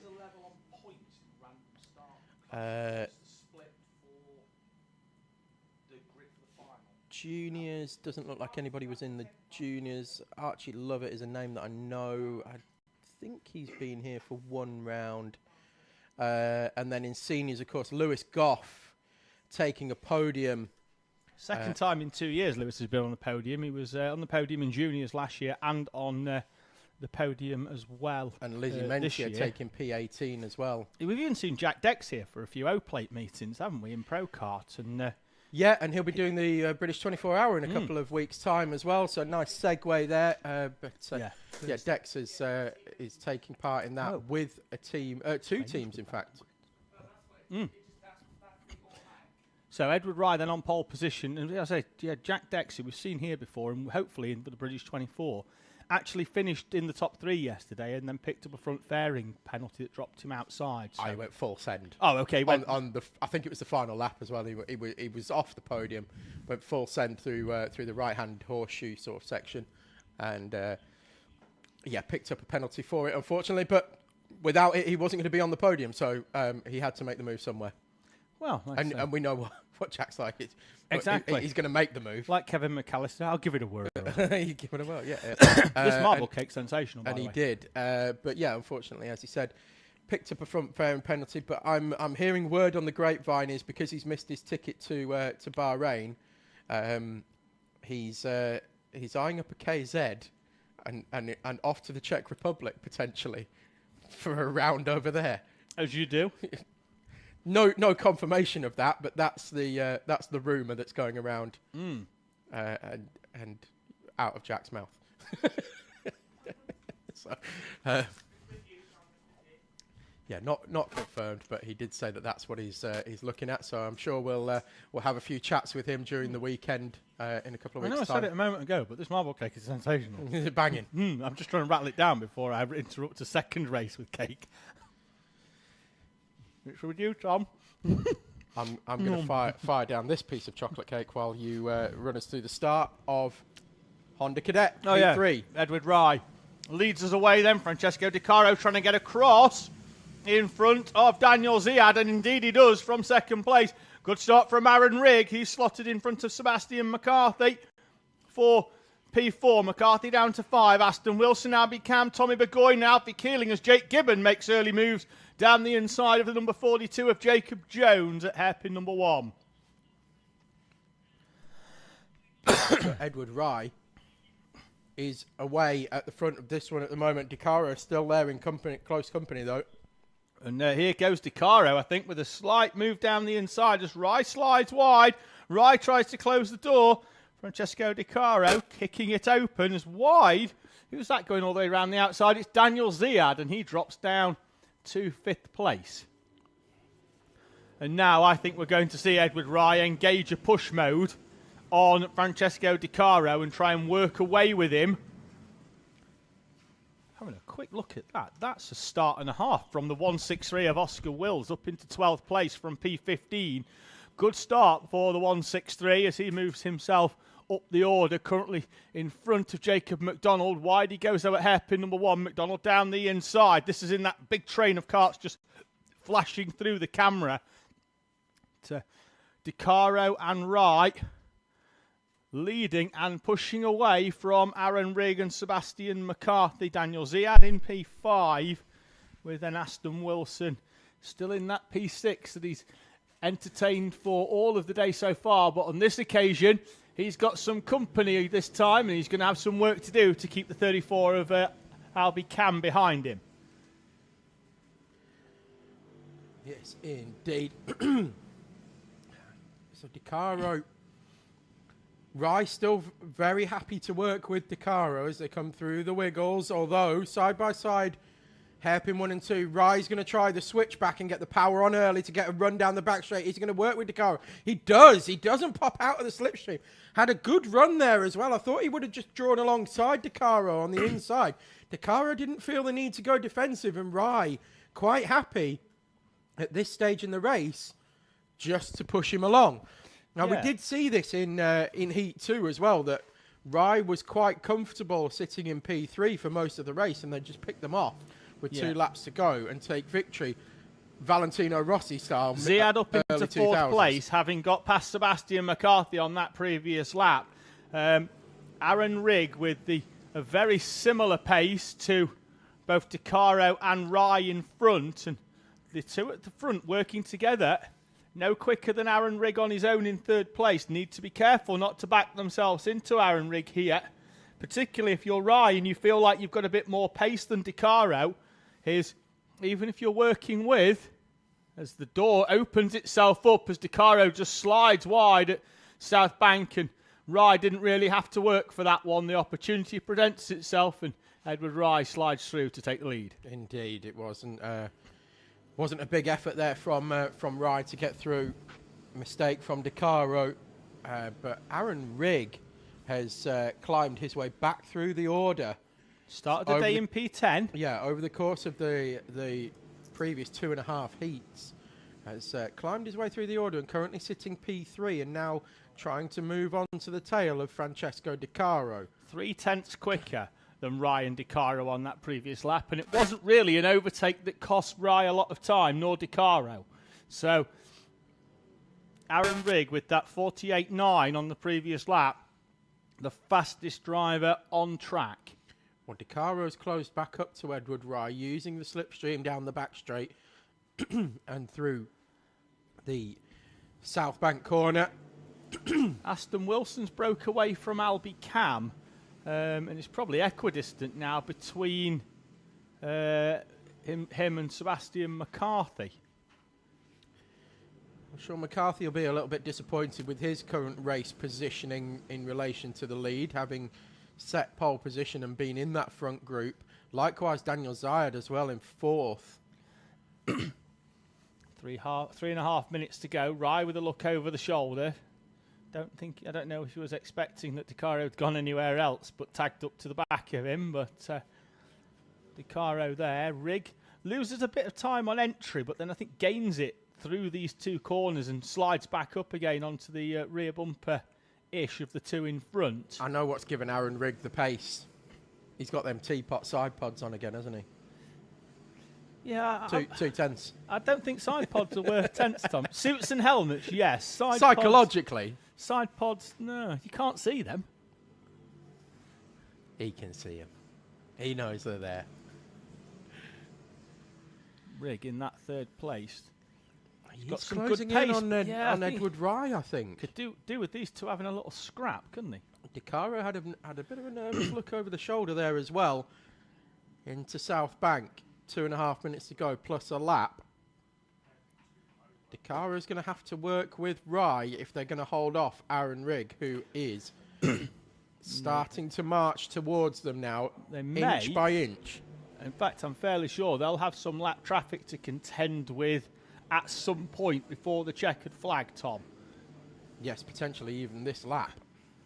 I think it's going to be Reggie Cook, isn't it, that they're going to come onto the back of? Yeah, Tyler Grufford already retired. We've missed that one, but he's 5 or 6 laps down now in the number 30. So looks like he did 1 lap and then peeled off into the pit lane because he's not out on track.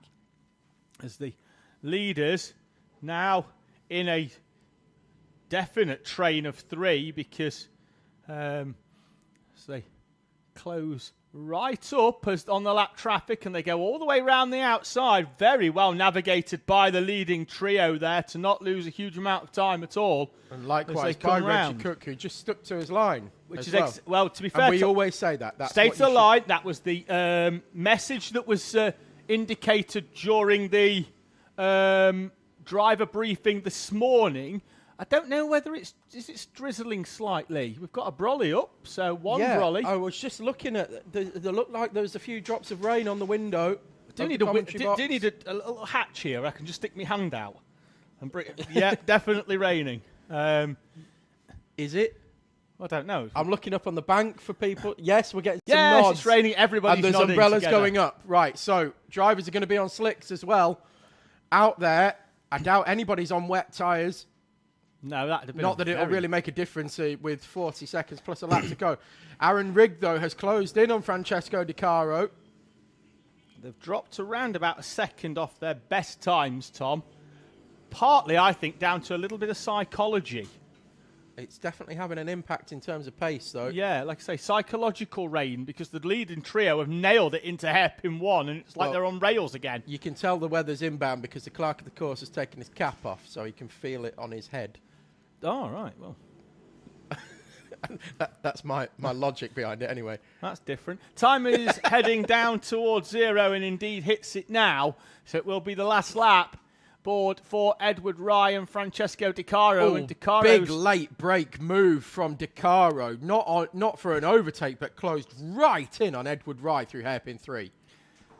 Di Caro confident in the, I wouldn't say drying conditions, but certainly the psychological rain on the visor conditions as we head on to the final lap with Rye, Di Caro, Rigg, Ziad McCarthy. Aston Wilson is closed right up onto the back of Sebastian McCarthy. And to be fair, he's dragged Albie Cam, Tommy Burgoyne and Jacob Jones. Jones has gone really well. When it started drizzling, Tom, I think he's probably the only driver that didn't ease up. He just, let's go for it. False end. He's closed right up on the back, and he's found a way past Jake Gibbon a few laps ago, and is up onto the back of Tommy Burgoyne now in P9 is the 42. Out of hairpin 3 and 4, though, comes Edward Rye.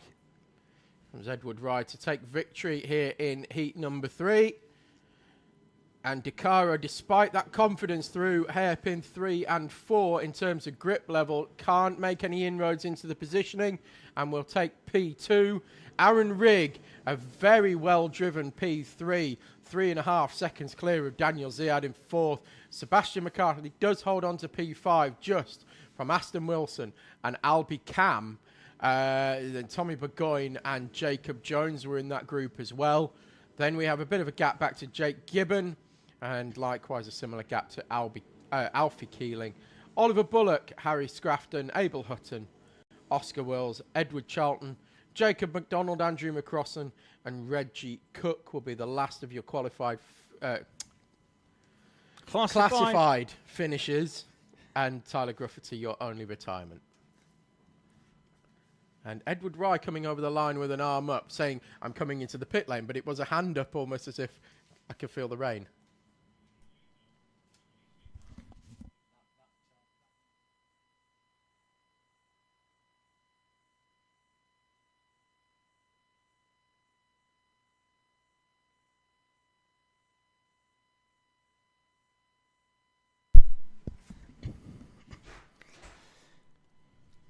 Honda R200 up next, Tom, and I wonder if that little flurry of rain has tempted anybody to make a late call on wets. I doubt it, because they'd have probably been sat on the grid already.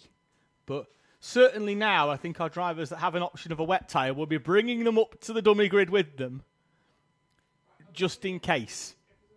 Because it's a long run down the west track if you need to get your wets. Yeah. I don't think it's coming down anymore, though, David. I think it's might be dry again, and we might have just had a little... No brollies up on the bank. The tiny down. Tiny sprinkles. He's got a baseball cap on, though. So he's safe. Intermediate. He's playing games with us now, Tom. Getting ready with the brolly.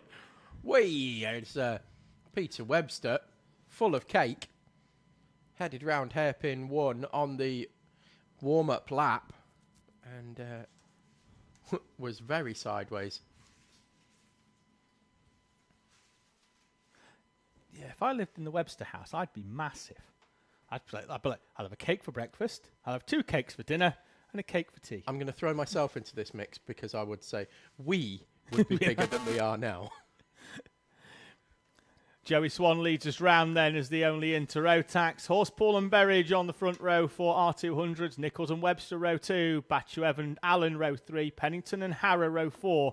Jensen Whitehead, after the retirement in the previous heat, goes off the back, and we are away and racing. Up and over the timing line towards turn number 1. And Aaron Berridge is going to sweep all the way round the outside. In fact, I thought he was going to get past Joey Swan as well. But Aaron Berridge, and then into the back of Joey Swan. He's carrying some right pace in that 122 on the opening lap. And here comes Peter Webster up into second place. Webster down the inside. Horspool went right round the outside of hairpin 2. He's going to get great straight line speed down the back straight. Manages to get back in front of Tom Nichols, Flight Lieutenant Tom Nichols. But no, it's Webster that swept through into second place. It certainly was. Horspool down into third. Nichols under pressure from Batchev. I was just having a quick look then and to see whether anybody was on wets. They're not, but the way Aaron Berridge went off on that opening lap and the way that the wets bring the temperature up and then fall off a cliff, I was having to think, but they may well have gone, right, well, actually, it's cold now. The rain's come down. Let's go up a bit on pressure. And that may well have been the thought process. Well, he just went full send into the corner and to see what the grip level was, and it was there. It was there, and he managed to power his way straight into the lead of the class. And like you said, David, put Joey Swan in the Inter-Rotax under a significant amount of pressure as well. Peter Webster now holding on to P2 because Horspool and Nichols have closed right in. Although Webster is closing in on Berridge as well, it seems. And then Batchewev's still there with Whitehead as well. So Jensen Whitehead coming to play in this one, it seems, in the early stages. So it's Berridge, Webster, Horspool, Nichols, Batchev, Whitehead, Allen, Pennington, and Ronnie Harrow. Your 9 runners in R200. It's still looking very dark, and there's a few more spots of rain on the glass, David. Can't see anybody. I'm getting a few more nods from the banking to say, yeah, it's coming down. No umbrellas yet. But it's going to cause some tricky conditions. No, 2 brollies up now, Tom. Out of the 4 that are on the bank. Oh, it is coming down. I can see it. I can see it in the air, David. I can see it with my own eyes. I can, and this is going to be very tricky for these very young, well, I say very young. But it's 10 to 13, isn't it, R200? But Peter Webster's just about to turn 13, as you said earlier on, David. So who's going to be feeling brave? Ashton Horspool down the back straight. Oh, Jensen Whitehead's going to retire again. Oh, and Ronnie Harrow goes off. Has spun himself at hairpin 1. So he's the first one to find the tricky conditions at hairpin 1. Character and building the rain for Whitehead. is coming down. And I think Whitehead, that's a technical problem rather than a spin because he just went to the first corner. And in fact, he's dropped fluid. He's dropped fluid on the outside of hairpin number 1. Yes, there's a huge amount of fluid. You can see the line of that car off the outside. He's pointing at it, saying to his mum and dad, it's not going anywhere. Well, I'm not surprised. What appears to be the fuel. It might be the There's no radiator on a Honda. I thought it might be Joey Swan stuff. No, that's the law. Peter Webster into a half spin. No, that is the line that Whitehead went. So it's either fuel or oil. It's the only 2 bits of liquid you've got on a Honda. Yeah. I had a brief moment where I thought these had got radiators on for a second. Tom Nichols, side by side for the lead. Oil sump plug again, Tom, I think, for second time in different classes, but looks like it's oil. Well, Tom Nichols took the lead very briefly. Aaron Berridge is going to go the up and under at hairpin 4, and he's going to take the lead back from Tom Nichols. Ashton Horspool, a slight gap, and then Peter Webster has dropped back off those front 3 with that half spin. 8 seconds, Tom. 8 seconds off their normal pace. He was the first one to come across that patch of oil, or rather hit the patch of oil. And there goes Berridge out wide on that track. Nichols is through to take the lead. And on the previous lap, Nichols was not just the fastest R200, he was the fastest driver on track. He was faster than Joey Swan on the previous lap. So Swan leads from Tom Nichols and Aaron Berridge. Nichols leading in R200 as they close together up at hairpin number 4. Up and over the timing line they go. Joey Swan leads out right. Slippery surface flag has been held out at the hairpin number 1. The drivers have been through there for the last couple of laps, which to remind them that we've got that oil on the circuit. It is on the outside of the track and pretty much off the normal racing line.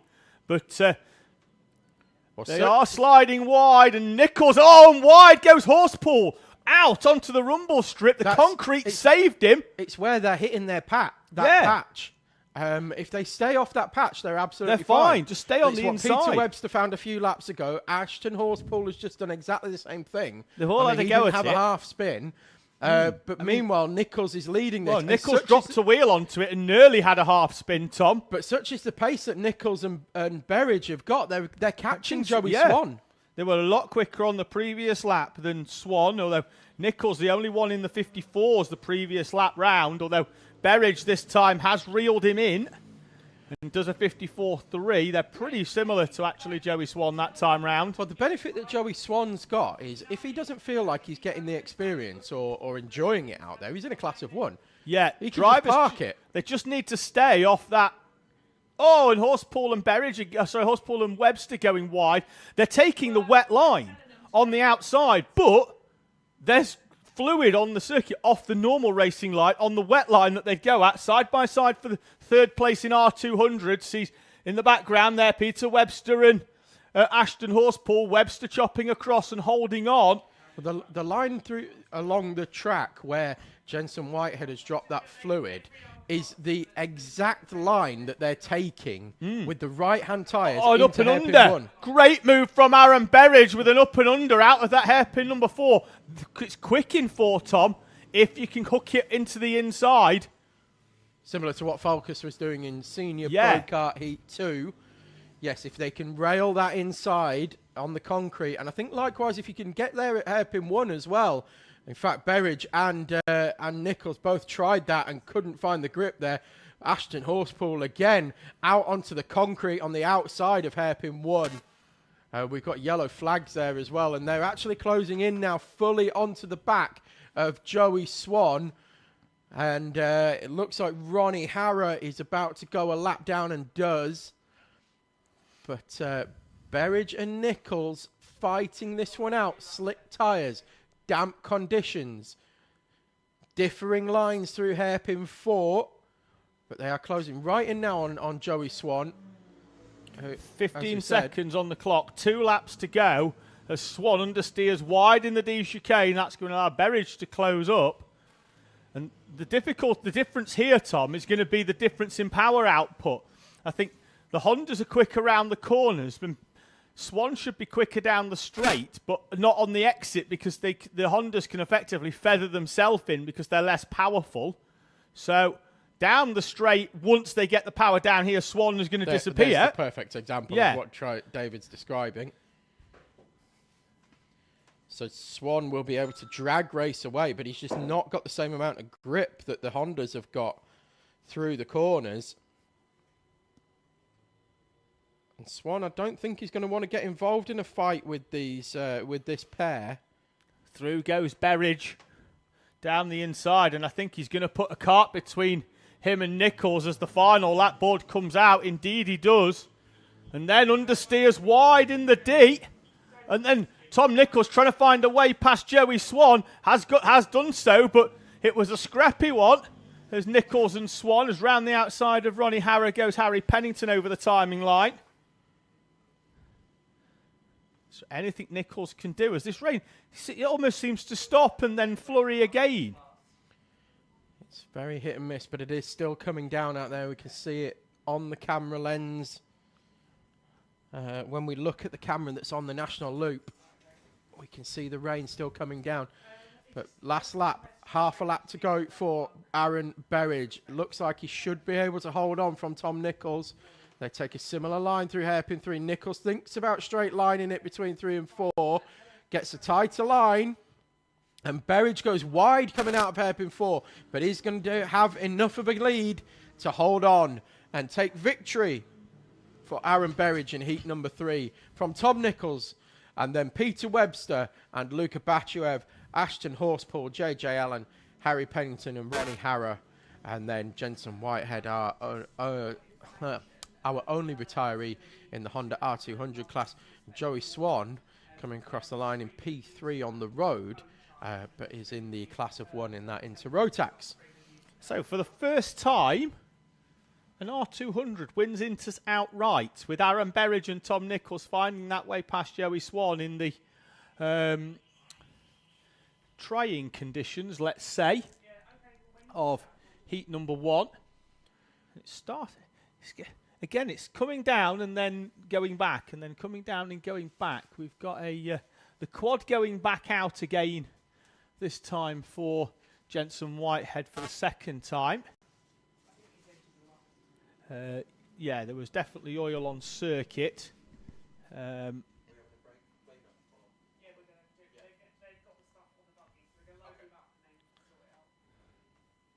we're just going to have a slight delay while we do a clean-up here of the spillage. So we'll just take a couple of moments and we will be back with you very, very shortly.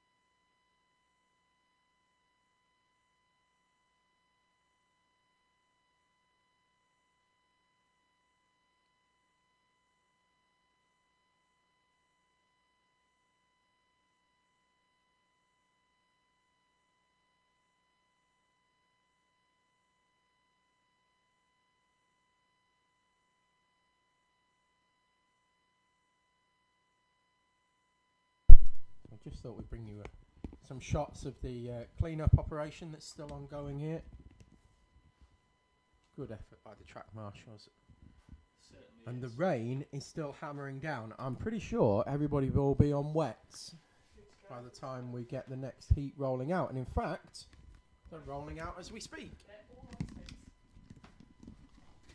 And they're all on slicks. Well, they'd have been Kat on. says. Well, yeah, they'd have been on the floor in the dummy grid area, Tom. So, but they'd have been on the floor in the dummy grid area with yeah, but when the rain was coming down.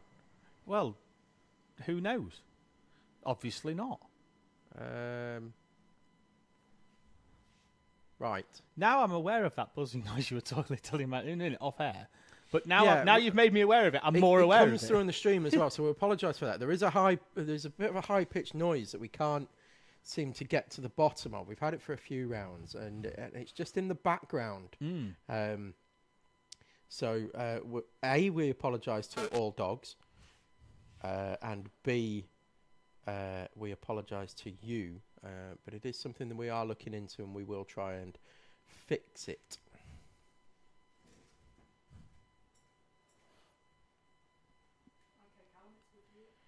And we're about ready to go. Have we got a grid?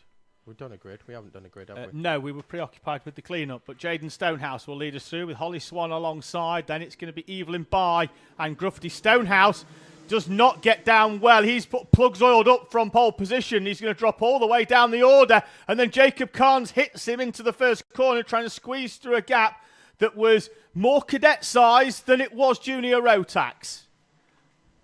Yeah, half spin as well for and Gruffity, after a win in Heat 2, already hits the front in Heat 3. From 4th place, and then gets a switch back then on the 19. Power down. Power down from Gruffity coming out of hairpin 2. That was brilliant. So Gruffity crossed the line P2, but I think he actually started 3rd or 4th. 4th, I think he was. On the grid, and already hits the front. And it's amazing what happens once you build a bit of confidence. Once you get a win under your belt, you become a different driver. Don't you, Jake Gruffity? You do, as he comes over the sideways, fully lit. Sideways. Got to keep some heat in them slicks somehow. So, the rain's sort of been blown across the track now. I don't think it's not as bad as it was during that Inters and R200 race. Jaden Stonehouse, unfortunately, from pole position, has dropped all the way down to 11th.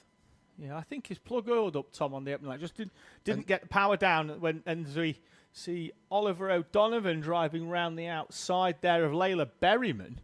Well, Freddie Widrington's come through to P2 on the opening lap as well. And is actually closing in, it seems, on Jake Gruffity. So Widrington reveling in these conditions, it seems. Oliver O'Donovan was on the inside of Layla Berryman, I think it was, for P3.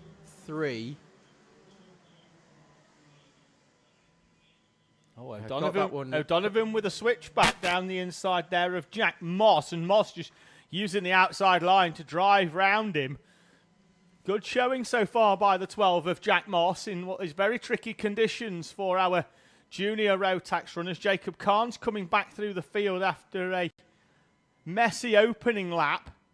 Oh, a bit of side-by-side in the background, Tom, between, if we can pick up the battle for 3rd, they're still nose to tail, but O'Donovan is through on Jack Moss with a slide job at hairpin 2, and then just runs wide and side pod to side pod with Moss, moves his way through into 3rd place.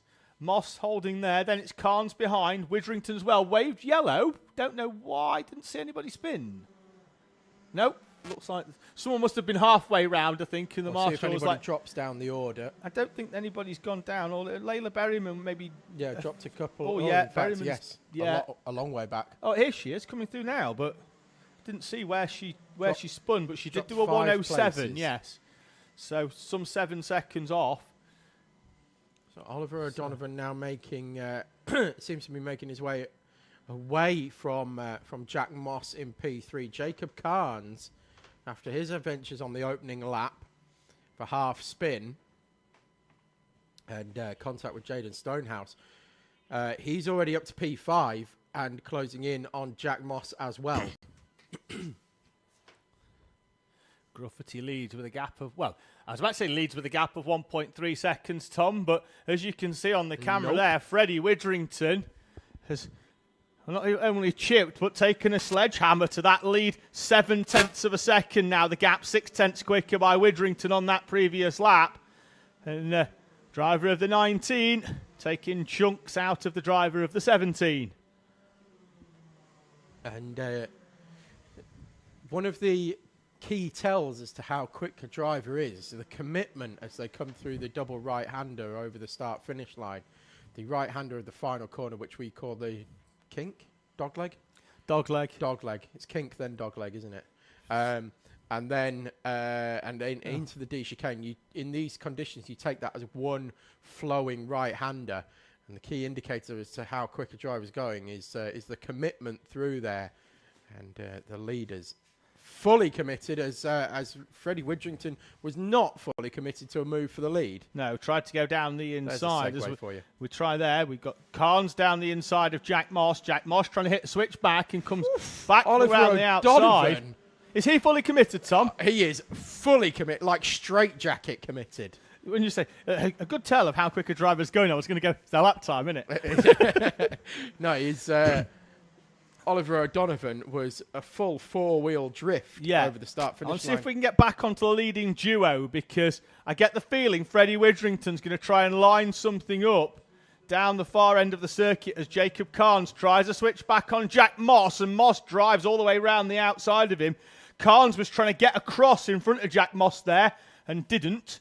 As this is now where I think we're going to see Freddie Widrington try that move again on Jake Gruffety, and this time he's going to switch it, trying to go round the outside. Gruffety's switch tactic to the inside, but Widrington's going to hit him with a switchback, and that is textbook wet weather driving on slick tyre. Yeah, straight on at hairpin 4, full lock, parked it, straight lined it out of there, and power down and drove clean past Jake Gruffety to take the lead. And the rain is still coming down out there. I can see it out of the commentary box window, but the time's coming down, or that being said. So the track may actually be drying up even though the rain is coming down, as much of a contradiction that sounds. Yes. It might be falling slower than it's drying. It's still very greasy out there, isn't it? Some 10 seconds or so off their normal lap times for junior Rotax, who normally do 15 or 16 lap heats. This one's going to be 11 or 12 at best as Freddie Widrington comes through and over the timing line nice and sideways. Giving Donovan the same as does Jacob Carnes as well, full four-wheel drift. The reason my voice goes like that is because if they get it wrong, they are coming to talk to us, aren't they? They're hitting us in the commentary box. Well, this tractor, there's like a tyre wall, there's wagon tyres, a barrier, a rubber belt, but then us. We're very welcoming. We always like to talk to people. We'd like to come through the door, not the window. Exactly that. Or parts of the cart coming through the window. Yes. It's a very fast part of the track, isn't it? It is. And Widrington still holding on, but only just from Gruffety, who has now followed Widrington for a couple of laps and has reattached himself to the rear bumper. But coming along is Oliver O'Donovan, and here he comes with another four-wheel drift through there. And likewise, Carnes, again, full four-wheel drifting through that corner. So they look the two fastest out there at the moment. Lap times will tell. Time's starting to sort of plateau at around about the 55-second mark, sort of giving you an indicator of where the track conditions are. And now Gruffety in that second place, being able to sort of see where Freddie Widrington was faster in catching him earlier on, is now using that to full effect as he tries to slide down the inside on the exit of South Bank with 1:40 on the clock. So Widrington and Gruffety still going at it, but behind them, Oliver O'Donovan, fastest driver on track by a long stretch in terms of his best lap time, 3/10 quicker than anybody else, is closing up once again. It's another 3/10 of a second out of the leading duo. Widrington, Gruffety, O'Donovan, Carnes, Jack Moss, a superb P5 so far for Moss. Evelyn By and Josie Fiau, 6th and 7th. Holly Swan, Morgan Cooney, Layla Berryman, Darcy Hall and Jaden Stonehouse. Surprised to see Joseph Yao in 7th place. Managed to get his rain jacket on, but not wet tyres. 12th to 7th. Yeah, 12th to 7th. But former champion here, you would have thought that Yao might have made his way through to the front a little bit quicker than he has done, although putting Evelyn By under increasing amounts of pressure. Again, for me with Yao, and it's generally anybody that's in that tail end of a field, particularly on qualifying grids, but also in randoms, you're 12th anyway. Chuck some wets on. You've not got anything to lose. You're there anyway. See what's going to happen. See if you can roll the dice on what is now a drying track. We've got a waved yellow because Stonehouse is off on the national loop and appears to be either waiting for the field to come through or stuck on the grass on the outside on the No, he's managed to right himself in the... as Jack Moss goes round from what would have been 5th place. Moss will drop to 7th. Yao went through. Yeah, absolutely gutting for Jack Moss, who's had a great race so far, but with the cart on the outside and potentially the line that he'd been taking round the national loop, somewhat occupied by that spinner, I don't know whether Jack Moss has just been caught out there a little bit, gutting for the 12 because he's chucking that cart around now. He's been superb in this race thus far. Leaders with the time down to 0 are nose to tail as they head up and out of the final corner. Last lap board will greet them. Widrington, Gruffity and O'Donovan, anyone's race as they head through the chicane for the final time. Well, O'Donovan's been significantly quicker than the first two, the two in front of him. But can he find a way through? And likewise, Jacob Carnes has been even quicker than all 3 of them. Jacob Carnes is going to make this a 4-cart train as we head into the final half of the final lap of the final heat. Freddie Widrington down the back straight. Jake Gruffity tried to draw alongside, but in fact, Jacob Carnes has passed Oliver O'Donovan down the back straight and taken P3 away. And he thought about taking P2 away from Jake Gruffity as well. Couldn't quite get the move completed at hairpin 3. What's he got in hairpin 4? Nothing is the answer, although Widrington parked it, and Gruffity is just going to drive around the outside. Is Widrington going to hold on? Widrington held on just by over a 10th of a second, just over a 10th of a second from Gruffity, who was only 0.03 of a second ahead of Carnes, and Oliver O'Donovan taking P4 in the end. So Widrington parking it at hairpin 4 caused the other 3 to just go all over the track, spread as wide as they could, and as it finished, it was the same way that the lap started, with the exception of Carnes overtaking Donovan for P3. And breathe. Yes. It's a crazy final lap. In the final few laps as well, Tom, Jacob Carnes closed in 1.2 seconds in one lap as the times absolutely tumbled. 2 laps before, they were doing 55s. Fastest lap of the race by Jack Moss, 50.153. On the final lap, sees Junior Rotax within effectively 8 seconds of their time. They're normally doing Jack Moss on the final lap. This is what I was saying. Jack Moss. Angry Jack Moss. Well, angry Jack Moss, yes. But when he refound the grip after his spin in the national loop, he went into hairpin 1 and just chucked it in, and it gripped so much it actually caught him out then, because he expected loads of understeer and it didn't come, and he had to have 2 or 3 attempts at the corner because he was finding way more grip than he thought. Likewise through hairpin 2. So he knows that there's grip there then. Yeah. And just goes, right, full send, final lap. Right.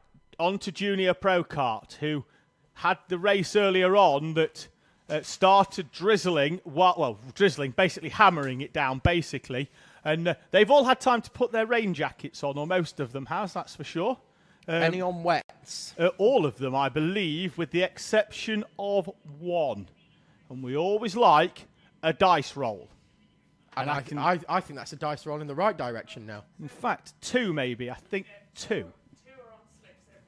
2 are on slicks. I think, if I'm calling it out the window, Josh Brown is 1. I think Adam Roberts in the 135 maybe as well. Potentially on slicks. Now, they've got to be careful. Lap 1 and 2 are going to be very, very dicey. Get round that, should be okay, because the temp will come up. So, Welburn and Matthews front row, Edmonds and Howard, Carmichael, Sullivan, then Cranston and Hall. That's Josh Brown's side pod. That is one of the slick runners missing a side pod, and he's stopped on the outside of hairpin 3. I don't know whether we're going to roll this round again unless they can get that cart clear. Green is up. Green is down, and one of the slick runners is out already. Sullivan tries to go high and wide, round the outside, bounces up and over the big bump that is on the exit. Welburn leads us through in front of Liam Edmonds, Joshua Sullivan and Ashton Carmichael, as Carmichael levers his way through up into second place at the expense of both Liam Edmonds and Joshua Sullivan. They power down the back straight. Isaac Welburn leading away in Junior Pro. Yeah, heading down the back straight and into South Bank for the first time. They're going to find out what the grip levels are like.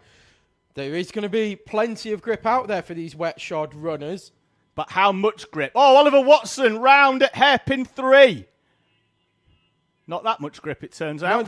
There will be there'll be plenty of grip, and there will be plenty of grip through the race because they're on the wet. Yes. It's just whether Adam Roberts, the only slick runners we're going to change for the lead, it's Ashton Carmichael takes the lead. What I was saying, Tom, about that grip is if they've got a lot of block on the wet, they'll get loads of heat in it to start with, but then it'll fall off a cliff. If the runners have got more worn inters, then it'll take them longer to get up to temperature, but then they'll effectively act like a slick later on into the race.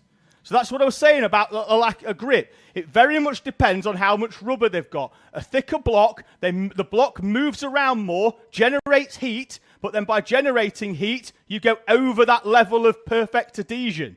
And Sullivan and Ashton Carmichael doing the do-si-do through South Bank Corner. As Who's they that in swap places. third, though? That's Cranston has moved up from 5th to 3rd on this lap as well, as you point out, David. I'm keeping my eye on Adam Roberts, who we think is on slicks. And he is on slicks. Yes. And he's up to P14, but right on the back of Jamie Balding. Started 17. The leading trio are nose to tail into hairpin number 1. Sullivan and Carmichael, side pod to side pod. And then that's going to allow Cranston, I think, to get a jump on them both down the back straight. We're going to be too wide. Sullivan and Carmichael with a drag race down the back straight. Which side? Who's going to pick? I was about to say, which one is Cranston going to pick to push? Warning for the 13 for going in hot into hairpin 1. And manages to hold on, although fighting the steering wheel through hairpin 3. There's Carmichael again, and they're 3 wide coming out of hairpin 4. And Carmichael through. Well, Carmichael jumped out of the way of Cranston there. I don't think he was expecting it to be 3 wide. So just elected to just jump in behind Sullivan and get a slipstream. Watson with the fastest lap of 51.056, which is incredibly fast. Half a second quicker Is than Oliver the lead. Watson on slicks? No, I think he's on wet. So I was actually half a second faster than the leading trio, but then again, they were hammering it out on the previous lap. And Adam Roberts is there with that group. The front 3 have broken away, but Adam Roberts is on the back of the group that contains everybody up to Liam Edmonds. This one, it's slippy down here in 3 and 4. If you can get round them at 3 and get round 3 and 4, everywhere else he should be faster than the wet runners. Looks like he's not been able to make a move so far. Now he does out of hairpin 4. That's what I mean. If you can get round 3 and 4, he's okay everywhere else. Oh, Isaac Welburn getting squeezed by Elvis Hartley as they tried to go through the D chicane side by side. As we've mentioned many times, Tom, that don't work. That don't work, no.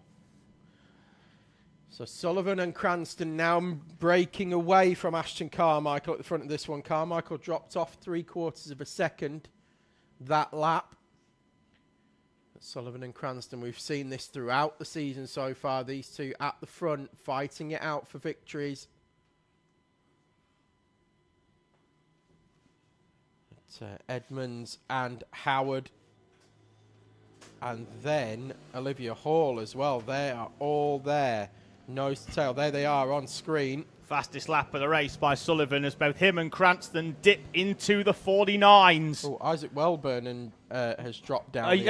The chicane on the previous lap got squeezed. Yeah. Apologies.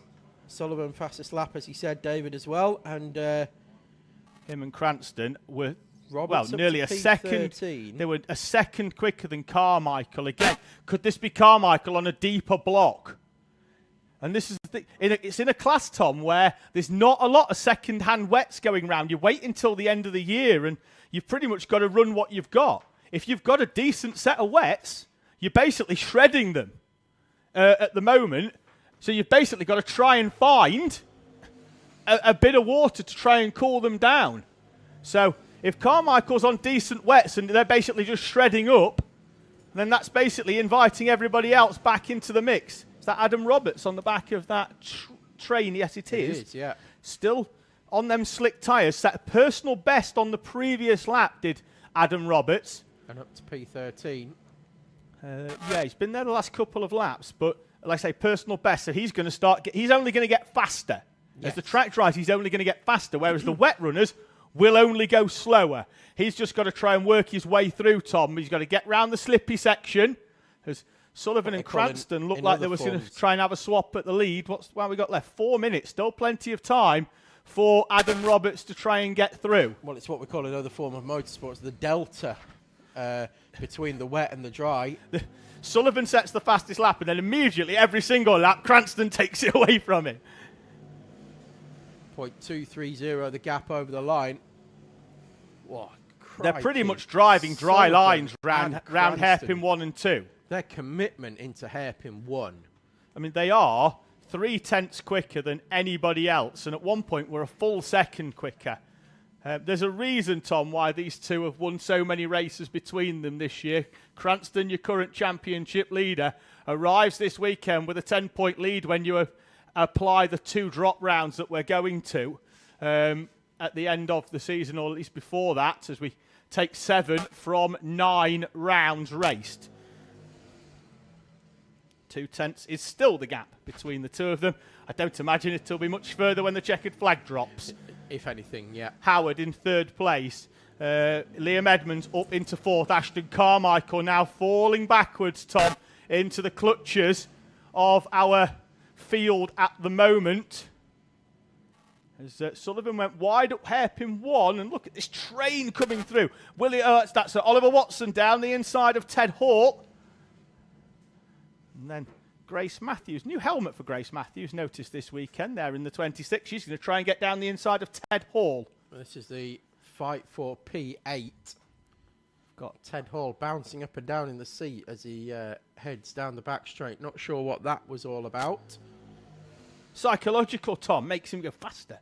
There's Olivia Hall side by side with him, but manages to hold on to the position. Does Ted? Or does he? No, it's Grace Matthews on the outside there. Liv's in front. Liv's catching Daniel Camper, both catching Ashton Carmichael. Correct. Grace Matthews with that new lid. Oh, and Ted Hall up. It goes wide. Throws an arm up. Hold on to the steering wheel, young man. There's a corner coming up. Change for the lead as through has gone Reese Cranston. Down the far end of the circuit on Joshua Sullivan. Change for the lead. Cranston in the 43. Leads the 13 of Sullivan. Up and out of the hairpin 4 they come with 3 laps to go, I think. I think you're probably right. Yeah, 1.5 minutes plus a lap. Yeah, we'll get 3 more laps here.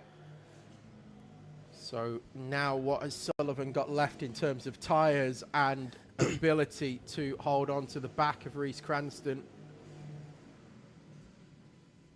It's going to be a tough work out there for all of the drivers in this heat, where it's started off wet and gradually got drier and drier. So what's everybody got? As Cranston takes a very defensive line round the and the entry to South Bank into 3 and 4, which is going to be a little bit slippier. No lap traffic for them to contend with this time. I don't think they're going to catch Reese Dodds this time, which is going to be a great effort for Dodds. The lap times are starting to come down as most of the field are into the 49s now. Howard, Edmonds, Carmichael has been jumped by both Camp and Olivia Hall. As the field make their way round hairpin 1 and 2 for the leaders, who will very likely see the last lap board next time round. Cranston with a look over the shoulder. I think a win will likely put Cranston on pole for the final. Did I see more rain coming down? I think you may have done. Or was it just dropping off the tree in front of the camera? It could have been dropping off the tree in front of the camera. Time elapses down to 0. Final lap. Oh, they crossed the line with just about 3 seconds after the time elapsed as well. Yeah, 43 leads the 13. William Howard in 3rd place. Liam Edmonds, Daniel Camp, Olivia Hall. Ashton Carmichael, then Oliver Watson now in front of Grace Matthews as the leaders, with Cranston with a tight line into hairpin 1, has stopped Sullivan getting a good run, and it's opened up a fairly big gap now for Reese Cranston with a superb park job of the 43 into hairpin number 1. Sullivan's going to have to come from a fair distance back as they round the South Bank corner. closes up on the brakes into hairpin number 3. Cranston will very likely park it at 4, and indeed does. Sullivan will go wide and try and get the power down, but I think Reece Cranston's done enough. Indeed he has. Good run from Reece Cranston, who wins heat number 3 from the 13 of Joshua Sullivan, split by a 1/10.5 at the checkered flag. William Howard and Liam Edmonds are 3rd and 4th, from Daniel Camp and Olivia Hall in 5th and 6th. Ashton Carmichael chased home by Oliver Watson and Grace Matthews, with Scarlett Whittaker-Dunn. Adam Roberts on the slicks in P11 with Elvis Hartley, Ted Hall, and then it's going to be Jamie Boulding in front of Isaac Welburn in 14th and 15th place, with Reese Dodds in the number 82 machine, coming home, Tom, for the first time on the lead lap, I believe, for Reese Dodds. A superb effort in challenging conditions by the driver of the 82. Indeed. Congratulations to Reese Dodds. As we always like to point out progress. We do. And progress has been made. So that brings to an end our junior pro karts. We will head into senior pro kart heat number 3 next, and I'll try and bring you a grid.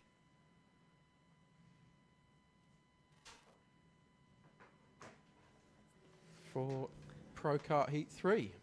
Oh, we've got one this time. We have.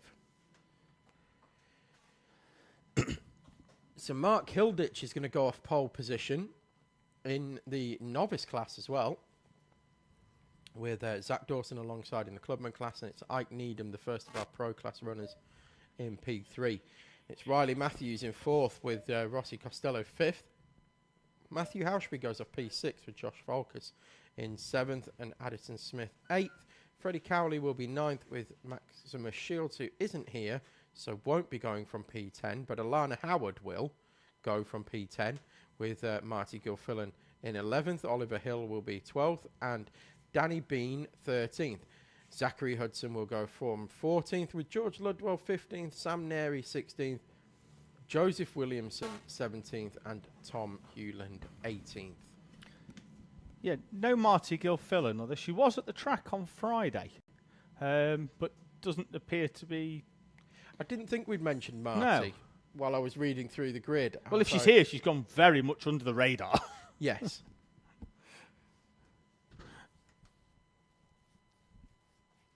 So having a quick look in the live chat. Alex Owen getting in touch saying good afternoon to Tom and I.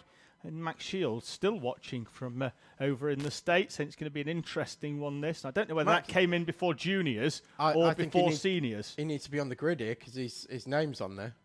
It's because he's entered. He's entered, be going off P10. No, he's entered every round. Yeah. So that's why he's on the list. Too busy sunning himself in Daytona. His name made the list.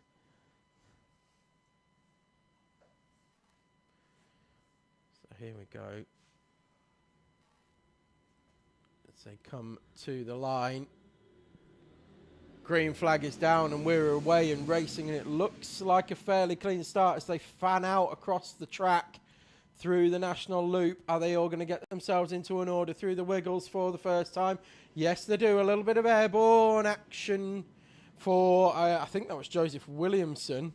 Oh, Zachary Hudson, in fact, it was.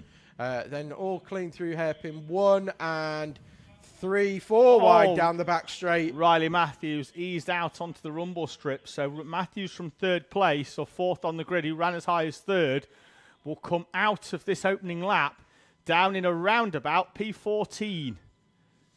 Dawson will lead us through, though, as Falkus makes an early move down the inside of hairpin 4 on Ike Needham. Moves himself up into 2nd place.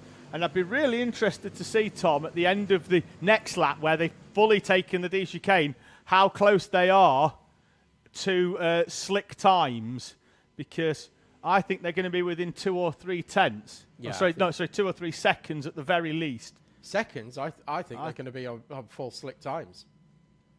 Oh, well, hairpin 3 and South Bank are always the trying ones of them, as down the inside goes Falkus. Ooh. And shows smoke coming off the tyres. Shows that there is grip now on the inside of that corner. This is where it's slippy, but they don't appear to be sliding too wide at 3. Through they come, and I think Tom could well be right. I wouldn't be surprised to see some 46s on the board here. 47.105. So it's closer to slick than it is wet, that's for sure. And by wets, I mean the junior wet time. So slick's the way to go, certainly going forwards. Smith forges away through on Rossi Costello, I think that was, for P4 on the road. No contact, but made sure that Rossi Costello knew that Smith was coming through. And Ludwell has come through on on Costello as well. Danny Bean in behind Ludwell now as well. So Rossi Costello, not the best of laps, unfortunately. For Costello, lost 4 or 5 places that time around. Gap at the front is 0.6 of a second as Josh Falkers now dips into them 46s with a 46.7, 0.3 quicker than those behind him.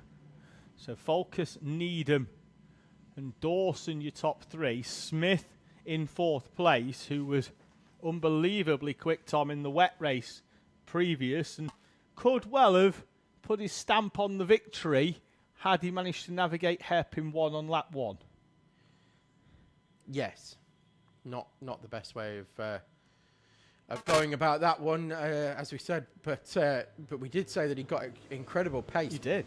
Post that that incident, got it out of the way early in the race, that's for sure, and managed to claw his way back to was it 8th? I think he finished. Or? Yeah, he was well inside the top 10. Might have been even higher than that, not sure. But Smith now closing in on the back of Dawson. So we've got our elite class, our pro class, sorry. Our first, second, fourth and fifth with Zach Dawson, the outlier in the clubman class in 3rd place. Danny Bean in clubman is 6th, and Rossi Costello still holding on to the final step of the podium in clubman class in 7th. Novice class is headed by Sam Neri in 9th with Zachary Hudson in 10th, and then Riley Matthews 13th on the road is P3 in the novice class. Hudson's been very impressive for a driver that we don't know a huge amount about, Tom. No, got a bit of air on lap 1 through the wiggles. It's got a bit, like you say, it's got a very Hewland-esque sticker kit. I don't think it's the same layout. I just think they've just somehow managed to choose the same colours. I like the blue and yellow helmet, though. That's a nice design. And it's a yellow that's... You see 2 forms of yellow when it comes to crash helmet designs, it seems. There's 2 shades. There's either fluorescent or Senna. You'll see in a moment, David. What, in terms of yellow? Yes. You don't see any other shades of yellow. No. Although it's actually Alonso. It's Alonso. It's the same as Edward Rise. Yes. But probably bigger. Yes. Because he's an adult and Edward Rise not. Oh, it's definitely a different helmet. But yes, you can see the inspiration coming through with helmet designs as well. I do love a helmet design. I used to sit there and doodle them. You know, you could get like the templates. Yes. You could print them off and you could design your own helmets. You could do it online still. People have got them. Smith tries to move down the inside of Zach Dawson. Zach Dawson tries to close the door. Addison Smith makes sure that he goes through it. And the number 44 and moves him up into 3rd place. Dawson leading in the club class. Doesn't need to get too involved because he has got Danny Bean not too far behind him. So just needs to really just follow Smith in terms of picking up his class points, that's for sure. In a race meeting where George Ludwell would have been hoping to take some decent points out of Max Shields, with Shields not being here, it's been Ike Needham has been the one, along with Addison Smith, to sort of step towards the front of the regulars. Agreed, here. Yeah. Falkus, not a regular anymore, Tom, but he's done more laps around here than probably most. I think Ludwell just doesn't want to get his suit dirty. Oh, is that it? A brand new suit, hasn't he? So I'm not going out in the wet. not in the new suit, no. I'm not. Like you say, David, Ludwell's pace a little bit baffling today. Not being able to bring it to the front of the. He's already. Yeah, and seen leaning him roll back his head down back down the back straight. Yeah, Yeah, as if he's saying, like giving up. I've not got enough today. Not giving up, but Well, like, no, you know, but I was like, oh, why am I even bothering? Kind of. Which is head strange back. because round 3 and 4, he's towed right up onto the back of Danny Bean once again. Yeah. So. So, not sure what's going on with Ludwell's pace today. Will we blame the new suit? Normally we give it credit for giving drivers a couple of tenths, new suits, new helmets, new visors, new sticker kits, all help. You combine all of them and you'll find a second. It's because it's the wrong colour. It should be MS Blue, Tom. Well,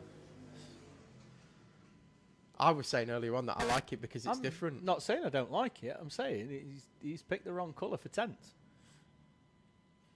But I know what you're saying because when I try and do my notes for the British 24 Hour and all the team go, yeah, I'm wearing a standard MS suit. I'm like, could you be any more annoying? Yeah. Although Focus has got a new one as well, I think. They all have. In the SoCo Select. In the SoCo Select, they've all got that suit for BPEC Needham's days. got a similar Lucas Racing suit as well. What we've gone from is MS suits to Lucas Racing suits. Yeah. And the Lucas Racing suits are able to be personalised. Yeah, well, Cranston's got his own as well, which is very similar to the standard 43 ones now, which both Lucas and Ryan Cannon, along with Josh Volkers, utilise at BPEC. Was that Williamson going down the inside of Zach Hudson? Yes. And Oliver Hill trying to get in the mix as well? Yes, it was. Tom was pointing at. So Smith now past Dawson and through to P3 on the road. There we are, still looking at Ludwell, unable to find a way past Bean. Who's Bean with in the 24 Hour, David? He's with a few others. They're going in hires. They are. They're going hires? They're going hires with Isaac Duff and a few others. Can't remember who off the top of my head. He's already told me his team. He'll no doubt try and get into novice class, won't he? Yeah, they won't. I didn't say they'd get in, but they'd try. He can try. There's Oliver Hill down the inside of Zach Hudson with Riley Matthews onto the back.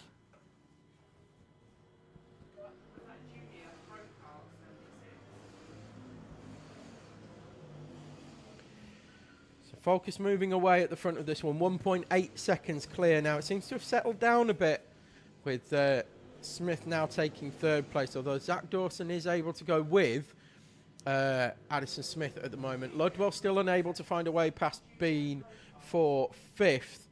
Then we've got a big gap back to Rossi Costello and half that gap again back to Matthew Hauschby. Sam Neri on the tail of Hauschby. And Sam Neri as well doesn't need to put an overtake on because he's at the front of the novice class and Matthew Hauschby in the club class. So timer ticks down to 0. We will get the last lap board this time around and it will be taken by Josh Volkers. There he goes. 2.1 seconds, the gap back to Isaac Needham and then another further second to Addison Smith, who has broken away now from our club class leader Zach Dawson. Danny Beam 1.2 further back, still being pursued by that 13 of George Ludwell, who's toiled throughout this race to try and find a way past Danny Bean and has now sent the move down the inside at hairpin 2, and Danny Bean goes wide and out onto the rumble strip, tries to squeeze Ludwell to the inside. Ludwell's having none of it and moves through to take the position. And we are going to get another victory here for Josh Volkers. Taking victory here in heat number 3, and the checkered flag waves for the 43 car. Ike Needham will come across the line in second. Addison Smith in third. Zach Dawson will come across the line in fourth and take victory in club class. Then it's George Ludwell, Danny Bean, P2 in club, with Rossi Costello on the final step of the podium in club. Then it's Matthew Hauschby. Sam Neri will win rookie class in P9. with novice class, sorry, Joseph Williamson P10, Oliver Hill 11th, and then Zachary Hudson and Riley Matthews 2nd and 3rd in the novice class. We'll take 12th and 13th on the road. Freddie Cowley, Tom Hewland, Alana Howard and Mark Hilditch finish off your 17 runners. And just before we have our first final of the day, which will be Bambino's in just a couple of moments, I'm just going to run off and take a quick comfort break.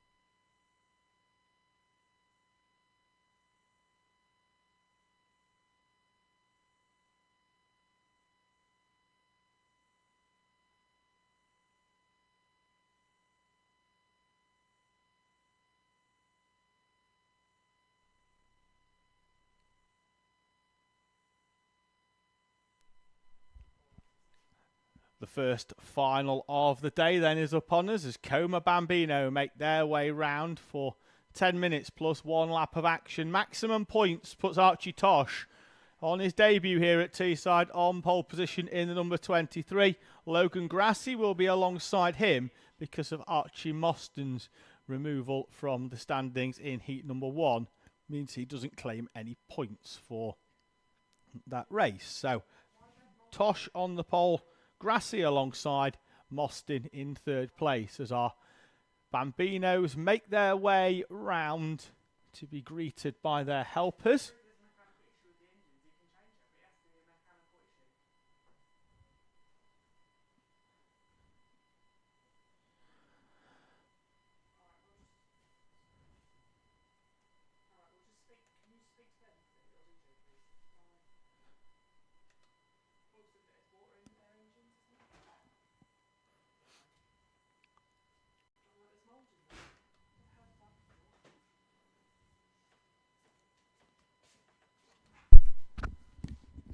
You know what we haven't mentioned so far, David? No, I love how much thinking time going to the toilet gives you. Should send you more regularly. The Epiphany toilet. If you know, you know. Our championship sponsors. Of we course. haven't given a shout out to NRG Karting. Green flags in hand. Tom, I'll let you run through them in about a few moments' time. But the first final of the day is upon us. Green flag in hand for the start line. Marshall, green is up. Green is down, and we're away and racing. It was a very slow drop of the flag there. Caught Archie Tosh out a little bit, I think. It did, And then stopped. Archie Mostyn from 3rd place has come through to take the lead. Indeed. Yeah, Tosh stopped. I think Grassy did the same as well. Yes. So Mostyn leads from third place. Archie Tosh up into second. Logan Grassy drops down into third place.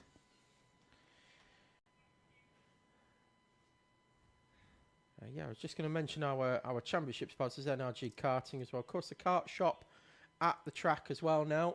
Yeah, so mobile kart shop. So if you need any supplies while you are here, pre-order as well to collect at the track ahead of the meeting. Click and collect. Yes, just pop in the box. I'll collect and then put in the comments. I'll collect at the track, which is a very handy thing to have. So you can have your products brought here to the circuit.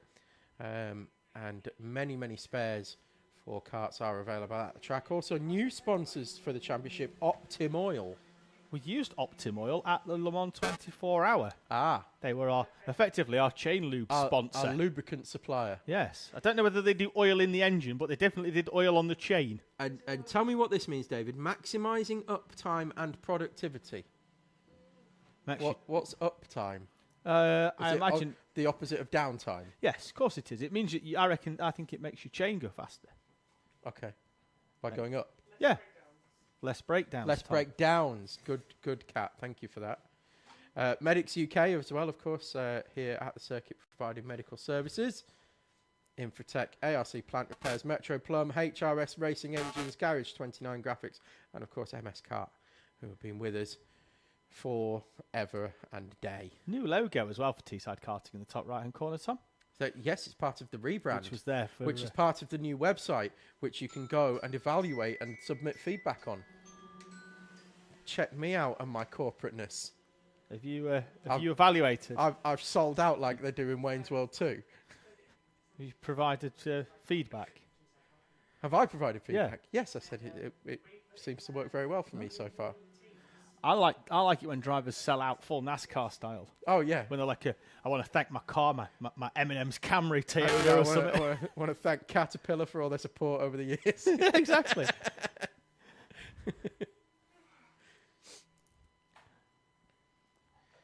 Yeah, and the Toyota Camry ran great. Did it really? No, the M&M's Toyota Camry. It's like M&M's did nothing on that. Sent you some stickers and some cash. Meanwhile, in Bambino's, do you know what other sponsor we haven't mentioned yet? I'm actually trying to figure out what other sponsor. Logan Grassy's sponsor. I know. We'll be there in exactly less than 2 weeks' time. Thought we should give them another shout out on the stream. The Rio Brazilian Steakhouse in Middlesbrough. Thank you, greatly appreciated. We'll be tucking in on Thursday. You've got. Oh yeah. Oh, we've got one. We've got one. We've got a table. So where me and Tom are going to go on Thursday night. On the Thursday night. Out of the hairpin 2, as Archie Tosh tried to move down the inside of Archie Mostyn into hairpin number 1. Had the door firmly closed on him, but has got a good run down the back straight. And don't know whether he's going to try and line this up into hairpin 3. Certainly going to try and move around the outside. That's going to be wide as we lose him from camera shot, and then he re-emerges at a fair rate of knots all the way around the outside. I thought he was going to dive into 4 then, Tom. Yeah, couldn't quite get the move completed, but it is coming back together now, these front 2. Starting to fight over position. They've exchanged places throughout the day.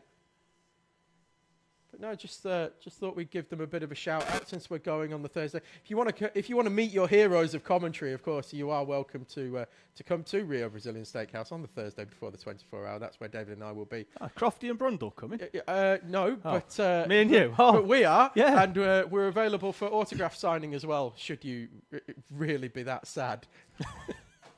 So, do you know, somebody asked for a photo of us at Le Mans. They did. They said, "Can we have a photo with you, please?" And I was like, "What, really?" Yeah. It shocked me. You were happy with that. I thought someone asked for your autograph. It was the Yows walking through Terminal 2 and then 3.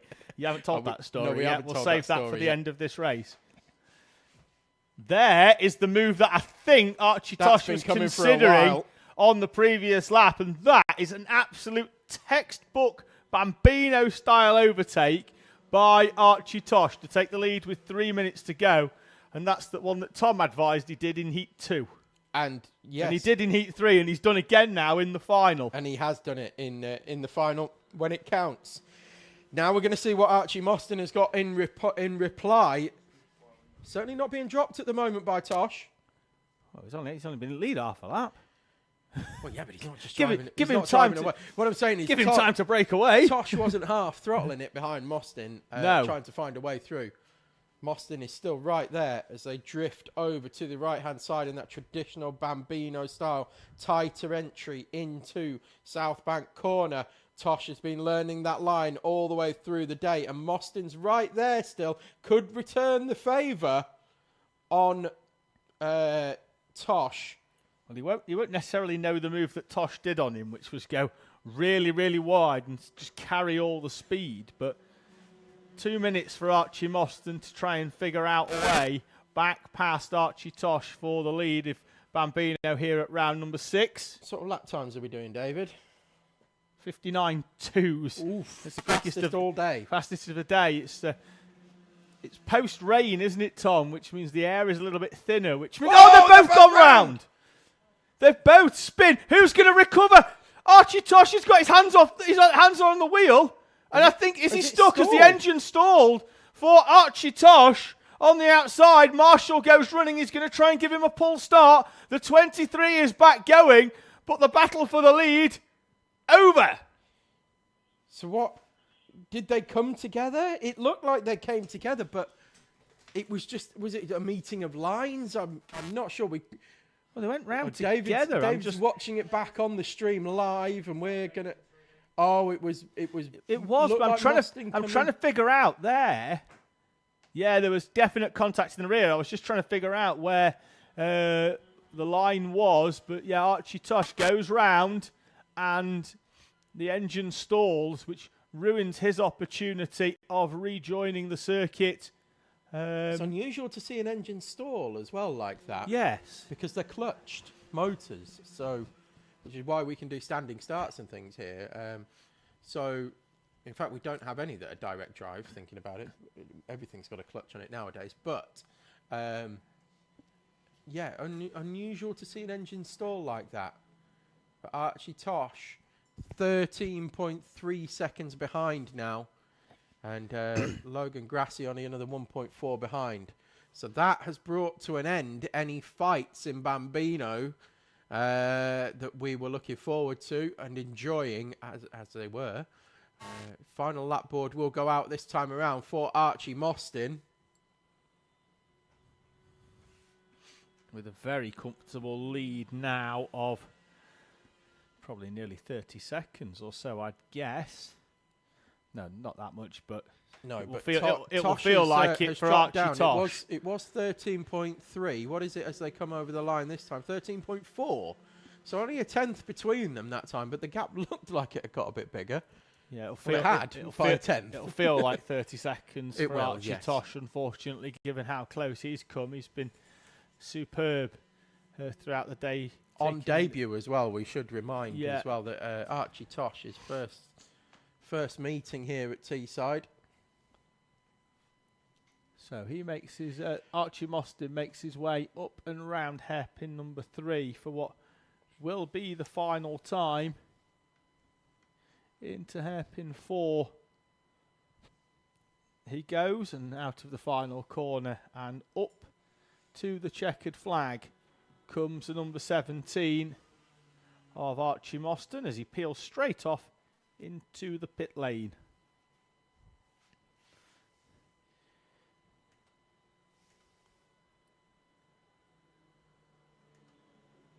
And that brings to an end our Bambino final. Bit of a disappointing end to that one, I think it's safe to say. It was building up to be an all-time cracker.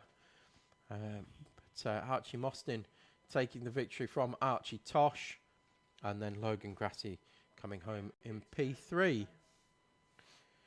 So, David, bring us the grid for Honda Cadets, who are already making their way out. Francesco Di Caro will start on pole position, the Heat 1 winner, and then 2 strong second heats, despite wins for Edward Rye, his 4th place in Heat number 1. dropping him to second place. So it's going to be DeCaro and Rye on the front row, Daniel Ziad and Sebastian McCarthy in third and fourth place, Aaron Rigg P5, Aston Wilson in sixth place with Albie Cam and Tommy Burgoyne on row number 8. Alfie Keeling starts ninth with Jacob Jones for company there, even on points. But Heat 1 position sees Keeling go off P number 9. Jake Gibbon is 11th, Oliver Bullock in P12, Harry Scrafton and Jacob McDonald in front of Abel Hutton and Oscar Wills, Edward Charlton and Andrew McCrossan with Reggie Cook and Tyler Grufferty in the number 30, the sole Micromax runner.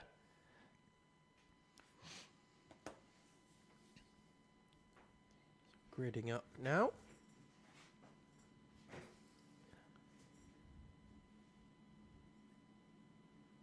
So DeCaro on pole with Rye alongside. Those two have shared victory throughout the day. McCarthy in P4 pole position in qualifying. Just repositioning himself slightly is McCarthy.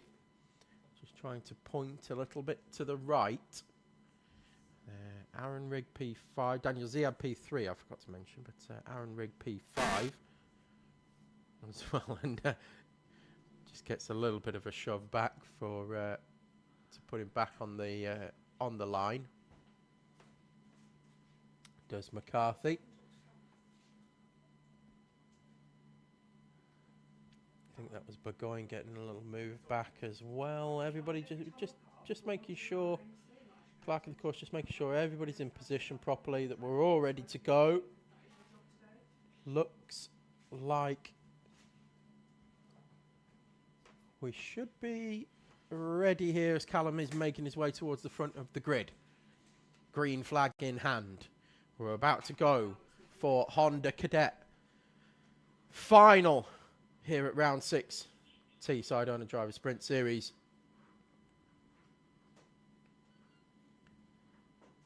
And we are good to go. The green flag is up. It's down. We're away and racing, and DeCaro went, as the flag went up, stopped himself and then had a terrible start. Edward Rye sweeps around the outside and takes the lead. Daniel Ziad takes second place. Aaron Rigg takes third. Good start from Alfie Keeling, but too good a start because he went straight into the back, I think, of Albie Cam, and he's picked up a contact warning before they've even made it to the first corner. But as Tom said, Francesco DeCaro started rolling, hit the brakes, and as soon as he hit the brakes, the green flag dropped and he couldn't react quick enough. Edward Rye and Daniel Ziad just drive past him all the way through. So DeCaro then down now into third place. Well, McCarthy, he was in fourth, but he got Rigg, and then McCarthy followed through as well. So Rigg was in P3, now in P5, and Ziad and Rye are working together from the drop of the flag, and they are pulling away already to the tune of 0.8 of a second from Francesco DeCaro, who's had to find his way through. And he's going to come under pressure, I think, at hairpin 1 by Sebastian McCarthy, and then DeCaro sort of had to half defend hairpin 1 from McCarthy. They need to sort of work together. McCarthy tucks in behind Francesco DeCaro. Daniel Ziad doing exactly the right thing here in terms of his own race strategy. If you can get in behind Edward Rye, and if you can hang on to Edward Rye, you're going to be in a good position come the end of the race. And Edward Rye is leading in this particular instance as well. So he always finishes well, does Edward Rye. But like I say, if you can go with him throughout a race, you're going to be finishing in the top 4 or 5. Ziad just dropped about half a kart length back through the national loop. He's going to need to use the slipstream of Rye now to close back in and hope that DeCaro can't do the same. Yeah, Ziad, for me now, he's just got to work with Rye. Oh, we've got a few got off. A wheel off. That's hairpin 1.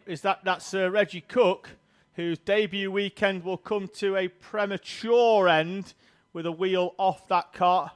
Trying to be pushed away on the outside, but... Going to get yellow flags out, I think. Yes, we are. We're up and out.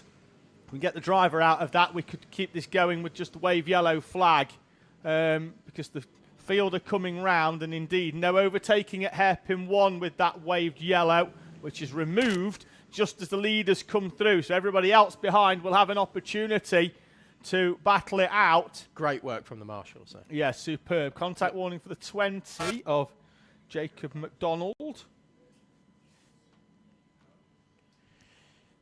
So Ziad still working with Edward Rye. You can see him tapping away on the rear bumper there, and in fact pulls to the inside. But we've seen that a few times from Ziad throughout the day, where he's not committing to a move. He's just not allowing anybody behind to overtake, although that looks like he's committing to a move as he pulled alongside. Because he took a wide line at hairpin 4 as Rye chopped across to get the position.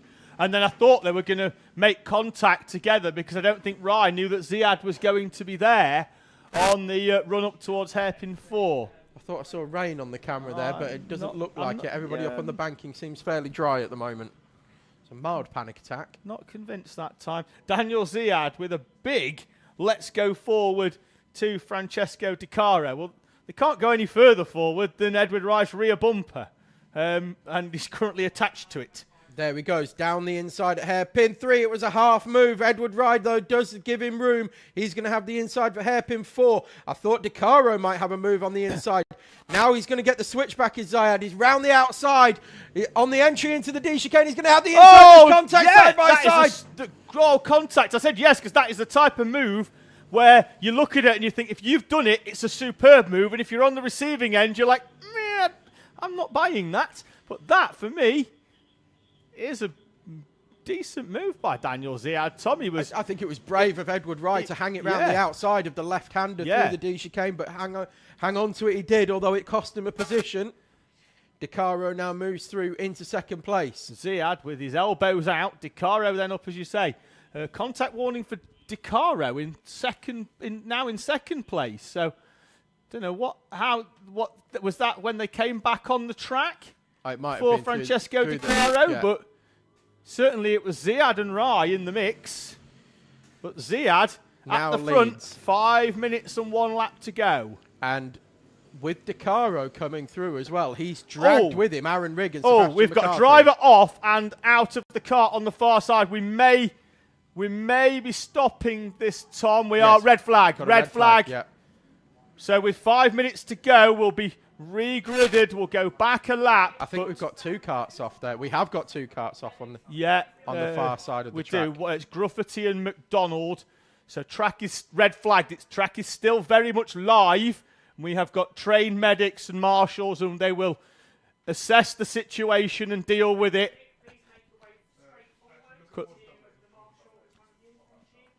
Right. So right. We're going to regrid. Irrespective of whether any marshals have let somebody across the track, that's not for me what we need. I know parents are worried, and I respect that greatly. However, with all due respect, he is he's definitely not more trained than the medic or any of our marshals here. And irrespective of what anybody else has said, and it's a personal opinion, I'll take it on the chin. If anyone wants to come and argue with me, knock themselves out. It's a live race circuit, and I do mean that, and it's not something that we want. I saw it a few weeks ago at another event that I was at, and I called it out on that occasion, and I will die on my sword, Tom. And that's all I'm saying on it. Well, what I would say is the marshals have done a great job already, because the carts that didn't make it to once the incident had been red flagged, the carts were slowing down steadily to a walking pace, and the ones who were coming up or approaching hairpin 1 were stopped where they were, brought through the cut through, and they've just joined the back of the field on the start-finish line. So good work from the clerk of the course, good work from the marshals. The medics are in attendance as well, so we will be attending to the driver as fast as possible, and we will bring you an update as soon as there is one. But red flag conditions here, so we will just take a brief pause. Well, so as I say, we'll work hard, because with timing we have to effectively go back to the previous completed full lap in order to basically set the grid for the remainder of this race. Well, had we gone over half race distance? That's what we're going to clarify that. Well, 75% is closed, job done. 50 to 75 is race director's discretion, but I think we're going to restart this, Tom, and I don't see why. We had 4 minutes on the clock. Okay. At the time. Depends how long the pause is, I think. Yeah. So let's just take a little break here, just for a couple of minutes while we get sorted out here, and we will be back with you with an update, hopefully very shortly.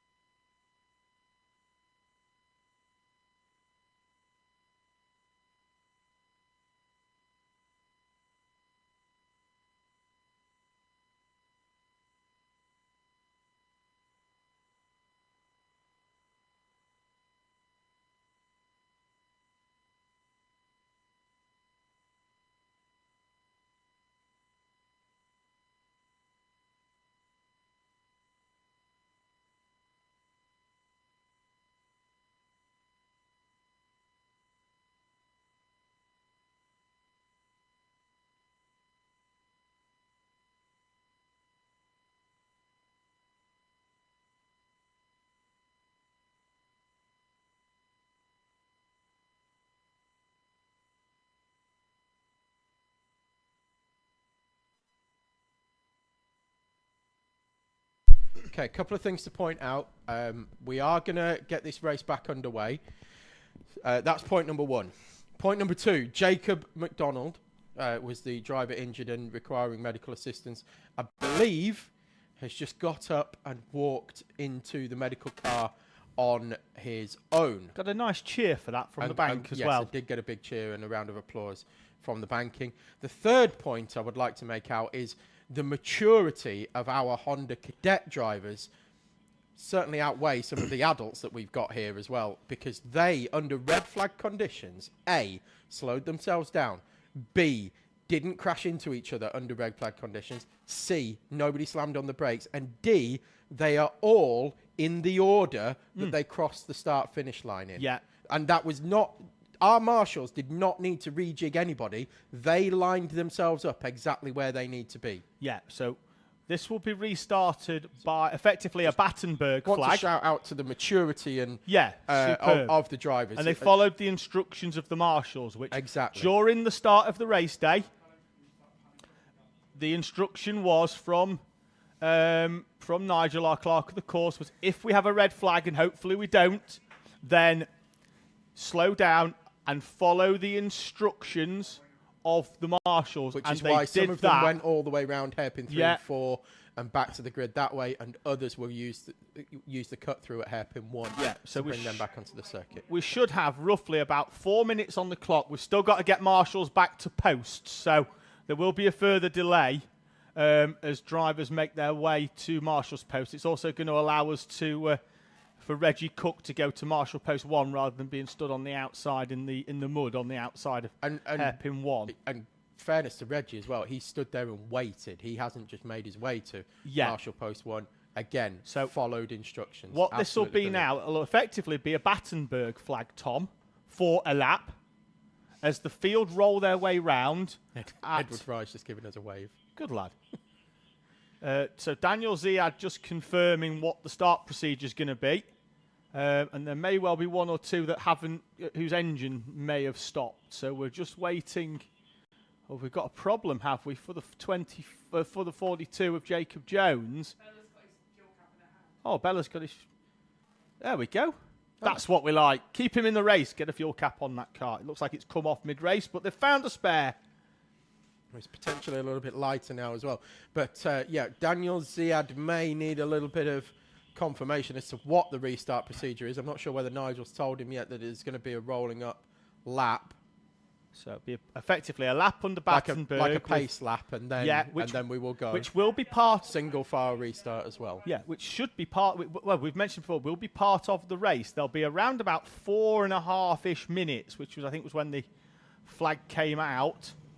So... There we go. So we're getting a roll round under Battenberg. Ziad will lead us and basically will just back us all up, I'd imagine, out of the final corner, and then just to concertina them all together, get to hairpin 4 and plant the throttle is the choice for me. So they go down the back straight. So looks like we're going to have 3:20 when they go, which is fine because when the Battenberg comes out, effectively the race restarts. So we go there 3:55, which is absolutely bang on for when they'll come round. Ziad just needs to back them up a little bit because the field is spread out for the final few runners, and indeed has done, and is following the instructions of the marshals once again. This is the plan now for Ziad. Get to that acceleration line and power down. It's just like junior Rotax. Away we go up towards the timing line. It's a slower than expected start, but it's worked out okay for Daniel Ziad, and we're going to make our way round with 3 minutes just slightly over on the clock. Ziad will lead us then from De Caro and Edward Rye, as De Caro's going to try and make an early move in this one as he slides down the inside of Daniel Ziad to retake the lead that he lost before the red flag. And here comes Rye as well, Tom. Yeah, he's pulling alongside down the back straight. Can't get through. There's a technical defect for the 42. That's Jacob Jones. Oh, because he left the pits without the fuel cap, which we've now reattached. Right. Okay. So. Oh, he's got. He's got a fuel cap. Okay. So Rye is he going to have to pit now? And that's him. Sorry, right, Tom. okay. Rye down the inside, and they're boring as they come up and over the timing line. And Rye is through on Daniel Ziad. And anything but boring. Yes, absolutely. Rye up into second place. Ziad into third with Aaron Rigg and Sebastian McCarthy. Then the top 5. De Caro has got a bit of a gap at the moment. Are they going to squabble over second as Aaron Rigg goes down the inside of Sebastian McCarthy for P4? De Caro is gone in terms of Honda Cadet. This is about as big a lead as we've seen for anybody all day. Yeah, can Rye, with a bit of assistance maybe from Francesco De Caro, from Daniel Ziad. Well, those two were nose to tail for the first part of the race in first and second place. Now they're second and third behind De Caro. 0.4 of a second was the gap on the previous lap. It's roughly as it was, although De Caro a fraction quicker. Ziad willing to work with Rye once again. Certainly at this stage of the race. Aaron Rigg right there on the back of Daniel Ziad as well, and McCarthy still there. So we've got the front 5 as they were before the red flag, starting to break away once again from Aston Wilson, Albie Cam, Tommy Burgoyne and Alfie Keeling. It has been a 5, hasn't it, at the front, albeit in varying orders throughout this day. We've had 4 of these 5 runners, Tom, have led at some point with De Caro, Rye, Ziad and McCarthy. McCarthy for most of heat number 1. Just falling away a little bit off the back. He's fallen out of prime slipstream, but we'll be hoping these drivers have a bit of a scrap. And oh, look at Rye. He's closed right in on De Caro, and then he the came two of them. That's going to give Ziad an opportunity for second. Yeah, he got into the corner of De Caro, did Rye, had to back out of it, otherwise he was going to turn him round. That allowed Ziad to pull through and take second place away, and Edward Rye's going to pick up a contact warning. Now he's going to go back down the inside of Ziad. Don't think Ziad thought he was coming. No, I don't either. He left the door open. It was just pure power from Edward Rye. Edward Rye. Let's give McCarthy a chance of sticking in the podium mix. All of these drivers have been on the podium here at Teesside except Aaron Rigg, who is on the bubble at the moment. Tom in 4th place in that number 24. Yeah, qualified down the order due to an issue in qualifying. I think he was P10, wasn't he, in qualifying, and has worked his way up the grid 5th on throughout time, the day. Down into 10th. Just got into the back of Ziad there through hairpin 1. Had to correct the steering wheel. And Edward Wright, head down. You can see him just hunching his shoulders down a little bit to try and get behind the steering wheel, get an extra 1/2 of a second down the back straight. He's not the tallest driver at the best of times. No, he isn't, but he's... every little counts. Exactly. He's going to try and claim every 1,000th of a second. Final lap board is out. DeCaro, Rye, Ziad, Rigg, McCarthy. Your top 5. Any one of these 5 could take it as it stands at the moment. Could this be the first time that Edward Rye does not stand on the top step of a Teesside podium this season? He's right on the back of Francesco DeCaro, who is half a lap away from glory for the first time in the 127. And Francesco DeCaro drives down the inside of the track. Rye's going to have to try and go all the way around the outside. Into South Bank they go. Nose to tail. DeCaro's going to white line it up into hairpin number 3. Hard on the brakes for the 127. Ziad and Rigg. Rigg's going to come down the inside of Ziad. They're side by side. Out of hairpin number 4. And for the first time, Francesco DeCaro takes the victory from Edward Rye. Daniel Ziad hangs on by 0.011 from Aaron Rigg, whose wait for a podium continues. And we say that, Tom, because he's been at the front pretty much since he arrived here at Teesside, knocking on the door. McCarthy in P5, Wilson, Burgoyne, Cam, Keeling and Hutton round out your top 10. Yeah, Aaron Rigg's going to be absolutely gutted. It's less than a blink of an eye, 0.011 of a second that he's missed out on a podium and a trophy for Aaron Rigg, but sterling effort to come back from P10 in qualifying right the way through the field and fight it out side by side over the line for P3 in the final. Sebastian McCarthy, pole sitter, finishing 5th. With Aston Wilson, a great showing, as the same for Tommy Burgoyne as well, 6th and 7th. I believe that's their personal best finishes this season, certainly in a final. Albie Cam, Alfie Keeling, Abel Hutton. Jake Gibbon was the first driver outside the top 10 with Harry Scrafton, Oscar Wills, Edward Charlton, Oliver Bullock, Andrew McCrossan, the last of the classified finishers. Retirements, Jacob Jones, Tyler Grufferty, Jacob McDonald and Reggie Cook.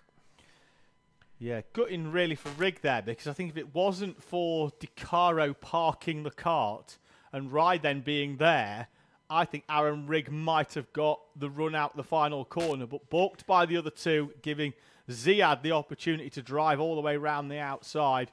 So DeCaro, Rye and Rigg on the podium, and for the first time in 2025, it's Francesco DeCaro on the top step of the podium.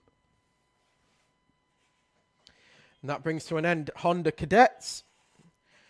We will go straight out next with our sole Inter-Rotax champion. Sole Inter-Rotax driver. Well, he will be champion by default. Of Joey Swan.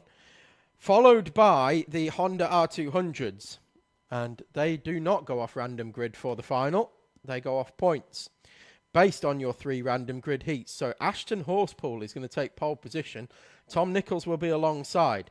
Peter Webster will be P3 with Luca Batchev and JJ Allen. Then it's Harry Pennington and Ronnie Harrer. And then Aaron Berridge and Jensen Whitehead will go off P8 and 9 in class. Did Aaron Berridge have a non-score somewhere? Yeah, he got disqualified in the heat 3. Oh, Aaron Berridge got disqualified from heat 3.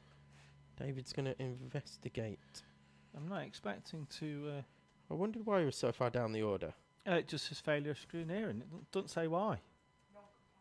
Oh. Let's go and stick a microphone in scrutineer Ben's face.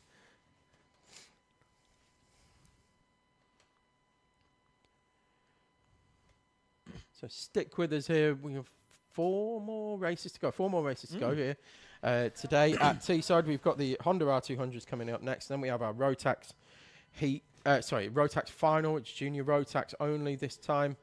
And then we have our junior pro kart and our senior pro kart to finish us off. So Joey Swan heads out, the sole Intermax runner. And he will go off the front of the grid. And in these conditions, where it's still dry, although, funnily enough, there's a big dark cloud hanging over the track once again. But they do keep keeping us on our toes. Them big dark clouds over the track. He should be able to just drive off into the sunset. Should Joey Swan. And leaving the Honda R200s to fight it out between them.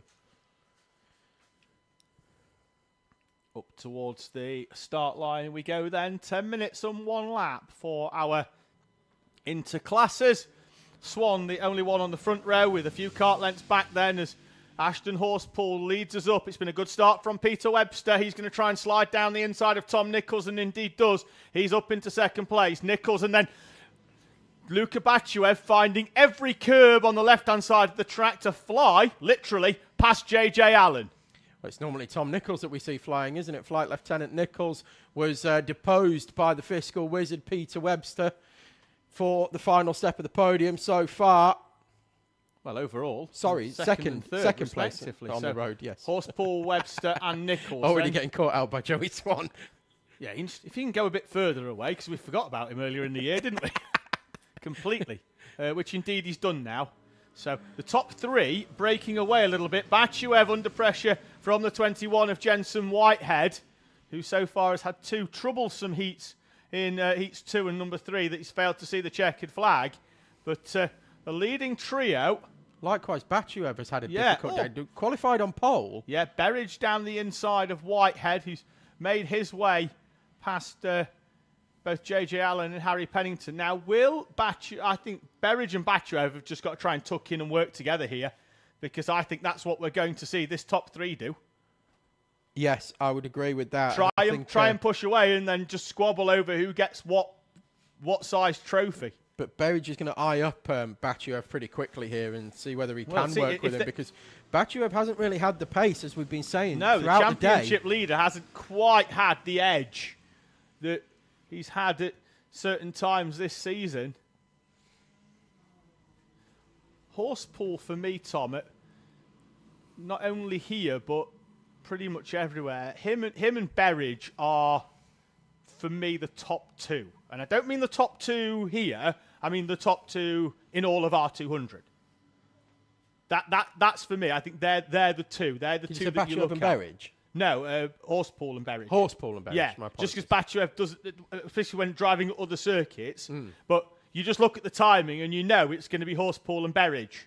Generally, at most places, right at the top. Berridge on this occasion having to work his way through the field. Let's see whether Bachuev closes in. He's not. They're falling away ever so slightly. Well, this is what I mean. I think Berridge needs to get past Bachuev quickly here if he's going to try and make inroads into the top 3. That's the thing, are they? They're not. Yeah. They're not nose to tail, particularly over start finish. So that's the thing. Do they work together, or does Berridge feel that if he can get in front, that he can push away? He's not, at the moment, content to work with. See whether they get any closer this time round. We're old enough to remember. Is it last year when Berridge took his first victory in Honda Cadet? Yeah, it's going out. It's going out by another 2/10. Berridge has got to find a way past Luka Bachuev, because working together, the 2 of them, is not taking them onto the back of the 3 of them, the 3 in front, at this moment in the race. Now, don't get me wrong, plenty of race to go. We're probably pretty much 1/3 of the way into this race. But still, plenty of time to go. But it's whether they feel, and it's whether they can sort of know that effectively they're falling away by a metre or 2 a lap. And that's all it is, Tom, a metre or 2. But before they know it, They'll be even further back. Gap was 1.2. What is it this time? It's 1.3. Those in front are gaining a tenth and a half every single lap. But it's too early for them to battle yet because Nichols there with a nose down the inside of Webster. And that's exactly what I was going to say, is that as soon as they start fighting it out, those two behind will be brought back into play. It's whether Nichols feels he's got the pace that if he can get past Webster, whether he can challenge Horsepool. They've got to decide, bearing in mind they're not radioed up to each other, what their best form is and hope that the other person is also feeling the same.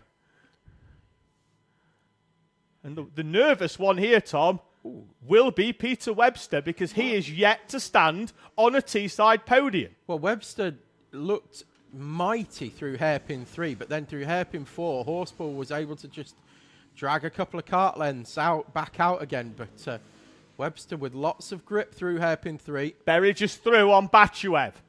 Has lost a bit of time in doing it, particularly on that last lap where they lost another tenth. But now he is the leader of the duo behind. And can he break away?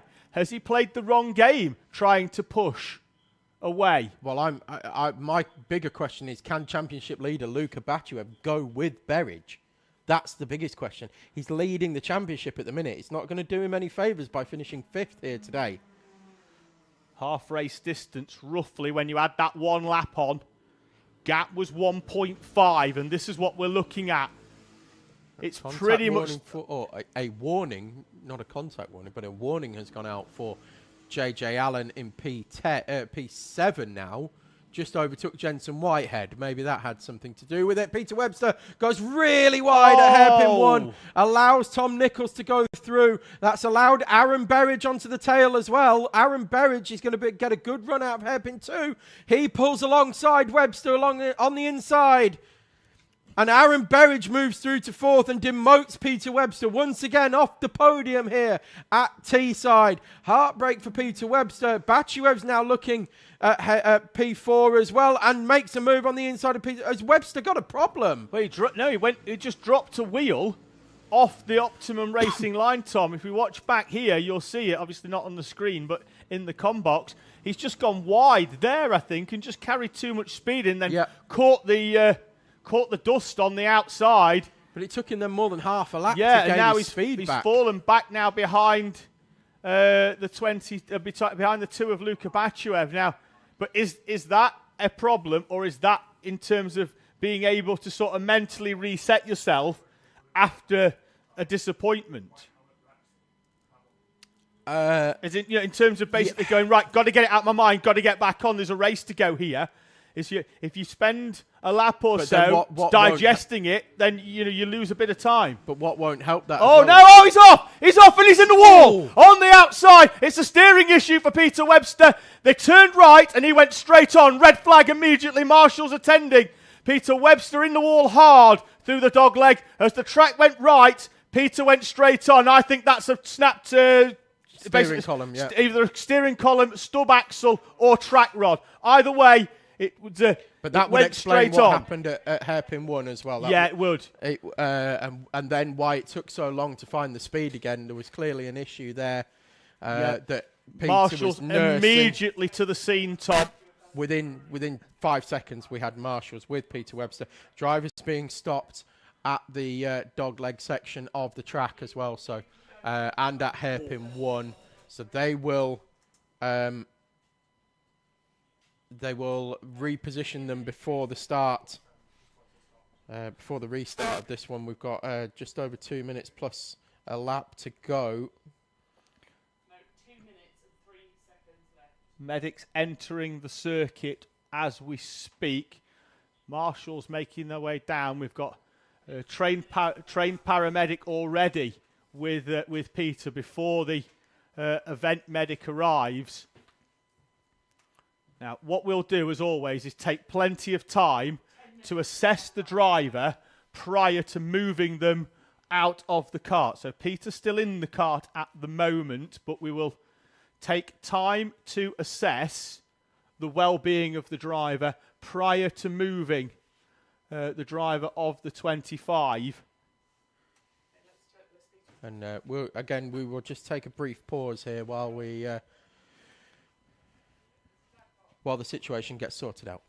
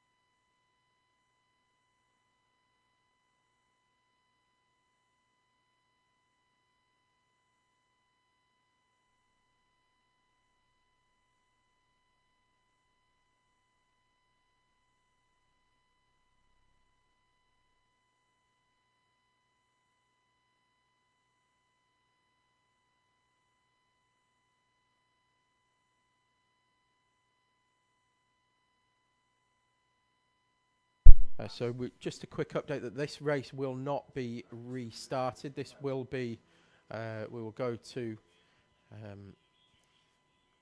probably 75% of the way in, so that's declared. This will be a result, but we await what the final result will be. But this will be the end of the Honda R200s. Peter does have his mum with him. He's just stood up out of the cart as Peter Webster. By himself. It was a heavy impact, that cart, into the wall. Well, it's so heavy it's ripped the steering wheel off the boss. I've literally just seen them pull it off the boss. Was that and put it in yeah, the but seat. was that the problem? If the steering wheel bolt has snapped as he's gone to turn, that wheel is not going to move. And in fairness, I don't really want to speculate either. It was a hard hit for Webster, and obviously he's a firm favourite within the commentary box here as well. Yeah. So, we hope that he's okay. But he is stood up and out the car, and I think he will go into the medical car for an assessment, and Peter will bring you further updates as and when we have them. Walks in by himself as well, which is good to see. It was a heavy impact into the wall for Peter Webster, but he's got himself up. He's walked to the medics, and his mum's smiling, so it can't be that bad. Well, thankfully. Yeah, thankfully. really good. I'll just take a brief pause again while we reset here, and we'll bring you what happens next in just a moment.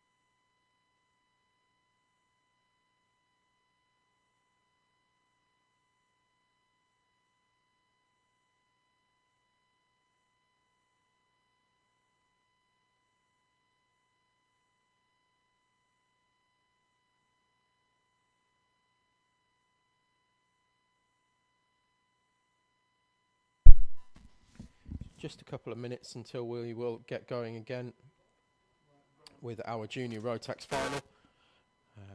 Medics just clearing the track now.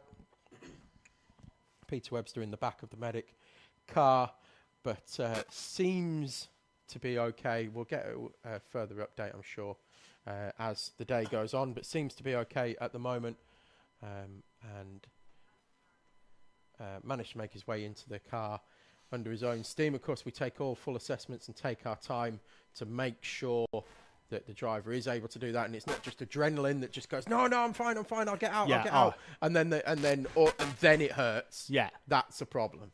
So no, we keep the driver in the kart. We do all sorts of assessments, concussion assessments, and we poke and prod them, for want of a better phrase, to find out whether it hurts. Does it hurt here? Does it hurt here? I was about to say, at the very least, he's going to earn himself a day off school, but he's not played it too well because it's summer holidays, so he's probably already going to be off school. Yeah, so, probably will be. Yeah. I tell you what, he has earned though. He's earned a slice of cake, and he's earned an extra slice of birthday cake on Wednesday when he turns 13, becomes a teenager. Peter Webster. Of course, that cake will be written off as a promotional expense. Yes, it will. Of course, it will. He'll hold on to the receipt for that one. Absolutely. Yeah, but we were just discussing as well, a bit of a tough one for us in the commentary box as well, because we genuinely love Peter Webster. Well, Peter won our Commentator's Choice Award at the end of season presentation, and like I said to somebody, if you can, just come along to it, because you never know who's going to win things like that. Outstanding contribution generally goes to somebody off track, but the Commentator's Choice Award goes to personalities in the pit lane. It's something I've actually been meaning to mention, because we go out on the circuit PA as well. Yes, we do. Is that hence why I got a little bit thing earlier. Everybody should come to the trophy presentation, even if you haven't if you haven't finished on the podium. Come to the trophy presentation, because David and I give 2 awards out, and they can go to literally anybody. And if you're not there for that presentation, we'll give it to somebody else who is there. Well, no, so we take your trophy and then we keep it.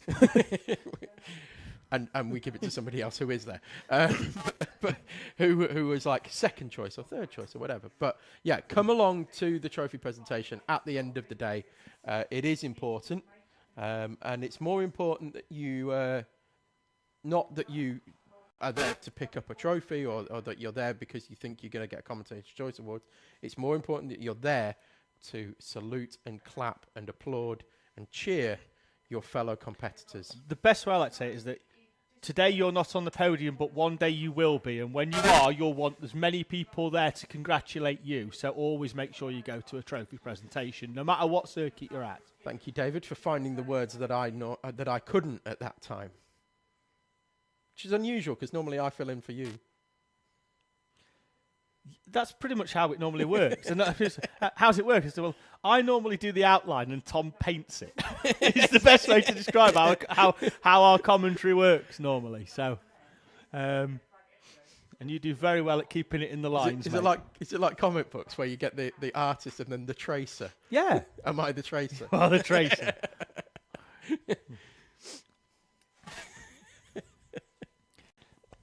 So, as it was on circuit, Tom, at the time, and I think them results have gone back, but please take this with a large pinch of salt, because I may be wrong, and I have been before, and I will be again. But it looks like Joey Swan wins outright. The podium will go the way of Ashton Horspool, Tom Nichols, and Aaron Berridge by the look of things. But keep an eye out on the official classified results for that in our Honda R200s. 3 finals to go. The next one up will be Junior Rotax. Oliver O'Donovan will be on pole position. Jake Grufferty alongside on the front row. Joseph Yao and Freddie Witherington on the second row. Jacob Carnes and Layla Berryman on row number 3, with Evelyn By and Holly Swan row 4. Darcy Hall will start in 9th. Morgan Cooney in 10th. Jack Moss and Jaden Stonehouse complete our Junior Rotax final grid. I keep checking my phone as well, because I've just not just remembered, but I've just thought we might have a special guest giving out the trophies. Well, I was thinking, I hope you haven't just remembered. No, I haven't just remembered. No, I've just remembered that we might have a special guest handing out the trophies as well. So definitely worth coming along to see who the special guest is, because she has only been to the track once before. I was about to say, because literally nobody here knows. Nobody knows who she is, which will make her a very special guest. And it looks like we're good to go here. Right, so grid for Junior Rotax is going to be taken. Pole position for Oliver O'Donovan, Jake Gruffity alongside in P2. Joseph Yao will be P3 with Freddie Widrington P4. Jacob Carnes in 5th and Layla Berryman 6th. Evelyn Bai in P7. Holly Swan in 8th and Darcy Hall in 9th. Morgan Cooney will be 10th with Jack Moss 11th and Jaden Stonehouse in 12th. I wish them clouds would do one. We've got Junior Pro Kart up next. They're not going anywhere. It's definitely going to rain in the next 15 minutes. Not isn't going it? anywhere. It's fairly standard when it comes to Junior Pro. Right, Junior Rotax are up for 12 minutes plus 1 lap of action then. Here for their final. Oliver O'Donovan and Jake Gruffity on the front row. Joseph Yao, always a presence, going off the second row.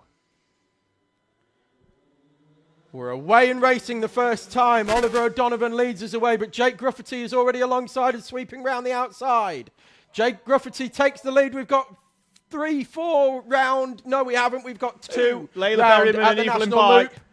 Jake Gruffity still leads us through, though, from Oliver O'Donovan. Joseph Yao is in 3rd. It looks like Jacob Carnes in 4th with Freddie Widrington in 5th. Yep, Holly Swan, Darcy Hall, and then Jack Moss, Jaden Stonehouse and Morgan Cooney. Again, with a tough start from Cooney dropping. Oh, he's still in 10th place, but had 2 drivers in front of him spin out. So, tough opening lap once again from Morgan Cooney. Had one of those earlier on, but it was Jake Gruffity who made the early running all the way round the outside of Oliver O'Donovan, Tom, who has fallen all the way down to P4 behind Joseph Yao and Jacob Carnes, and already is under even more pressure from Freddie Widrington. Yeah, not sure what happened to O'Donovan. I was looking out the commentary box window and I missed it on camera. Drivers further down the order who were recovering. So O'Donovan down to 4th, but Gruffity trying to make a break early in this one and try and get away at the front. Joseph Yao is going to have other thoughts on that, though, and he's going to try and close back in again. But Gruffity with the hammer down from the very first moment the flag dropped. 0.6 of a second on that previous lap was the gap. It looks a little bit closer. And Oliver O'Donovan... And indeed it is. Oliver O'Donovan's going backwards. He's backing into Freddie Widrington in 5th. Have they gone long game on the tyre pressure? Have they gone too low? It is a long race, very long race is this one. But, and you're right, David. But he could well come back to O'Donovan. Yeah, but by then he could be too far back. As Widrington now has put a move on O'Donovan but couldn't get it completed, and that's actually going to allow Holly Swan to duck out of the slipstream. Door got closed, but I thought she'd done enough to get alongside there. Freddie Widrington again trying that move into hairpin 2 that's been...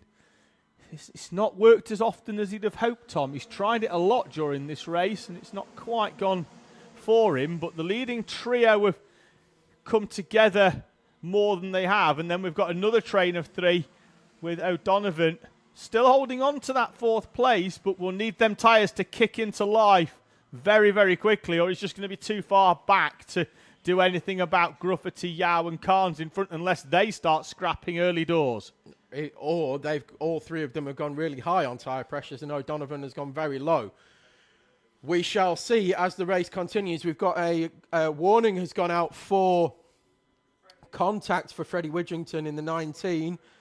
Holly Swan, they're still in 6th place. Darcy Hall and Jack Moss, Jaden Stonehouse and Morgan Cooney rounding out the top 10.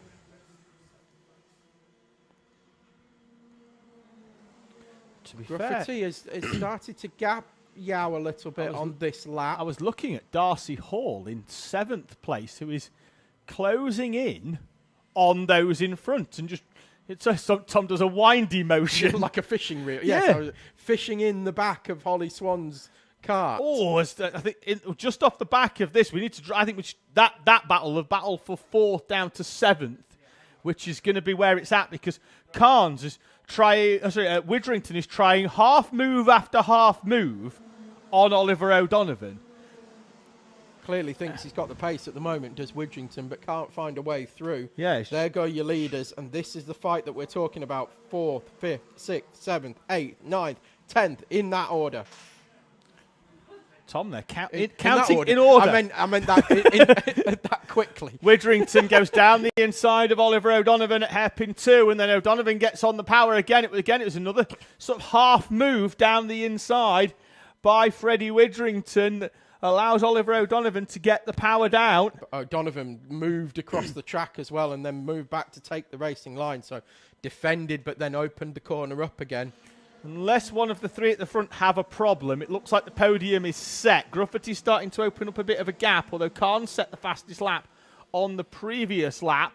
But this battle for 4th place still raging on. O'Donovan off the pole position has fell back and doesn't appear to have the pace. And then down the inside goes Witherington again, and this time he might have just about got it done. He does, because it looks like he's introducing Oliver O'Donovan to the outside, and they're up on each other. And there's contact, and then Holly Swan's going to have to sweep all the way round the outside. Oh, and then round goes Darcy Hall as well, because Freddie Witherington's round in the middle of South Bank. Witherington just kept the power down whilst he had a car up on him. Bent rear axle for Hall. She's not going any further in this race. Really tough for Darcy Hall. Stopped on the inside of the track as well. Yeah.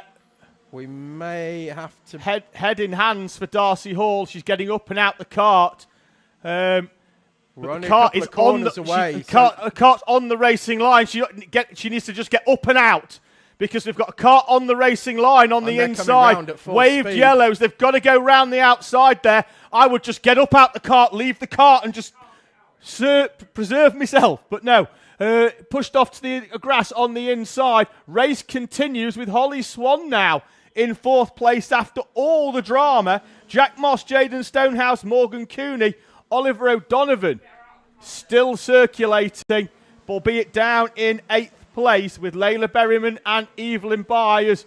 Darcy Hall walking away towards the marshal's post on the inside. Freddie Witherington as well, retiring from P11. Oh, and Jack Moss going very sideways through hairpin 1. A half spin for Jack Moss in P5. That's allowed Jaden Stonehouse now to take 5th place. So in that we lost Witherington and Hall.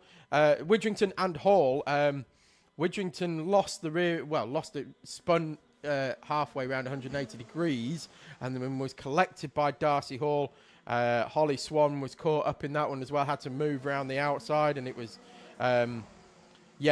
everybody got hooked up together. Oliver O'Donovan and Freddie Witherington, wasn't it, that actually got hooked up initially. Witherington still carries on. No, he doesn't, sorry. Evelyn Bye carries on. Oliver O'Donovan is who I meant carried on in 8th place, but he's 2.7 seconds back of Morgan Cooney. So, Holly Swan out of that one, probably the biggest beneficiary of it. Even though she got caught up in it. I thought she was going to lose out the most because she had to go round the outside. Great job threading the needle. Wish we had an onboard of that. I tell you, that would have been brilliant to see the way that Holly Swan threaded the needle through there. But Oliver O'Donovan does continue as well. As we say, down in P8, I'll get you a gap over the line. He's closed at 4/10 on Morgan Cooney that time around, so still 2.3 seconds behind. 4.5 minutes to go plus a lap, so plenty of time for O'Donovan to still make up places for his championship position.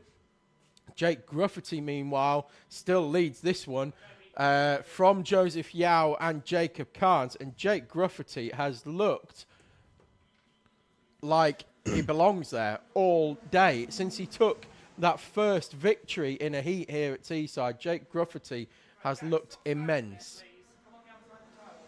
Yeah, and he's moved away now to the rate of 0.8 of a second. Fastest lap on the previous lap of the race so far by Jacob Carnes in 3rd place, but at the moment needs to find a way past Joseph Yao. Yao was 0.3 slower than Gruffuty, but also at the same time, Carnes was 0.3 quicker than Yao. But when Carnes gets in that slipstream, he has got some waft down the back straight. He closed in 4, 5, 6 kart lengths. Needs to get past Yao on this lap coming now for me to have any chance of getting to Jake Gruffuty.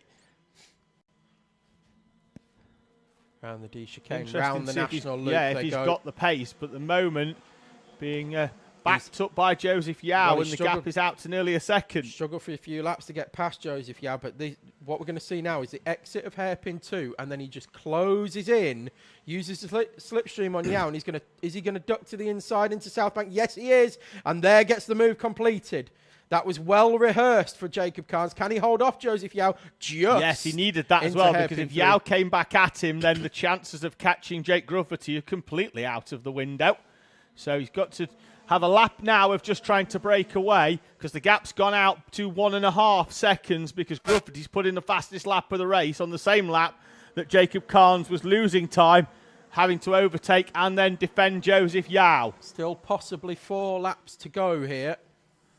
Holly Swan in 4th place is being reeled in by what I would say, Tom, and with no disrespect to him, but because I think he's been superb today, by Jaden Stonehouse, who we've not seen run this high so far in his time here at Teesside. No, he's had a great day, Jaden Stonehouse. He didn't have the best of Heat 3s, to say the least, but, well, because I think he finished in last place, but he has been... well, we said taken a massive step forward. We said in Heat 1 or 2, wasn't it, that it was his closest that he's finished to the leader. Yes.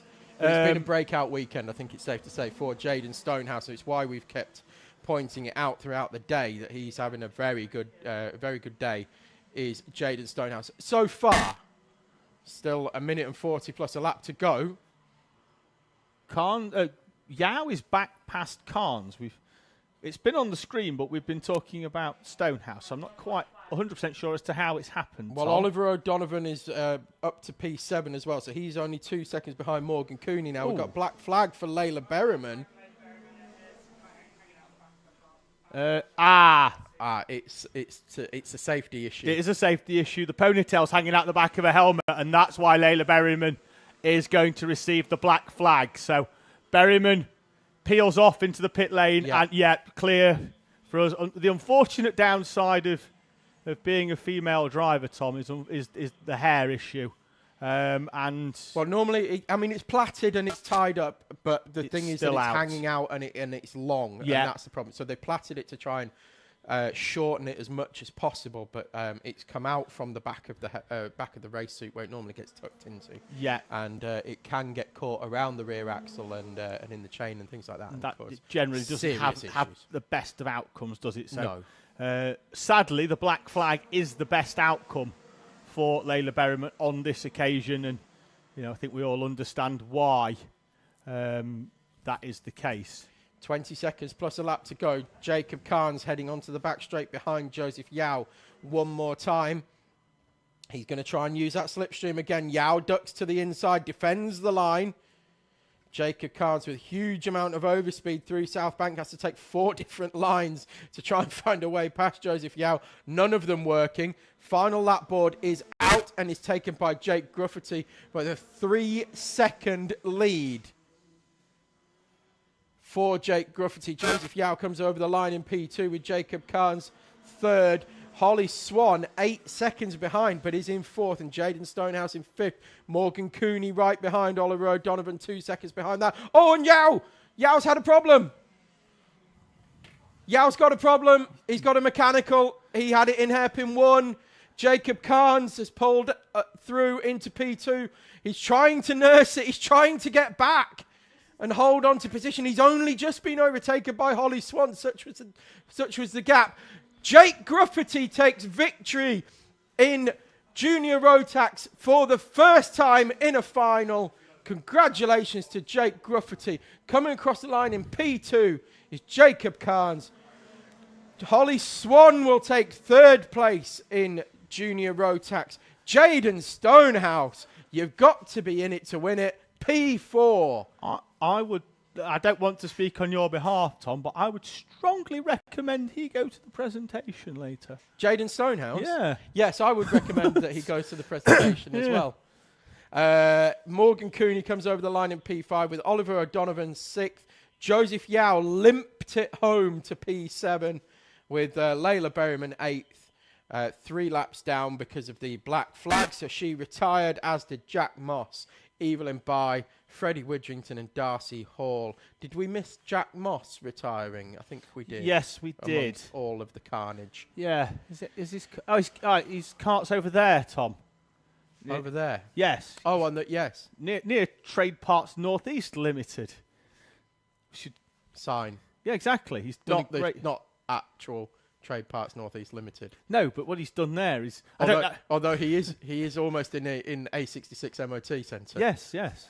That's what I mean. This is why you should sponsor at the track, because if carts break down in front of your sign, we will shout your sign out.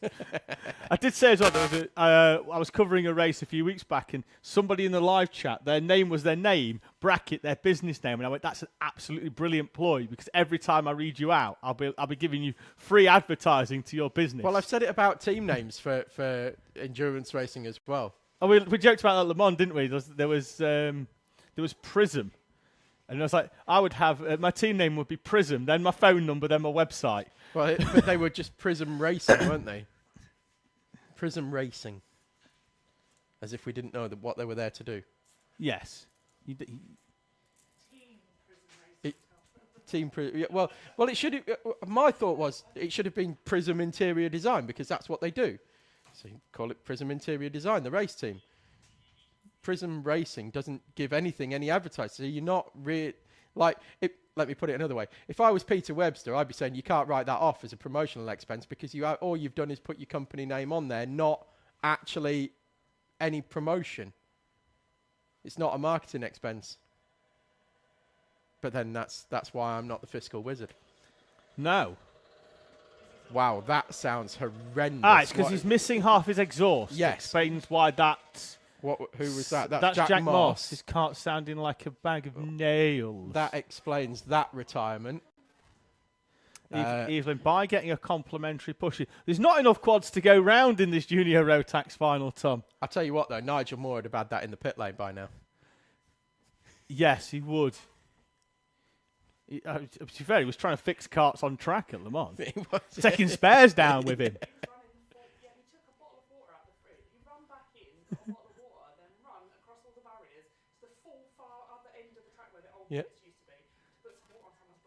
Yep. No, we saw it. Yeah. Yeah. Yeah. Well, we started nicknaming him the Human Quad. The Human Quad. After we had the Human Fork Truck, or Jean-Claude Van Sam. Jean-Claude Van Sam. Is Jean-Claude Van Sam coming to the British?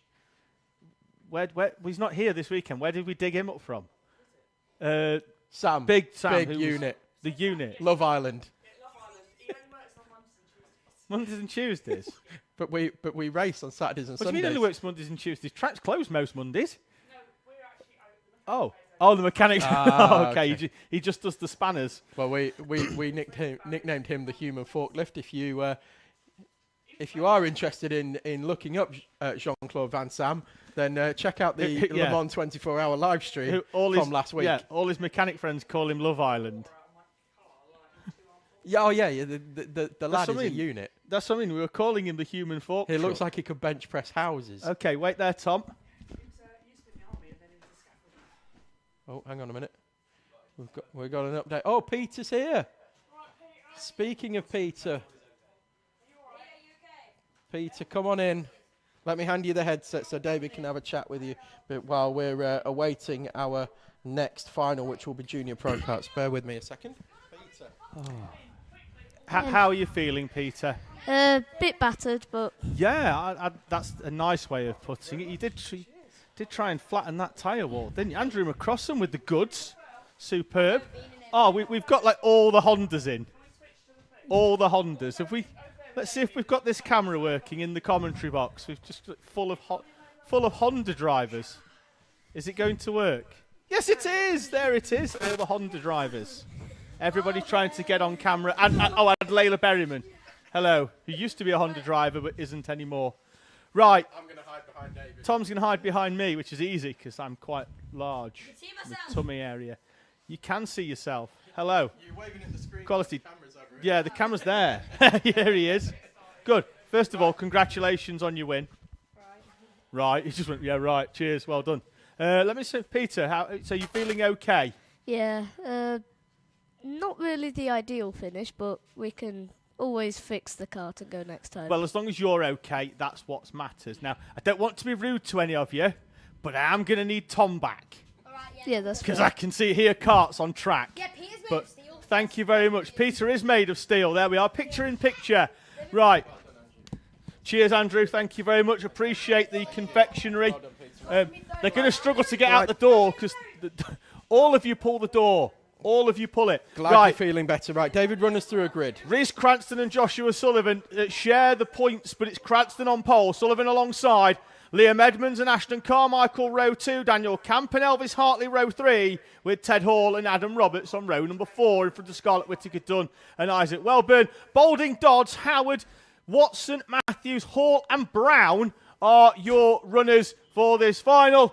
12 minutes plus 1 lap, and we're away. No, we're not away. No, we're they went away. very early on that one. Oh, yeah. Carmichael still thinks there's a race on. He does, because he's trying to find a way past. I think he's realised now he's seen the flag. Took a hand off the wheel. Yeah. Looked round and went, why are people going so slowly? Well, that would be why. For 10 seconds, he thought he'd made a monster start and overtook everybody. And then So, a couple of things just while we're on this final rolling up lap then. Thank you very much to Andrew McCrossan, who's bought us more cake. What a guy. What a guy. Interviewed him yesterday, actually, Tom, on the owner-drivers page, so that will be out in the next couple of weeks. Also one of the nicest kids in the paddock. He and is also great to see fantastic. Peter very much feeling better about himself. Somebody on commentary yesterday who will remain nameless, but over in France, said plastic and metal can be repaired very easily, flesh and bone not quite so simply, and I would echo those sentiments. We're away in racing. It's a great pace. When I say great pace, I mean it was a fast-paced start as they head up and round the national loop for the first time. Liam Edmonds, Daniel Camp are both up into second and third respectively. As we head into hairpin 1, as we've got Oliver Watson and Olivia Hall facing the wrong way. And there's actually a fair bit of mud on track at the moment, Tom, on the exit from where Hall dropped the wheels off and then got the power down and brought it on. And she's just got the power down through hairpin 2 and realised that there's still mud on the tyres because it was like it was a drift kart. Heavy contact into the rear of the 13 by the 14, and that's actually helped the 13 out because it's fired him out of hairpin number 3. But Daniel Camp with a great start, Tom, is up into 4th place.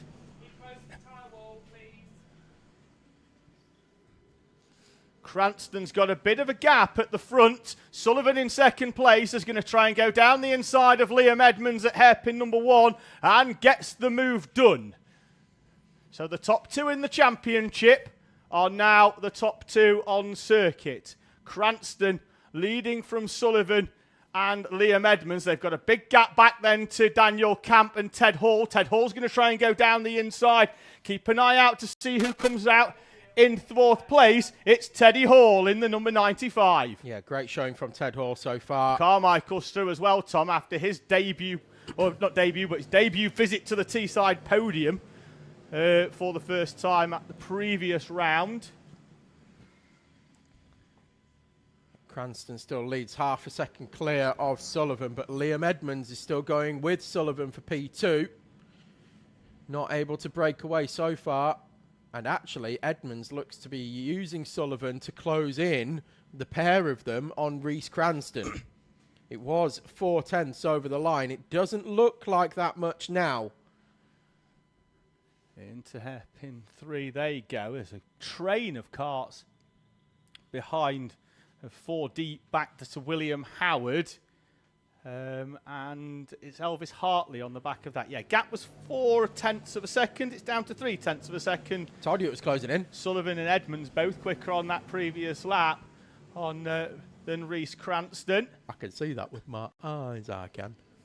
So if Cranston wins this final, Tom, he is, for me, with one hand on the championship trophy, heading towards the final 3 rounds. Effectively, you're taking your top 7 scores. He's won 3 finals. If he makes it 4-2, then he's going to have one hand on the trophy. If Sullivan makes it 3-all, they go into the final 3 rounds, less than 10 points between the 2 of them, all to play for in Junior Pro Kart. 2/10 of a second this time round. Might be less than that if Sullivan can find a way through. Well, that's what I mean. No, if Sullivan wins, then it's under 10 points. It's under 10 points. If Cranston wins, it's out to about 15. Either way, it's that tight between the two of them that it could still be all wrapped up at round number 7 if things go the way of Cranston in the certain points parameters. But it could be one retirement from a heat decides the championship. Couldn't it? Yeah, absolutely. Because with the drop provisions, it really is tight between the two of them. There is very little between them. Cranston, who put his marker down by winning the first 3 finals of the season, opens the gap up fractionally. And all of the top 3, Tom, are moving away from Carmichael, yes. And we've got the O plate is under investigation. That's Oliver Watson. Now, an under investigation is certainly an unusual sign that we see flash up on the board here. Not sure what that one's for, but certainly inconclusive from that, I think it's safe to say. We'll find out what that is either as the race goes on or post-race, I'm sure, what he's under investigation for. Reece Cranston, meanwhile, still leads us across the line. Sullivan and Edmonds still in very close company. Ashton Carmichael, a distant 4th now, 2.3 behind, but has William Howard in very close company. Ted Hall now has dropped down to 6th place from being in 4th earlier on, I think it was. Elvis Hartley in 7th, Daniel Camp 8th, Scarlett Whittaker done 9th, and Grace Matthews 10th.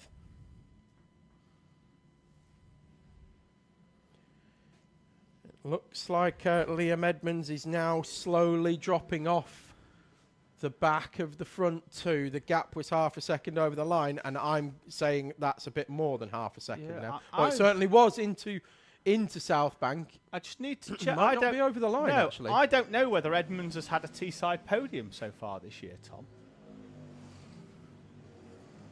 We'll see. I'll find out before the trophies, that's for sure. But the gap at the front's been a quarter of a second for what appears to be forever. And Sullivan just can't get right up onto that rear bumper of Reece Cranston. When I say they're evenly matched, they are evenly matched. And this is because, Cranston's managed to hold that gap, and that's about as close as they've been. Yeah, it's sort of remained equidistant. That's the battle for 4th place. It just it's been 0.2 of a second up until now, and that's probably going to drop them for the first time below the 0.2 mark. Tom, what we got? We're looking at the fight here, which I'm going to try and get over the line as to find out who this is. That's the 7, Scarlett Whittaker done, Grace Matthews, Oliver Watson, who's still under investigation, we believe, and Josh Brown in 12th. So the fight for 9th place. So 9th, 10th, 11th, and 12th. Yeah, with Scarlett Whittaker done leading that train. Sullivan had the gap down to under 0.2. It's gone back out again, and it appears to be happening. Oh, Grace Matthews alongside down the back straight. Yes. For this P7. Job done, sorry, I think. P9. It is overtaking the 7. Yeah, I was about to say, the gap is opening up between the leaders round the national loop. So whether it's the exit of the D and round the national, but that's where the gap appears to be opening up for the leading duo. Well, Oliver Watson is still trying to make moves on Scarlett Whittaker done that he's been trying to for the last 2 corners. He's been all over the back of that 7 kart, number 7 kart, like a rash. There is a 7 kart out there. Jamie Balding in the 25s running. Okay, so we've got a 7 kart and a number 7 kart out there, but Oliver Watson trying to make moves, and Grace Matthews overtaking Scarlett Whittaker Dunn for 9th place. And Grace Matthews, since every round they move forward in the terms of the handling of that car. It used to handle awfully, what car. I would say about Grace Matthews had, let's say, a difficult day here on Friday testing on the full international layout, Tom. Had a bit of an incident, didn't practice yesterday because of that, but has really come out on race day today and shown that it's completely not phased her at all. No, and as I say, every round, since the start of this season, every round, that car has got quicker and quicker and quicker. and the driver has got quicker and quicker and quicker as well. So Grace Matthews now well inside the top 10.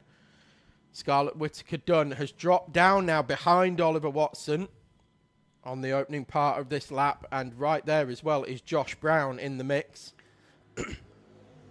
How are our leaders doing? Cranston and Sullivan still nose to tail. Sullivan still not able to make a move. I think he may be keeping his powder dry towards the end of this race. Well, doesn't want to show his cards to Reece Cranston. Well, what I would say, Tom, for the first time in 9 minutes, he's got the national loop right, because he's been losing 2/10 a lap and then having to drive like incredibly hard to try and get back up to the 43 as they've come over the timing line. And then when they get to that timing line, it's 1/10 of a second. Then it goes out to 3/10, 4/10, and then he reels it back in. So for the first time, he's actually managed to get the national right, and you can actually see that that's benefited him, because he's right up onto the back of the 43 once again. Not quite as close as he has been at some points this season, where they've literally shared the timing line. Liam Edmonds has got a comfortable gap behind. He had a look round then as well coming out of hairpin 4, and we'll see that he is in a class of 1 in 3rd place with William Howard now in front of Ashton Carmichael. No, forget that, because through hairpin 1 and 2, they're just going to flash through the screen. They're going right to left. Was Ashton Carmichael retaking William Howard. 2 minutes and 12. And now they're 12. side by side again into the national loop. Oh, yeah, and Carmichael's going to try and sweep round the outside. He'll come into shot, Willie, there. No, but William Howard will catch them in a few moments. And there they go. There they go, through the camera shot with Howard in that white helmet. And Howard, now he's got through. He's started to gap again, Ashton Carmichael, but I'm sure Carmichael will reel that in through hairpin 1 and 2. Here they come through the wiggles. Well, single file only through there. Now you've got a target to chase. It generally finds you a 10th or 2, doesn't it, Tom? It certainly does. Yeah, if you've got a hair to chase, yes, it always finds you a couple of 10ths. Yeah. As Sullivan is still trying to find a way past Reece Cranston, and actually trying to find a way past now, it seems. 1:08 on the clock. 3 laps to go in Junior Pro Kart. Liam Edmonds comfortable in 3rd. Howard and Carmichael 4th and 5th. Teddy Hall being reeled in by Daniel Camp and Elvis Hartley for 6th place. That could be a good fight. And now Cranston's defending the lead from Sullivan. He is, as I said. I think Sullivan is finally starting to make a move and try and overtake. There we go. There they are on screen. So Sullivan now starting to attack Reece Cranston. He's been there for the whole race. He's been right on the tail of Reece Cranston, but hasn't been putting the moves in. Now he is. Cranston doing brilliantly to hold off Sullivan so far. Still 18 seconds plus a lap to go as they came over the line. 2 laps then for Reece Cranston to tighten the grip on the championship trophy. Sullivan, the 13, the quantity going into this season that we knew he had the ability in Honda Cadet, but transitioning into Junior Pro Kart, didn't expect to see him at the front, but he's taking the challenge to the 43. So they head up towards South Bank for what will be the penultimate time, and you can see lap on lap what Cranston's doing. He's stopping the switchback at hairpin 2 by running deep into the corner and stopping Sullivan getting the run. And that's opened the gap up as they come up and over the timing line for the final time before they see the checkered flag, and the gap's out to 0.3 of a second.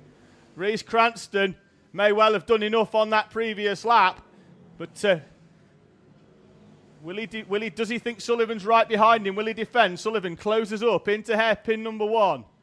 Cranston, slower round 2, trying to put the line in, but then that Sullivan's 2-3 kart lengths back, and then as they head down the back straight, Cranston with a few looks over the shoulder. Sullivan to the outside with Cranston in the middle of the corner. Cranston, the last round, left the door open at hairpin number 3. Sullivan went through it. Cranston this time will go to 4. The door, they're side by side. The door's open. Sullivan squeezes through on Reese Cranston up to the timing line. Cranston doesn't look happy, but Sullivan is through. Sullivan takes it at the line. From Reese Cranston and Liam Edmonds, William Howard and Ashton Carmichael. From Ted Hall and Daniel Camp, Elvis Hartley, Grace Matthews, Oliver Watson complete your top 10 with Scarlett Whittaker-Dunn and Josh Brown 11th and 12th. Isaac Welburn crosses the line P13 from Adam Roberts. Olivia Hall will cross the line shortly from Jamie Boulding and Reese Dodds. So that is your full 17 driver running order. Junior Pro Kart comes to a close already. One race left for the day, which is Senior Pro Kart, and they will be out next. We'll just await our Pro Kart runners coming in before we get you a grid for Senior Pro Kart.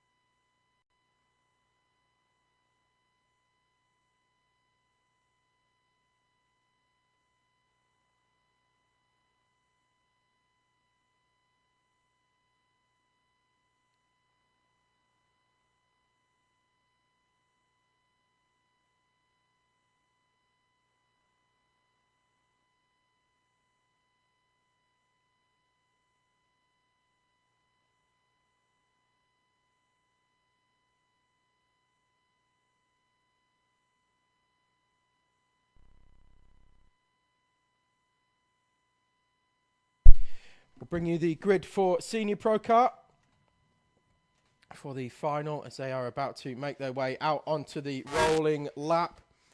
Josh Focus will go off pole position, to no one's surprise. Ike Needham will go off P2 with George Ludwell P3. Addison Smith will go from 4th place with Zach Dawson alongside in 5th. Danny Bean in 6th and Rossi Costello 7th. Matthew Hauschby will go off P8 with Joseph Williamson P9. 10th for Oliver Hill. And then it's Sam Neri, the first of our novice class runners, in 11th with Zachary Hudson 12th. Tom Hewland in 13th and Freddie Cowley 14th. Alana Howard 15th. Mark Hilditch 16th and Riley Matthews will go off P17. So all 4 of our pro runners, through the points of the 3 heats, Tom, have made their way to the front. The front 2 rows occupied by them pro runners. And all of our next 3 rows are taken up by clubman class. So the class system works. I mean, we've said it all day, but the class system is working here.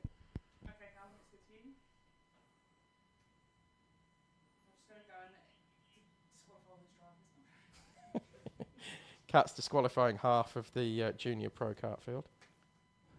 Oh, why? Anything interesting? No, she was joking. Oh. So heading to the line for the final race of the day. Randomly DQ all of these. Make it fun.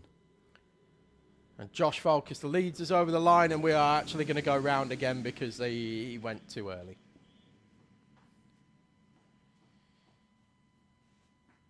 And they're going to push on because they're like heat in the tyres in these Senior Pro Karts. So it's going to be a quick rolling up lap until somebody slams on the brakes. Oh, yeah. In Zach Dawson doing a huge face, sticking his arm up, going, "Look, we're not racing. We're not racing. Slow it down." I went all Steve Bracknell then, didn't I? Because I'm from Yorkshire, Tom. Slow it down. Steve Bracknell here at Royal Oak. Dave Sullivan here, Teesside Karting. Chill your beans, drivers. You've got 12 minutes to go all out. We're through hairpin 4 now. Right. Gonna get going. We'll do a 10-minute segment at the British 24. It's just me and thee talking thee in and in Yorkshire accent. Thee and thou doing 24.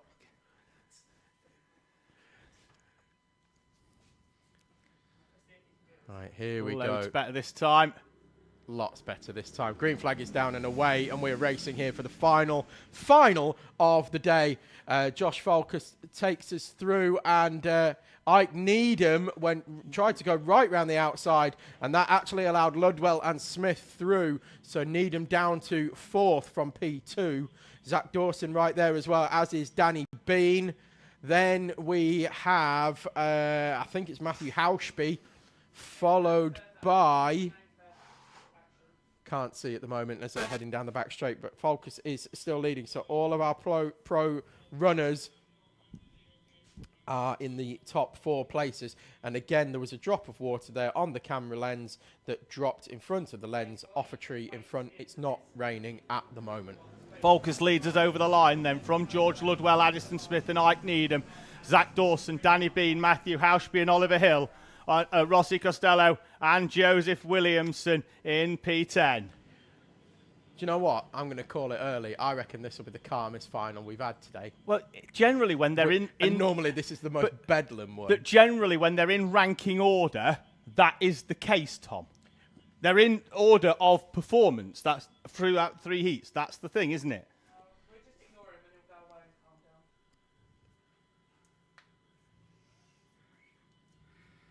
Yes, it is. However, it does put drivers of a similar pace and ability together. Yes, it does. Is what I'm saying. But at the same time, normally get some good racing, particularly in Senior Pro Kart. We normally get some good racing. However, I've got a feeling this one's going to be a fairly steady away affair. Yeah, that's what I say. It normally is, because you find that there's less drivers willing to take risks as they charge through the field. Ludwell then up into that 2nd place, having started P3. Needham has just gone through on Smith at hairpin 2. Did Smith go wide, or did Needham create the gap? Great move from Needham. Great effort from a kart that was getting welded together yesterday. And it was very clean from Needham, and Smith very obliging as well in the early part of the race. I don't think it'll be that way as the race goes on. I don't think either driver will be as compliant as they were there.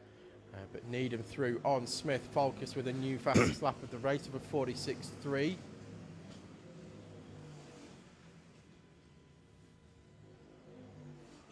So Falkus, Ludwell, Needham, Smith, the elite runners all in the top 4. Then we have our club class with Dawson, Bean, Hauschby, Hill, Costello and Williamson, and they also fill up the final places of the top 10.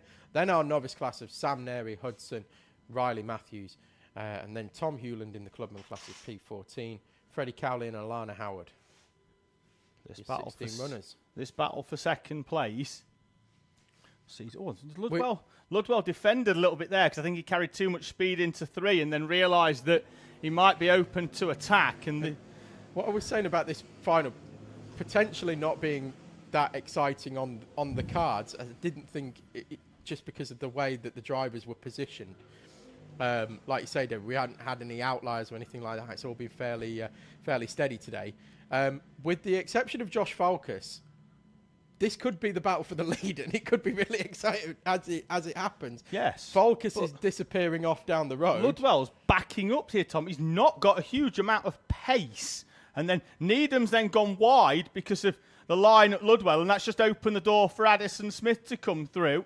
Oh, and Zach Dawson coming to play as well all of a sudden. Now we've got a group of 4. Yeah, certainly are. Danny Right, Bean not a million miles back on that either. I'm starting to take it back. This could be.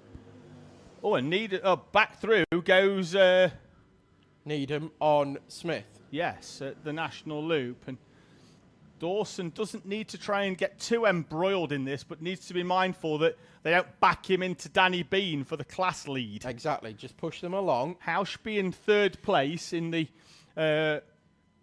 in that club class. Smart from Needham.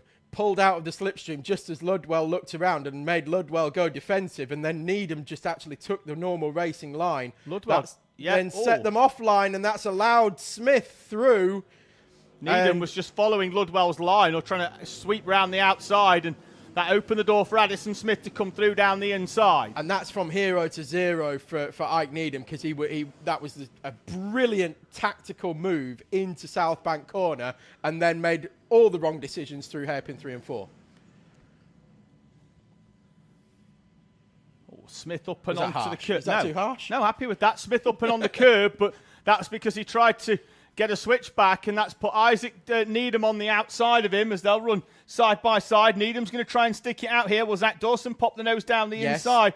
He's going to have to, because there's Danny Bean for class lead in club, right up onto the back of Zach Dawson, who's getting backed up by George Ludwell, originally defending his second place. So the 4. But effectively, in terms of championship points, Ludwell's lead, because focus isn't in it. He's not done the first 5 rounds, so Ludwell effectively leading the championship race with Smith and Needham. Is just backing them in. Bean, that move was never on. It was never on, that move on the inside at hairpin 1. He was trying to make a move on Zach Dawson, and it was never there. The door was always closing, and it was closing faster than Danny Bean could get out of it. And round Danny Bean went, and will drop from 6th all the way to P14, I think it is, when he comes across the line. There's only 2 behind him. So it's Falkus, Ludwell, Smith, Needham, Dawson. Hauschby now moves up to P2 in class. Oliver Hill, P3 in class. He's got rid of that Patrese colour scheme. And away he goes onto the podium in club. At the moment, but he's got Rossi Costello right behind him as they head up there at hairpin 1. They've got Williamson there as well. Neri, Matthews and Hudson. And we've got a change for second place. Addison Smith emerges on camera in front of George Ludwell. And Ike Needham's going to take advantage of that, because he got massive overspeed. I thought he was going to make a move into hairpin 3. But again, just takes slightly the wrong line. Although Ludwell straight lines it between 3 and 4. Smith sees it coming and again was compliant, moved around the outside, and Ludwell takes the position. He's not going to be compliant with Ike Needham, though, into the D chicane and says, no chance, Lance, no way, Jose, and moves... Anymore? And holds on to 3rd place. Dawson now just needs to stick within touching distance, but also don't get caught up in a potential spin. As George Ludwell running Addison Smith to the inside of the track. He's defended this lead from lap 1, effectively leading the battle for second from lap 1. All come together. Oh, it's getting tight. The accordion effect there as they're headed through South Bank. And Dawson sort of doesn't really know where to put himself at the moment, I think it's safe to say, because he's got the class lead. He's got a 1.4 second lead as they came over the line in class. But these 3 fighting it out, he doesn't want to get involved because it's not the same class as him. Doesn't need to get... There's no trophy for an overall podium, so if he finishes 2nd or 3rd or whatever on the road, he still will win his class. Again, Ludwell squeezing Smith to the inside. And Dawson's just looking around at this like going, can we please just hurry up? Because Matthew Hauschby is going to start closing in on them, as is Oliver Hill and Rossi Costello and Joseph Williamson. Hauschby was 0.3 of a second quicker on the previous lap. Yeah. And have a look at what it'll be this time around. I bet it's about half a second. Well, gap was 1.4 on the previous lap. It's down to a second dead. Hauschby with another 0.3 of a second. In any case, it'll be Hauschby's best ever finish here at Teesside in 6th place overall in this final. If he can hang on to it, there's a battle going on for that 3rd place, the final step on the club podium between Hill, Costello and Williamson that we'll keep an eye on. But I do want to stay with this because George Ludwell chops across Addison Smith, and I think Ike Needham could have a run here. Indeed he does. This is going to end. Oh, and then Ludwell wide at South Bank, and both Needham and Smith are through. I think was that Ludwell going too tight into the corner, and then did Needham help him out wide? Now Smith's up into 2nd place. Needham and Smith are side by side. Ludwell's back through into 3rd place. Chaos in senior pro karts. Needham and Smith came together. There was smoke poured off the wheels. You know that boring race I was going on about? Butterworth knows nothing. Not when it comes to senior pro kart. Never We waxed happens. lyrical earlier about how much he knows about coaching Bambinos and cadets. Doesn't know a boring race when he sees one. No, not. I can't. I'm not Mystic Meg.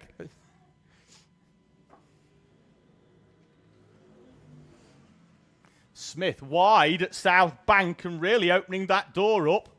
Oh, it was fast, but it's risky by Addison Smith.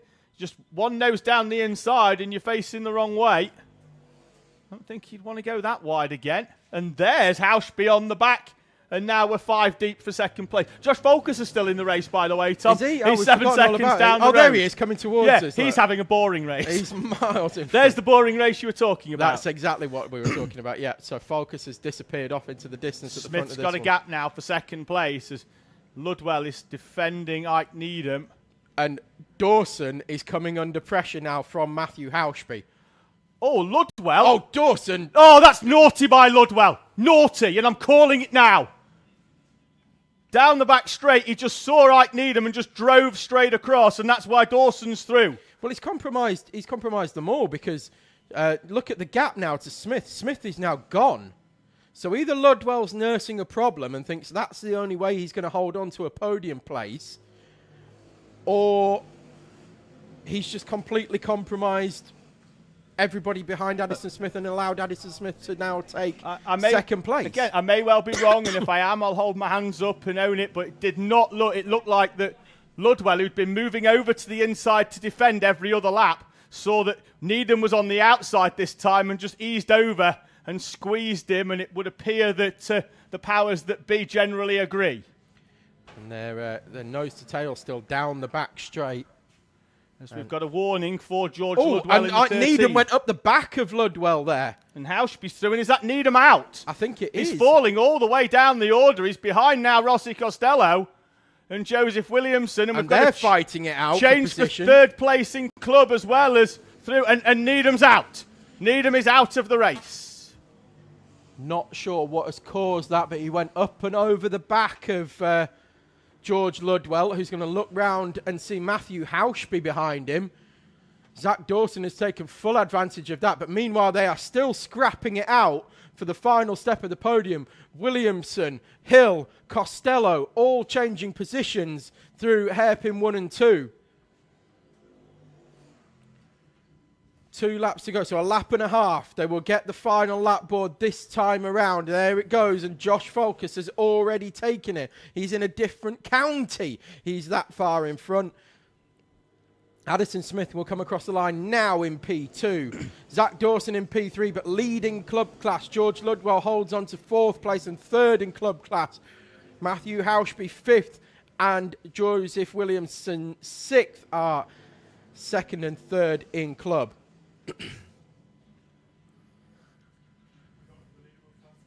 So we're going to try and catch Focus as he heads through hairpin 3 and 4 for the final time, and we might just make it before the rain comes down here as well, because it's very dark all of a sudden at the circuit. Josh Focus returns to Teesside and takes victory in the final. Addison Smith will come across the line in P2. Zach Dawson will finish P3 on the road, but will win the class, win Clubman class. George Ludwell, P4 and 3rd in class. Matthew Hauschby, Joseph Williamson, who's dropping down the order. Rossi Costello is dropping down the order on the final lap, and he's just come across the line now. So I missed what happened there. So it's Hauschby, Williamson. Sam Neri finishes P7 in the end. And the winner of the novice class. Then it was Danny Bean, recovered up to P8 overall, overtook Oliver Hill. I think the Hill and Costello both dropped places, and I think Beans managed to make 2 up on that last lap, 10th up into 8th place. So looked like it was a move there by into the final few laps by Danny Bean. But Focus, Smith and Dawson, Ludwell, Hauschby with his best ever finish in 2nd place in club, with Joseph Williamson in 3rd place in that class. Neri, Matthews and Hudson complete the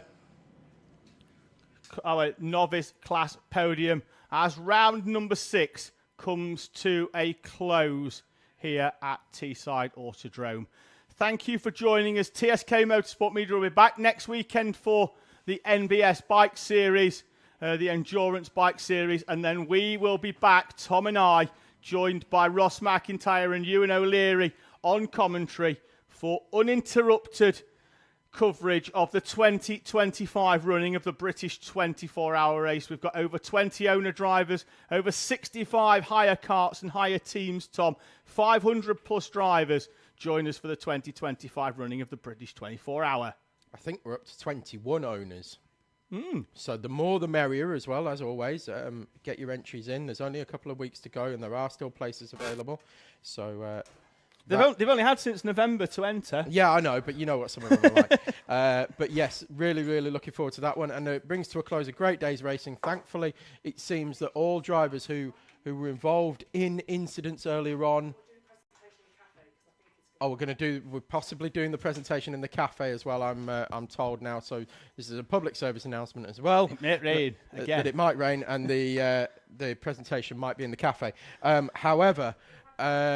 I believe, and I'm just going to check with Kat, that everybody's okay who was that was involved in incidents. As far as we know, yes, everybody fine and healthy and good to go. Good. So brilliant news there as well. So just the update on that. Thank you, as always, to our sponsors, NRG Karting, Optim Oil, Medics UK, Infratech, ARC Plant Repairs, Metro Plum, HRS Racing Engines, Garage 29 Graphics and MS Karts. And as always, thank you to our circuit organisers, Clerk of the Course, Race Director, and of course our marshals, without whom we can't go racing. Thank you very much for joining us. It's been another fantastic weekend here at Teesside. We will see you in 2 weeks' time for the British 24 Hour.